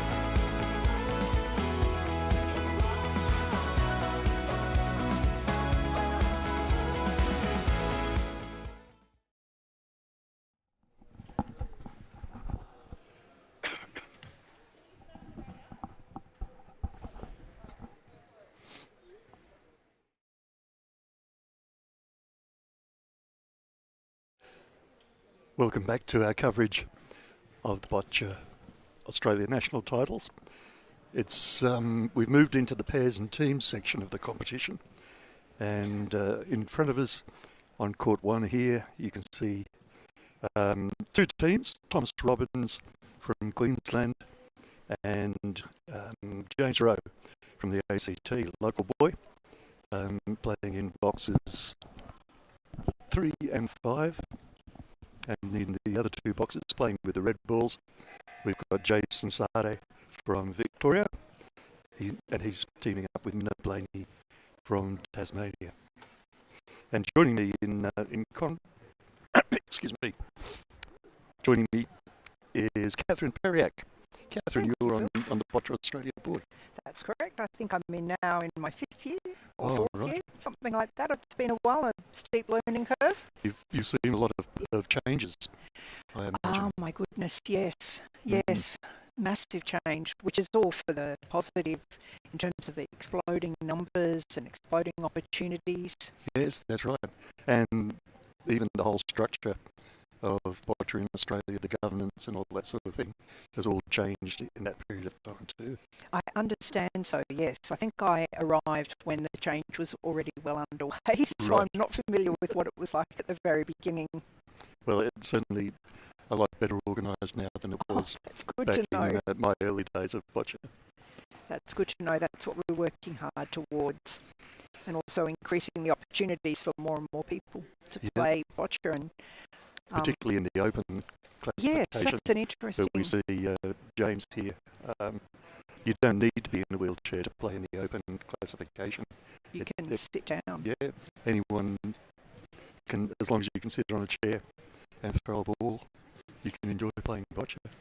And you don't have to throw the ball with your hand either. You No. can, we've obviously got the BC3s who use a ramp, but I understand people can use their feet. That's right. Or, Yeah. if they have no hands, they can grip between some parts of their arms. Yep. So it's really very open opportunity for anyone to have a go. We like to think it's the most inclusive sport Yes. around. Yep.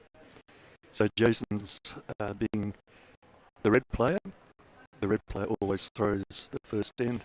Jason's put his jack out, and a very good shot there where he's right up close to that. Probably would like to be closer, but that's pretty good. And now we'll see. Now blue get the go next, don't they? That's right. And what do you think they'd be trying to do now if you well, were... at this stage of the game, getting a good hold on the jack is the thing that you're fighting for. And James does have a good line up onto it there. Just perhaps a little too short. Maybe it's a tricky angle, isn't it? It is, yes. I think I agree with you on that one, but I remember doing the game before, it was often quite hard where we were sitting. Yes, it is. And even for the players, they're seeing a similar angle to us, so they can actually come out onto the court and have a look. There's Beautiful shot there. Yes. Beautiful shot there from Thomas, who just took out the gold medal in the BC5 classification. And even before that was ranked number 1 in Australia in the BC5 classification. So it looks like Minna Blaney from Tasmania to play red ball. Let's see if she can get a firm hold on the jack. Just in the bounce. Yeah. Red to play again. If you're new to the game, if the blue ball is the closest to the jack, the red player plays. If the red ball is closer to the jack, then the blue player plays. And there's a total of 6 balls. 6 balls. 3 each player, correct? Yes, that's correct. Yeah. Another great shot. Well, that actually would be a good defensive shot. Be very hard for blue to get another ball in there without pushing Minna Blaney's ball up. But they would like to push that up themselves probably and set it on the jack. A lot of teamwork there. Yep. A lot of communication between the players. Oh, you picked that up beautifully, Catherine. Yeah. A highly strategic game, this. Very much strategic. They had a discussion and decided that Jason probably has the better line on it. In pairs too, it's good for you see Minna's still got 1 ball left. There may come a time when they need the angle that Minna has. It's a more straight angle, isn't it? They've kept 1 ball there. Shame there for Jason. This may be the time that they need Minna to knock that red ball that's in front of the jack right up.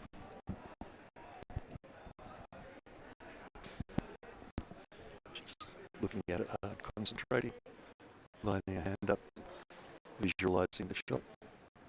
What a shame she missed it, but the jack is still well protected. Yeah, it'll be hard to get another blue ball in there and score 'cause it's 1 point for each ball that's closest to the jack. That's right. Yeah, Yeah. the colour, yeah. Mm-hmm. You're having a good think now, Blue. Yep.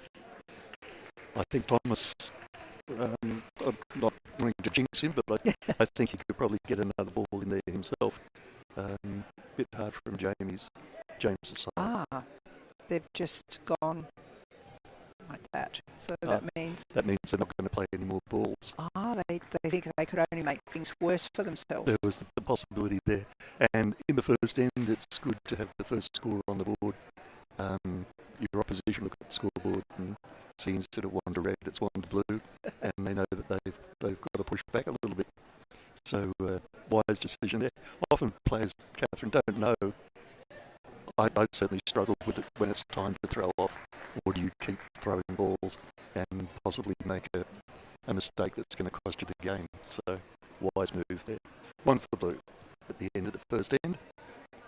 So and we play 4 ends, correct? And 4 whoever ends. has the most points is the winning At team. the end of the 4 ends. And if there's a draw, we go on to a playoff. That's right. We have a tie-break end, and if you see the square in the middle of the court with the cross in it, the jack is placed for a tie-break on that cross, and then we play a normal end. But nobody gets the advantage of putting the jack out to their length. But Now the coaches have come in. coaches have come in, having a bit of a chat with their players, maybe noticing something that they didn't pick up, having a different perspective on the game.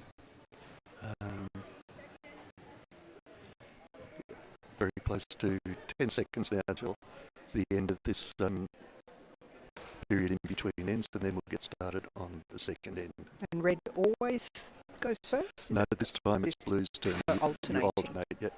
Jason to the right there through the first jack. Thomas will throw this jack, and then Minna, and then James as we work down. Here we go. Yep. He's gone right over to the side. Why might he have gone so close to that black line there, which is obviously the boundary? Yeah, this black line here. A couple of things that'll make it a longer throw for Jason, because on that diagonal, Jason's further away than Thomas. And also coming close to the line, if Jason now is going to try and knock Thomas's ball away, he'll have to play with a lot of power, and that makes it more possible that his ball is going to go off the court. And they're off. Yep. They're out then, aren't they? And then it's out of contention. And if the jack goes out, it goes back into that centre box. That's right, You're yep. pointing out. Yeah. Oh, you've been through this with Richard, I think. I'm learning. It's actually not a incredibly complex game. No, it's the strategy of how you play it. Beautiful ball there from red. Yep. Well done, Minna.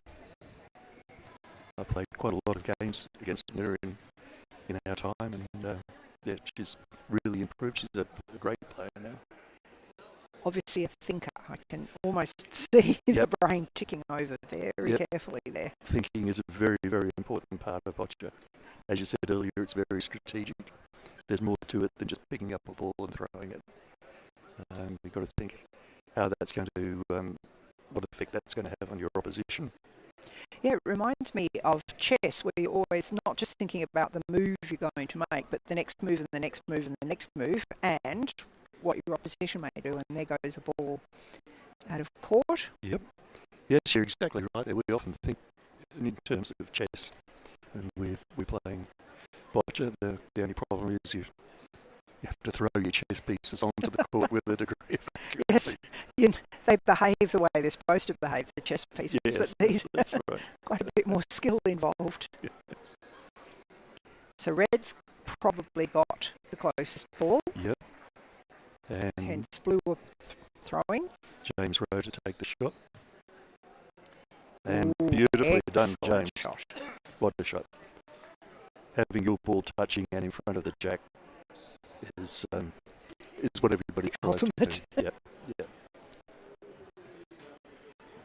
So the critical question here would be, is it the second blue or the second red? And the referee's measuring that. That's right. Referee Kate Ginian from Queensland. And I was reflecting earlier in the previous match that there's not just the opportunity to be a player in boccia. We need referees and other volunteers and officials. Yep, that's right. And there's an international pathway if you wanted to take it that far. Certainly, yep. At competitions like this, volunteers are very, very important. Timekeeping, looking after things in the call room, all sorts of things that we rely on volunteers to do. So get along to your local boccia club and see if you can help out with volunteering. And with the opportunity of Brisbane 2032, we'll be looking for lots of people to assist there. That's getting close, isn't it? And I was involved with the Sydney Paralympic Games, and you remember what an extraordinary opportunity we that just was passed for the people. 25th anniversary, didn't we? So many memories, and heartily recommend if there's anyone out there, either potentially a player or potentially would like to get involved with the sport and have the opportunity to be a part of the Brisbane Games. It's definitely something worthwhile and something to aspire to. Yeah, yep. And would they talk to Boccia Australia about that? Yes, contact Boccia Australia. Go through the website. Yep. Mm-hmm. And we can help from there, direct you towards your nearest club if you're not involved, and also pathways for coaches, for referees, courses and training. A lot of discussion there went on. Yep. What do you think they'll be trying to do now, Red? I think that blue ball just to our left, touching the front of the white ball, the jack, needs to be moved. Needs to be moved. We don't like that ball at all if we're red. So I think that's probably their aim. Close, but not very quite. close. Jason playing over from the far right-hand side of the court might have a better angle on it. Yeah. Mm.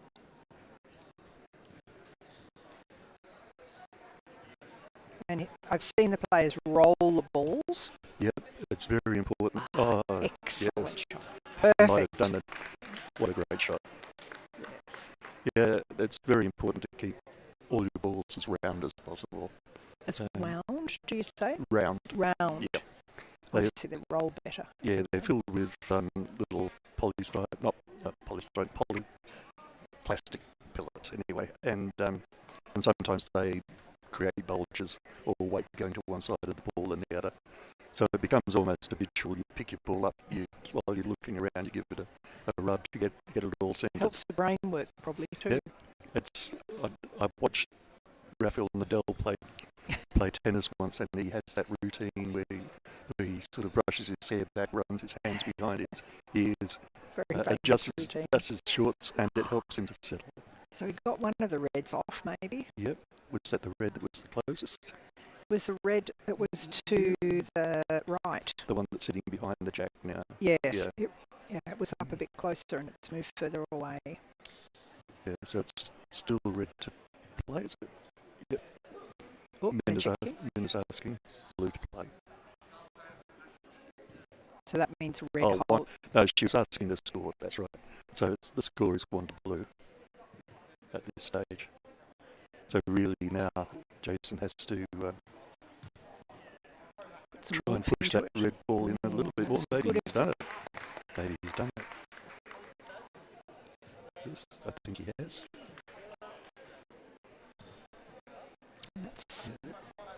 So red still have 2 balls left to play and just over a minute. And blue's got 1 to play, is that right? Yes, that's right. And a minute and 50 seconds. That can be a bit of a thing with playing pairs. The consultation between players does use up a little bit more time than when it's just you yourself and you make up your mind and you do it. But these guys are good. These guys are good at it.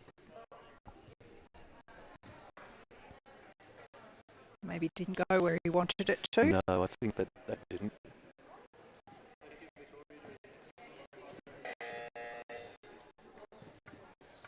So all blue balls are played now. And Mina's questioning again. Yep.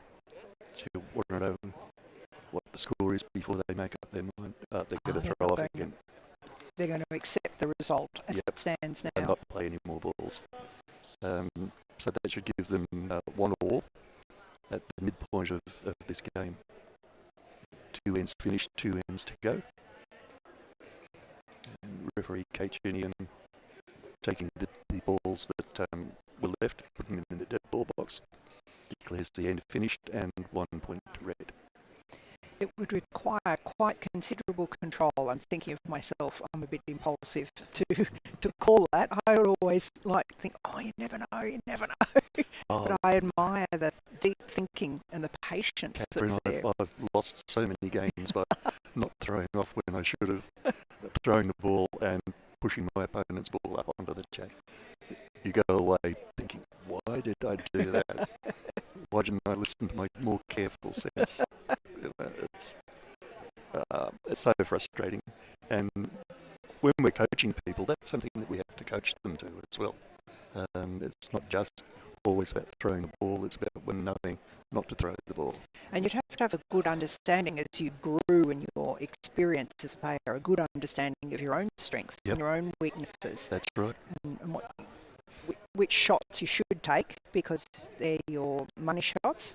Yep. But also equally recognising things that you may not be so strong at.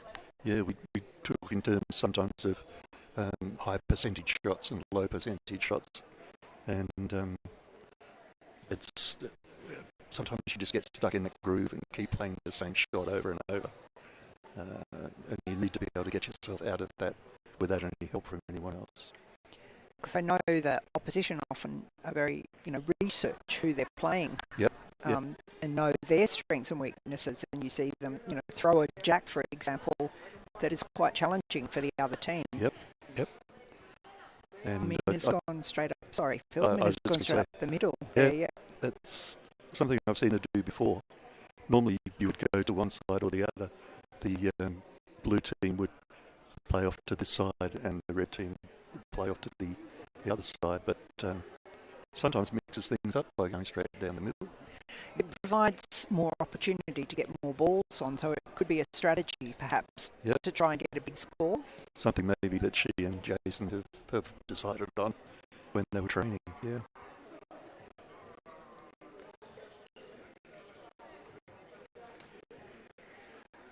Yep. Yep. And there we Well go. done, Good Jason. shot. So I think now they'll go to Thomas Robbins from Queensland for the shot. He's got a good angle on that. Checking with James Rowe from Tasmania, his pairs partner. Not Tasmania, the ACT. It's been a long, long competition. It started on Friday, is that right? Yes. Well done there, Thomas. Beautiful Yep. shot, yes. Yep. But still just a 1 for blue at the moment. from Yes, Lock. that's right. And because blue is now closest to the Jack Red will play.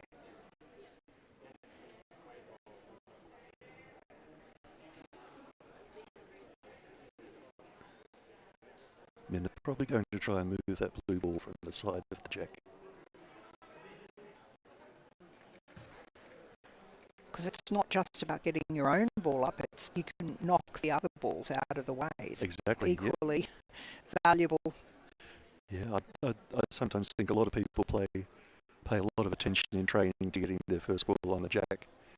But then you have to understand that the converse thing is if your opponent has put their first ball on the Jack, then you've got to be able to remove that ball. That was an excellent shot. It was just rolled straight down there. And so how do we know if it's blue or red? A tricky angle for us. Yeah, we rely on the referees. The referee can get over the top of it and look down, see where the gaps are, and they have calipers and even feeler gauges to be able to slip something between the balls. And if all else fails, you get a torch and see if there are any gaps. I'd say red's touching there now. Yep, blue. They've pushed. Oh, there's still that little blue there, Yep. even though there's other reds close. that's You'd love good. to get that blue away if you were red, but all their balls are gone. Yep, And 4 remaining for blue. for blue. Yep. there's quite a number of red balls in front of the jack, between them and the jack. What would be a tactic there to get those reds out the way? It does make it awkward. With 4 balls left, you could probably push the blue ball away from the jack and then push the jack back and then get more blue balls around. They're having a good look. Yeah.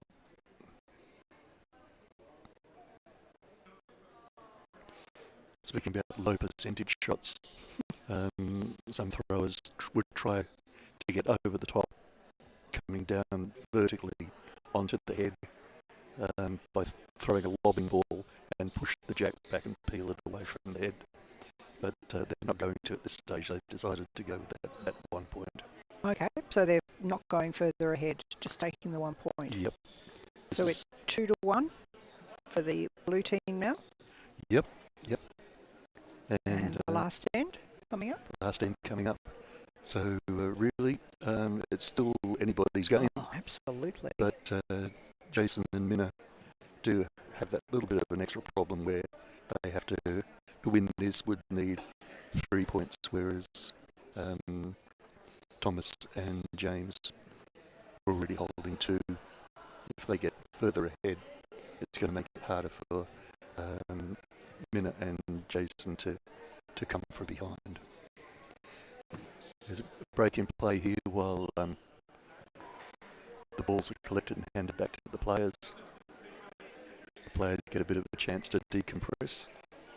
And the balls have been very carefully checked before the game, haven't they? What are some of the specifications? Well, they all have to be the same weight, which I think is 237 grams. Don't quote me on that. And they all have to be the same size, but they can be different hardnesses, which is where the differences in the balls come. And would you generally have a group of hardnesses in your own set of balls? Yeah. So you could use them for different purposes. You bring on maybe 2 hard balls to knock your opponent's ball away. I like to have 2 medium multi-purpose balls. What's happened there? I should have been paying attention. Sorry.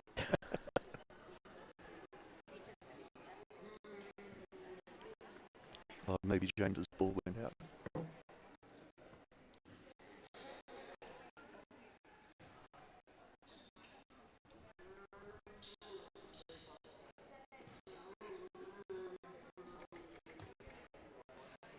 Yes, in this situation, you would want a soft ball that you throw to put in front of your soft jack, and hope the 2 just sort of sit there and go nowhere, while the other opponents try and knock it away with their hard balls. Is the jack quite soft? You can get different hardnesses in jacks too. I prefer a soft jack because of that reason. It's less likely to be pushed around. But if, for example, you were playing and you don't have a lot of arm strength, then a harder ball is going to go further if you want to do that. So blue's holding the position at the moment. Yes. Yep.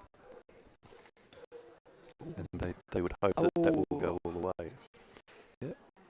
Nice shot there from Jason, but just clipped the blue ball, pushed it a little closer perhaps. You see there he's checking that all his wheels are inside that 1 metre by 2.5 metre rectangle. In these big power chairs, the back wheels can quite often be a problem because you can't see them. Oh, Jason, what a shot. Well done. He went round the other side. Yep. That one. Yep. A thinking boccia player. Dangerous for everybody. But Thomas is going to have a go. Thomas Robbins from Queensland. I think one of the rising stars in boccia in Australia.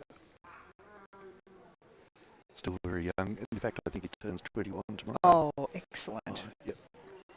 Which one? It's so blue hold it. Is that right? No, blue's, red. Blue is still a little bit away from the jack. Thomas has the opportunity here to push that blue ball back and have it contact the jack. What a shame. What a nice position if they could get the blue in. How many? They've got 2 to go in blue. Yeah, that's right. And I think, does James have those? Oh, he had one ball taken off, didn't he?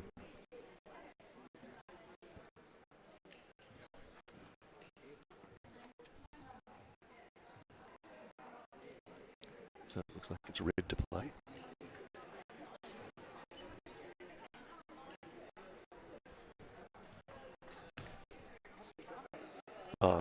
Well done, Minna. She's pushed that ball up onto the jack.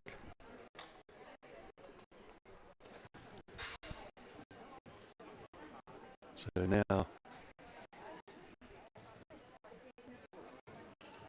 the team made up of Thomas Robbins from Queensland and James Grove from the ACT have to try and get that red ball away. If they don't, we're in for a tiebreak. He managed to get one of the red balls away, but not the one that's... Not the crucial one. Yeah. Yeah.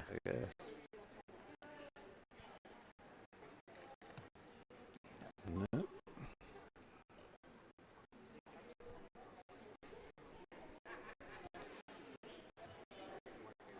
So can red get one more point and avoid the tie break? They've been playing pretty conservatively at this stage up to now. Thinking, looking. I'm thinking, what are our chances of beating these guys in a tie break? And what are our chances of scoring one extra point and avoiding the tie break? So many decisions to make. And what I like about Boccia, Catherine, is when you're out on the court, you own the decision. If it's a bad decision or a good decision, you can come off the court knowing that you did it yourself. Quite a bit of discussion there. Mm-hmm. Wonder what they'll decide.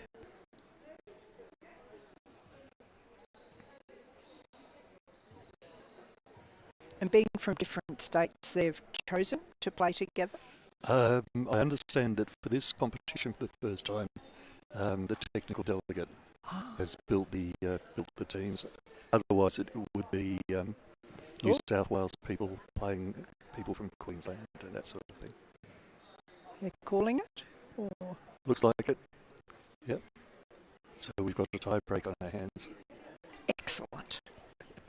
I heard these were very exciting. I haven't seen one yet. The technical delegate doesn't like them though, because it makes the game longer and it ruins its schedule. But it just shows the depth of competition that's exactly, here. And how close these guys are. That it's come down to 1 point.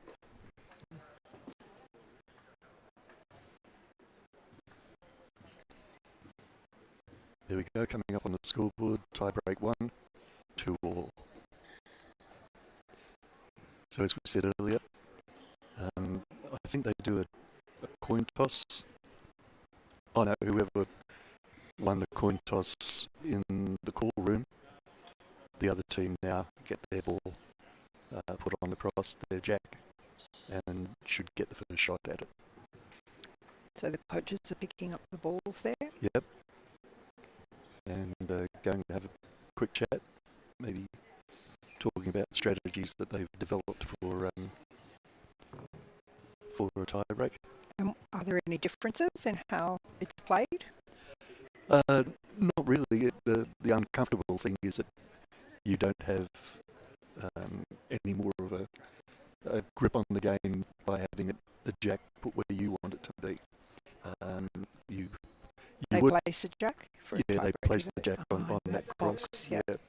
And everybody in their training should be practicing this shot where you roll your ball up, excuse me, and set it in front of a ball on that cross. Should be part of everybody's training. We play a game called Last Man Standing where everybody throws their ball out to 5 metres and the furthest away gets voted off the island, and we do that until we've got a winner.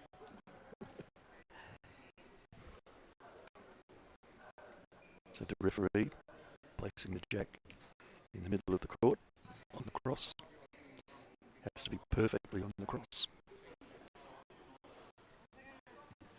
development of referee skills. Excuse me again. Over probably the last 5 or 7 years, has really been amazing in Australia, Catherine. Their skill levels have gone up, the training course has been working terribly well. And there's some international level referees up there. Yep, I think Kate, who's running this one, is a very well respected international referee. And that degree, that rise in the skills of the referees pushes the skills of the players up. The coaches, everybody then starts to rise, and the game just becomes so much better. I remember reading something in the rules which I really liked, which is that if you're a referee with a physical impairment, there's scope for you to receive assistance. There is, yep. Kate doesn't need it, but if, for example, you can't measure, you can have a trained assistant who can do the measure for you while you supervise. So it doesn't have to be an able-bodied person as a referee. Definitely not. Again, the sport is all about inclusivity. Yep, very much so. Do many former boccia players move into refereeing? I don't think I know of too many. Quite a few go into coaching because we've got skills that we can pass on. Yeah, I understand the game well. Yeah. From the inside. Yes. Okay, so we've got a good blue ball there. That's a very good ball. Jason probably tried to sneak down the side of it. And he's manoeuvring his chair within that box. Yep. To get it. If Red were really sneaky, what they could do is put a ball directly in front of that blue ball, because you don't want the opposition to be able to knock the blue ball up and then run down the side. I think he had a go at that shot. That might be what he's trying. Yeah.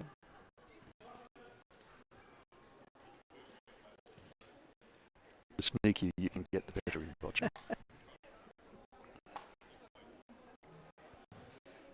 Jason from Victoria having another shot at that.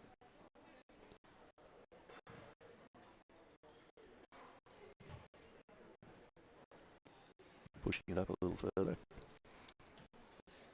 And you're allowed to deliver the ball in any way you can. You know, some of these people are throwing sort of overarm, some underarm. That's correct, isn't it? That's right, yeah. I like to play underarm myself because you have a pendulum action which develops the power. That's very close, you know. And the referee's called it still blue, is that right? Yeah, from here I see that the blue is sitting inside the box and the red is sitting just outside. But Minna's having a good look. Yep.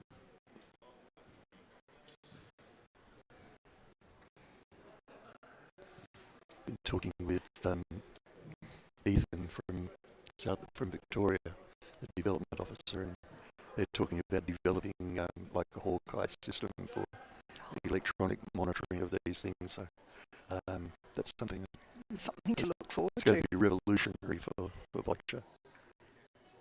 Yeah, I could imagine you could have a screen courtside which shows exactly electronically measured where every ball is. That's right. That'd be great for both players and spectators. Probably need a rule change. Yes, yeah, we'd need to go to a World Boccia and get that cleared, I think, but be something that we can use. Minute and a half to go for the red team, and 3 balls left. Oh, that was very close to getting there. Yeah, if they can draw down the side of that blue ball and just sit the ball on that part of the cross that's next to the jack. You don't have to be actually touching the jack or even directly in line with it, as long as you're closer than the nearest blue ball.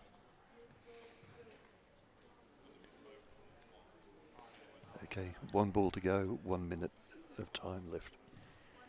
And a challenging situation for red, isn't it? It is.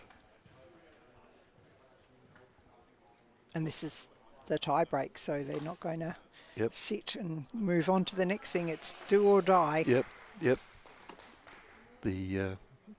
I'd say the next ball will decide this one. if it leaves the jack covered by the blue. Good then, effort there. Not happy. You can only score.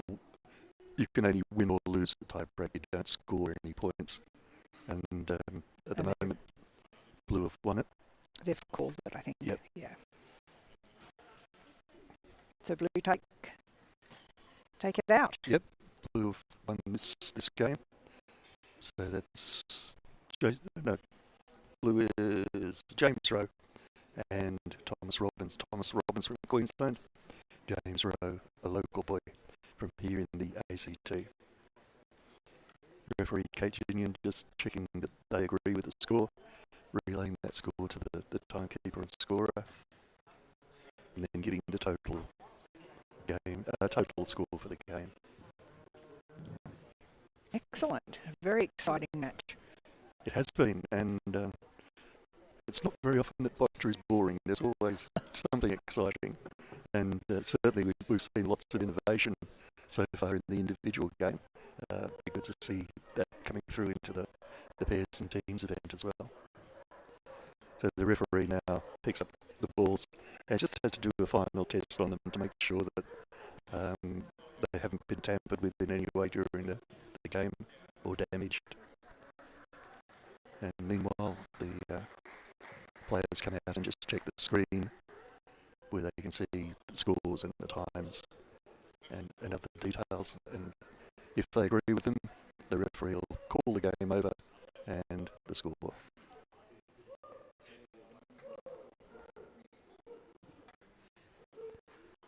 The two captains out here waiting expectantly.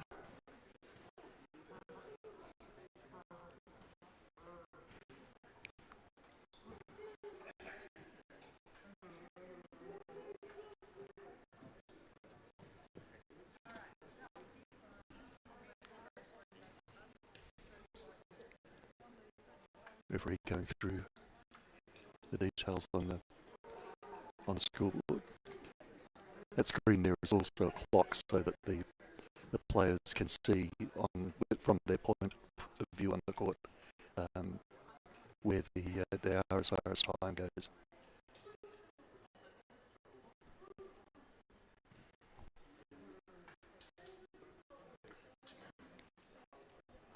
Once this game finishes, we'll have to go out into the weather, Catherine. I hear that in Canberra it's fairly inclement at the moment. Yes, it was a beautiful sunny day when I walked in with threatening black clouds. But as you say, it doesn't can last pass long. quite quickly in Canberra. It's not a wet place. It's definitely desert. Well, it's for we coasties to hang around for a You know, while. there's no coastal rain here. Okay, well, that's, I think, our final game for today here at the Boccia Australian National Titles 2025 at the Australian Institute of Sport in Canberra. Just a quick thank you for Boccia Australia's partners in this, Drake Maddox, Spark Events and Australian Television and Media Group for all their support in bringing this wonderful sport to you. The videos will be up, I imagine, fairly soon, and certainly videos from the previous 3 days will be up. You just go to the link that you can find on the Boccia Australia website and pick which day you'd like to look at. We'll be back tomorrow for the final day of play. Thank you to Catherine Perriac for being with me in commentary. Great pleasure to be here at the AIS watching really high quality boccia. That's great. Thank and you. We'll be back tomorrow. And I'm Phil Bates. I'll probably be back with you tomorrow too. So do join us. Bye for now.